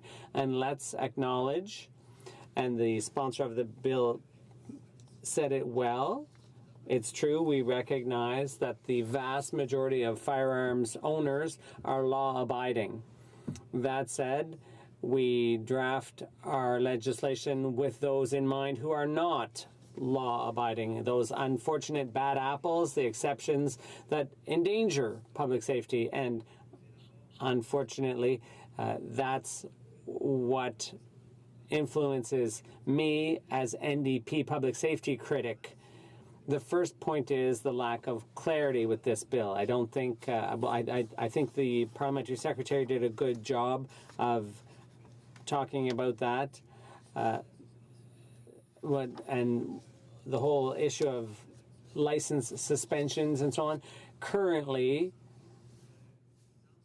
when a person loses a firearms license, that may seem like a nuisance, but under this regime that this bill provides for, if a citizen firearm owner gets their permit suspended, perhaps for valid reasons, for example, the person's no longer capable of handling a firearm safely because things can change in over a period of 10 years, for example. So if a person loses their license, because they could lose that license because they'd be a danger to public safety. As I said, there are these unfortunate exceptions we need to keep in mind in drafting public policy. And these weigh in when you decide whether or not to approve or reject a bill. The second point, Mr. Speaker, is unfortunately that this bill would grant licenses for life, and there's a lack of consequences here if a person loses their license. The process is very important and very reasonable, the current process, in our view. In the initial speech on this debate,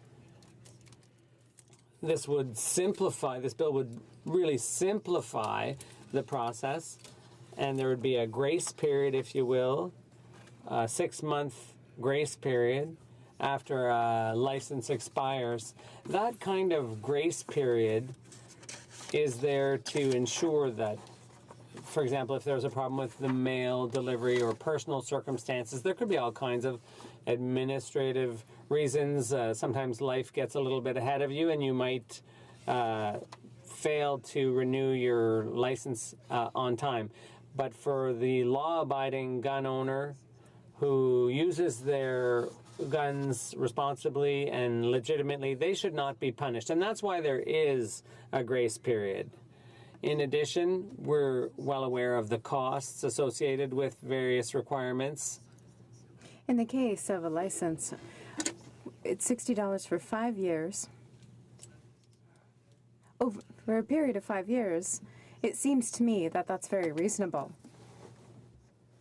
If I recall correctly, please forgive me if I am in error, we can also do this via internet.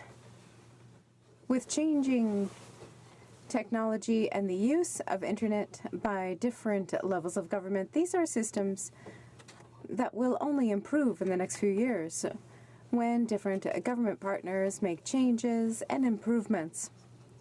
Of course, we hope that those types of changes will be made while making sure that the current system functions correctly.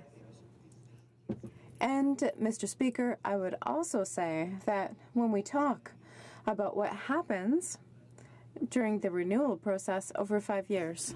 Some of the important, more administrative information, pieces of administrative information, that are changed. You know, we talk about addresses and marital status and things like that, of that nature, that are obviously, in some cases, more innocuous than others. But we also have to recognize that, and as the member, the sponsor of the bill, also recognize, when you initially get your permit, your license rather, you go through the process of, you know, mental health evaluations, and you know, we check the person's criminal record and their background in that sense, and all those different checks, while they happen initially, that's why it's important to have the license renewal process, where, for example, the information goes through CPIC and other authorities that can decide whether or not that particular individual is still within their means to continue to own and properly use a licensed firearm. And so, Mr. Speaker, when you look at it in that context, it's obviously very important, because you know, when we look at, for example, the issue of marital status, that kind of change and what it leads to with requiring a statement from the person's ex-spouse, that kind of link can be very important. For example, when we think of cases of domestic violence, for example, and the fact that we obviously wouldn't want someone who had committed that kind of crime to be continuing to own and operate a firearm. And once again, Mr. Speaker, I think it's important to emphasize that we do recognize that those cases are the exception, and certainly a tragic exception, but an exception nonetheless. But I think, again, not to repeat myself, but when we elaborate these public policies and evaluate bills like the one proposed by my honourable colleague, we need to take those realities into consideration. And once again, I think it's important, it bears repeating, that given those criteria and given the fact that it has been somewhat alleviated in the last few years, that there are reasonable grace periods that are put in place, we feel that the current system is very respectful of all the pieces that my colleague mentioned, because certainly I believe in many of our ridings, and surprisingly even in suburban and urban ridings in some cases, there are many Canadians who own firearms and enjoy the different activities that they partake with them, whether hunting and other outdoor activities, and so sports shooting and such. And so we obviously are mindful of that, but I believe that the current system is appropriate for ensuring public safety. It's reasonable, and unfortunately, I believe what my colleague is proposing would go counter to that and create a more unreasonable situation when it comes to ensuring public safety, and as far as we're concerned, completely create a too large a vacuum when it comes to certain obligations we would ask of these gun owners. And so, with that, Mr. Speaker, I thank once again my colleague for bringing this debate forward, and certainly we're always open to working on progressive ideas when it comes to respecting all Canadians and the different uses that the different participation rather they might want to have when it comes to hunting and all the other outdoor joys that we do have in Canada. But unfortunately, this bill, we believe, it does not go in a direction that is appropriate and that ensures public safety. To conclude, I would like to thank the Parliamentary Secretary for the speech that was well nuanced, to strike a balance between ensuring public safety and respecting Canadians who are also gun owners. Thank you, Mr. Speaker. For Brendan Souris. Thank you, Mr. Speaker. I appreciate the opportunity to rise in the House to debate Bill C-3346, an act to amend the Firearms Act. and to perhaps straighten out some of the misconceptions that have been put on record today by the third party and the Parliamentary Secretary. Mr. Speaker, this legislation was introduced by my colleague, my Conservative colleague, the member from Parliament for Prince George Peace River, and at this time I'd like to thank my friend and now my seatmate for his work on supporting Canada's firearms owners and for bringing common sense forward as a solution that I know many have long called for. Far too often gun legislation and responsible firearms owners have been treated unfairly. I'm not here today to relive Bill C-68, and it is not my intent to rehash old battles. I know there are many new members in this House who are not around to deal with the Common Sense Firearms Act that was passed in the last Parliament. For the benefit of those following the debate, it is our Conservative government's legislation that enacted simple and safe firearms policies and streamlined the licensing system. The legislation amended the Firearms Act and the Criminal Code to create a 6-month grace period at the end of a 5-year license to stop people from immediately becoming criminalized for a paperwork delay, Mr. Speaker. The legislation also streamlined the licensing system by eliminating the possession-only license and converting all of the existing licenses to possession and acquisition licenses. The other important elements of the legislation were to make classroom participation in firearm safety training mandatory for first-time license applicants and strengthening provisions relating to orders prohibiting the possession of firearms where a person is convicted for an offence involving domestic violence. While the Liberals and the NDP voted against these common sense measures, I can assure the members of this House that constituents of theirs who are firearms owners openly celebrated passage of the bill. As a member of Parliament who represents countless firearms owners, I can say that I unequivocally support their right to own and use firearms. However, with this right comes great responsibility. I support their right to hunt wild game for either sustenance or as a traditional way of life. I support their right to partake in sport shooting. I recognize that firearms are a tool for farmers and those who live in rural Canada, and last of all, many Canadians are devout collectors of firearms and are passionate about their hobby. It was our previous Conservative government that eliminated the ineffective and costly long gun registry, even with the help of a few of our NDP members. Furthermore, our former colleague Rick Norlock passed his private member's bill to designate a National Hunting Heritage Day, and it was our government that created the Hunting and Angling Advisory Panel. For far too long, Mr. Speaker, the Canadian firearms owners who abide by the law, cross their T's, dot their I's, have tried their best to follow the rules and regulations, even when it was abundantly clear they were not always designed in the most coherent fashion. Bill C-346 builds on our Conservative caucus's long and proud history of defending the rights of Canadian firearms owners.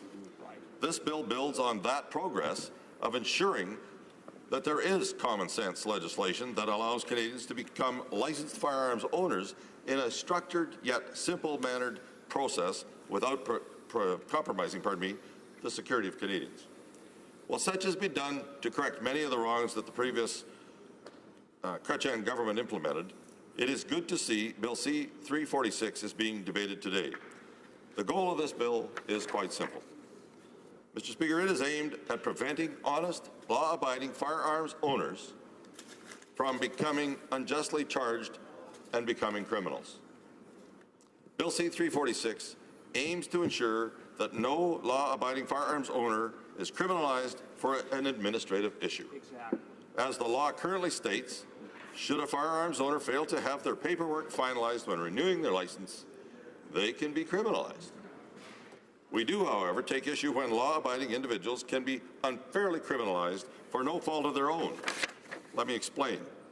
The Firearms Act, as it currently stands, fails to address the issue that paperwork delays do not always occur at the fault of the firearms owner, but also occur at the fault of the government. Indeed, the Phoenix pay system has made it quite clear that the government doesn't always run as smoothly as possible. If departmental staff delay the processing of a license application or renewal, there are no safeguards built into the existing legislation that protect the gun owner from being criminalized. This is wrong. And that is why I am pleased to support this legislation, as it will address this problem. If passed, C-346 will amend the Firearms Act to eliminate the expiry date of firearms licenses, but includes a mandatory provision that the license holder must update the relevant information every 10 years. This is a positive step for license holders, as they no longer have to worry every 5 years about the expiry of their license. And for those that think this would be too long of a period, let me just remind the House that our passports now have a 10-year life cycle. Hear, hear. I think we can all agree that this change has been very widely celebrated, as it has reduced the inconvenience of getting a new passport photo and filling out the paperwork every 5 years, let alone every year. Good point. As well, Bill C-346 would not revoke the licenses of gun owners who have not updated their information. Should a gun owner fail to update their information, the license is subsequently suspended. Such a suspension can be canceled as soon as the necessary required information has been provided to the proper authorities. It further states that no license may be revoked simply because it is suspended due to the required information not being provided. Mr. Speaker, this is a crucial part of this legislation. It makes the process far easier to navigate for law-abiding firearms owners, as they would no longer have to go through the process for applying for a brand new license, should they fail to get the required information in on time. Their license would simply be suspended until said information is provided. We see no reason to continue to make the process unnecessarily onerous and criminalize individuals who have done nothing wrong. This new legislation also includes a relinquishment section. Many firearms owners who no longer wish to have their licenses currently simply do not send in their information, and so their license is canceled. If Bill C-346 is passed, this would not happen, as the license would be classified as suspended. Obviously, the Liberals, at least the member from Ajax, never read the motion. The relinquishment section of this legislation allows an individual who no longer wishes to keep their firearms license to voluntarily surrender their license to a chief firearms officer with no negative consequences. This ensures that any individual wishing to let go of their firearms license would be able to do so in a simple manner. Another issue why this proposed change should come into force is the RCMP continuous eligibility system, which verifies the validity and conditions of license requirements every single day, Mr. Speaker, has proven itself effective over the years. This system ensures that any offense which would immediately suspend or revoke a license is provided to the appropriate law enforcement. And as the law enforcement will have the most up-to-date address for the individual who committed the offense, it would easily allow for the license to be suspended or permanently revoked.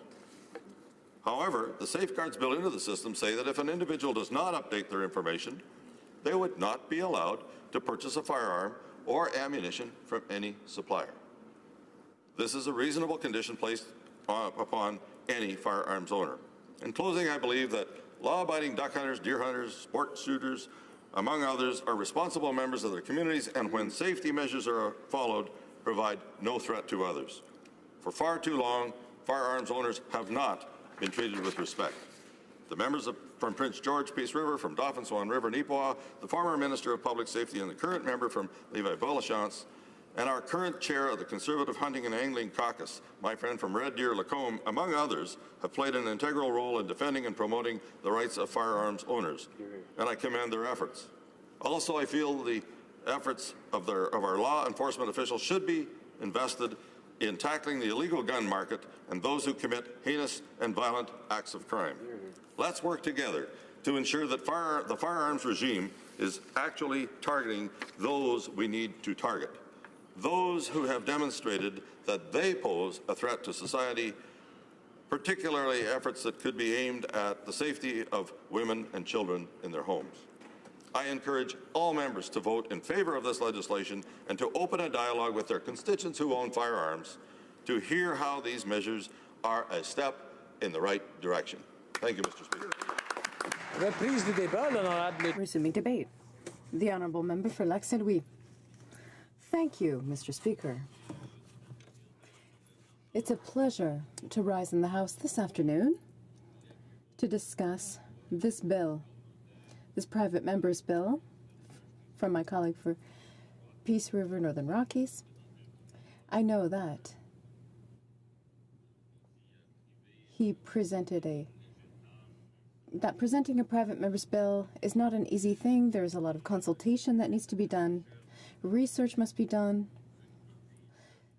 It's important to work with those who are drafting the actual bill, and so I congratulate my colleague for his work. This debate somewhat reminds me, Mr. Speaker, of some good memories I have of it a few years ago. I was sitting on the other side as public safety critic, and I was sitting on the Public Safety Committee along with other members of the committee. We were studying the regulation of firearms.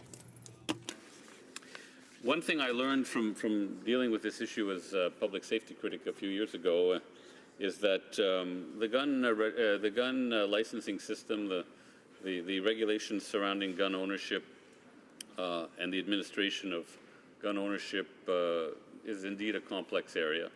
And no doubt from time to time there is need for improving the procedures, the rules, regulations surrounding gun licensing and gun ownership. Now, the reason I will be voting against this bill is not because I don't believe the honourable member approached this in a spirit of goodwill. No doubt his motives are honourable, and that they serve the interests and views and desires of his constituents. However, myself, as a parliamentarian, I don't feel there are any compelling reasons for me, and I would say for this House, to support this legislation. Now, I understand that when we talk about these matters, all matters in the House, that there are different perspectives, and they are motivated by different circumstances and different reasons. Now, I am not a gun owner, so obviously I don't see the issue from the same perspective as some of the members across the way. I don't own a gun. I know that I don't know many gun owners. I must admit that I represent a suburban riding on the island of Montreal, and there are many gun owners, but probably not as many as in my colleagues' riding. And the gun owners I do know, I must say, are exemplary citizens. They are sterling citizens. They are the volunteers, the community volunteers. They always provide a helping hand, and they would give you the shirt off their back. And maybe that says a lot about gun owners. It says that they, at their core, they have a very responsible attitude, a very civic attitude. But this is not really the point here for me.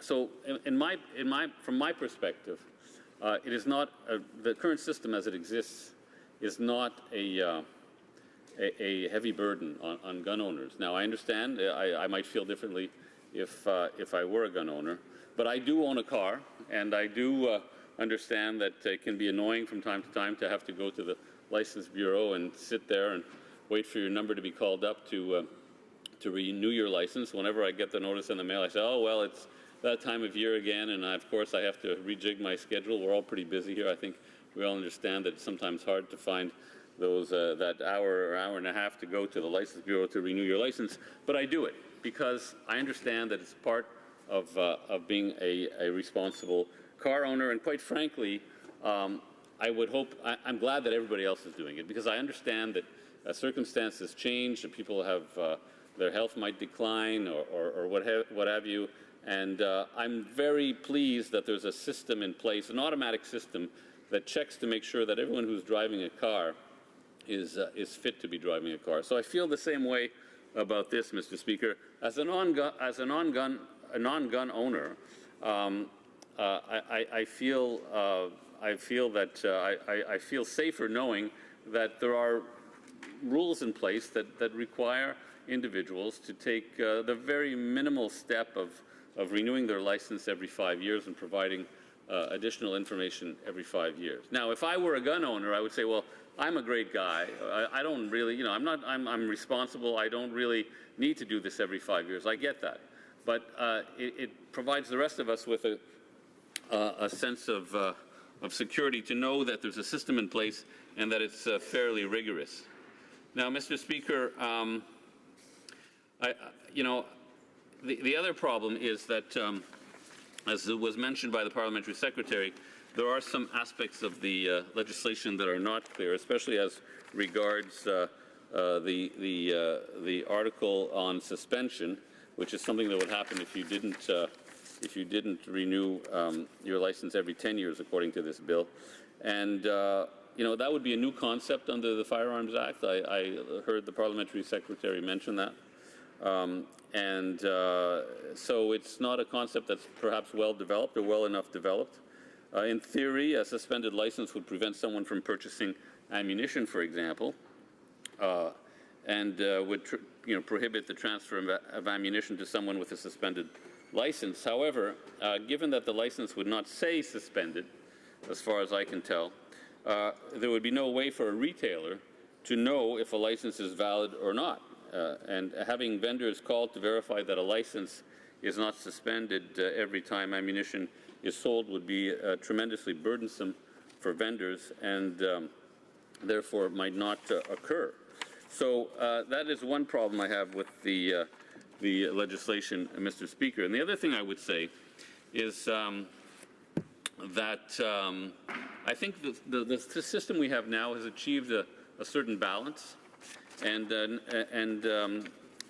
again, I don't feel compelled to upset that balance for the time being. When our government came into to power a year and a half ago, or almost 2 years ago now, we did, make some small changes to the system that was in place.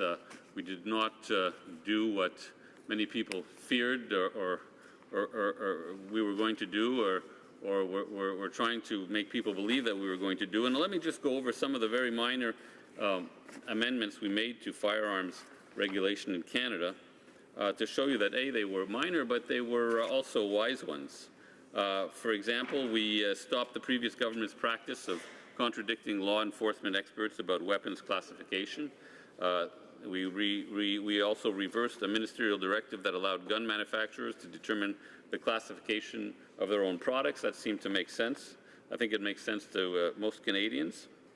And we also upgraded Canadian laws dealing with the transportation of restricted and prohibited weapons.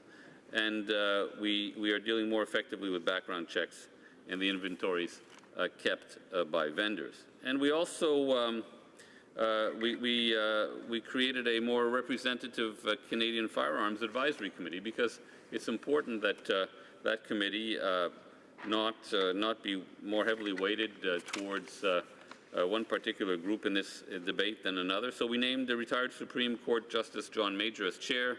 The vice chairs will be Linda Keiko, Olympian sport shooter from the Olympian sports shooter from Calgary, and Nathalie Provost, survivor of the Polytechnique shooting. So I think we've taken a very moderate approach to improving administrative procedures. And of course, as a Liberal, I believe that procedures and laws and institutions can always be made better. And I think that's what my honourable colleague from Peace River thinks, and that's why he's presented this private member's bill. But I must say that in conclusion, and at the end of the day, I really don't feel compelled to support these changes, and that is why I will not be voting for the legislation, and I look forward to listening to the rest of the debate nonetheless. Resuming debate, the Honourable Member for Peace River Westlock. I want to remind the Honourable Member that we only have about 5 minutes left before time expires, and then we can pick up when the private member's bill comes back to the House. The Honourable Member.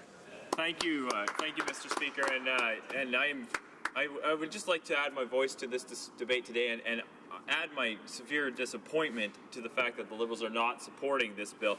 This bill is just common sense, especially from the perspective of a firearms owner.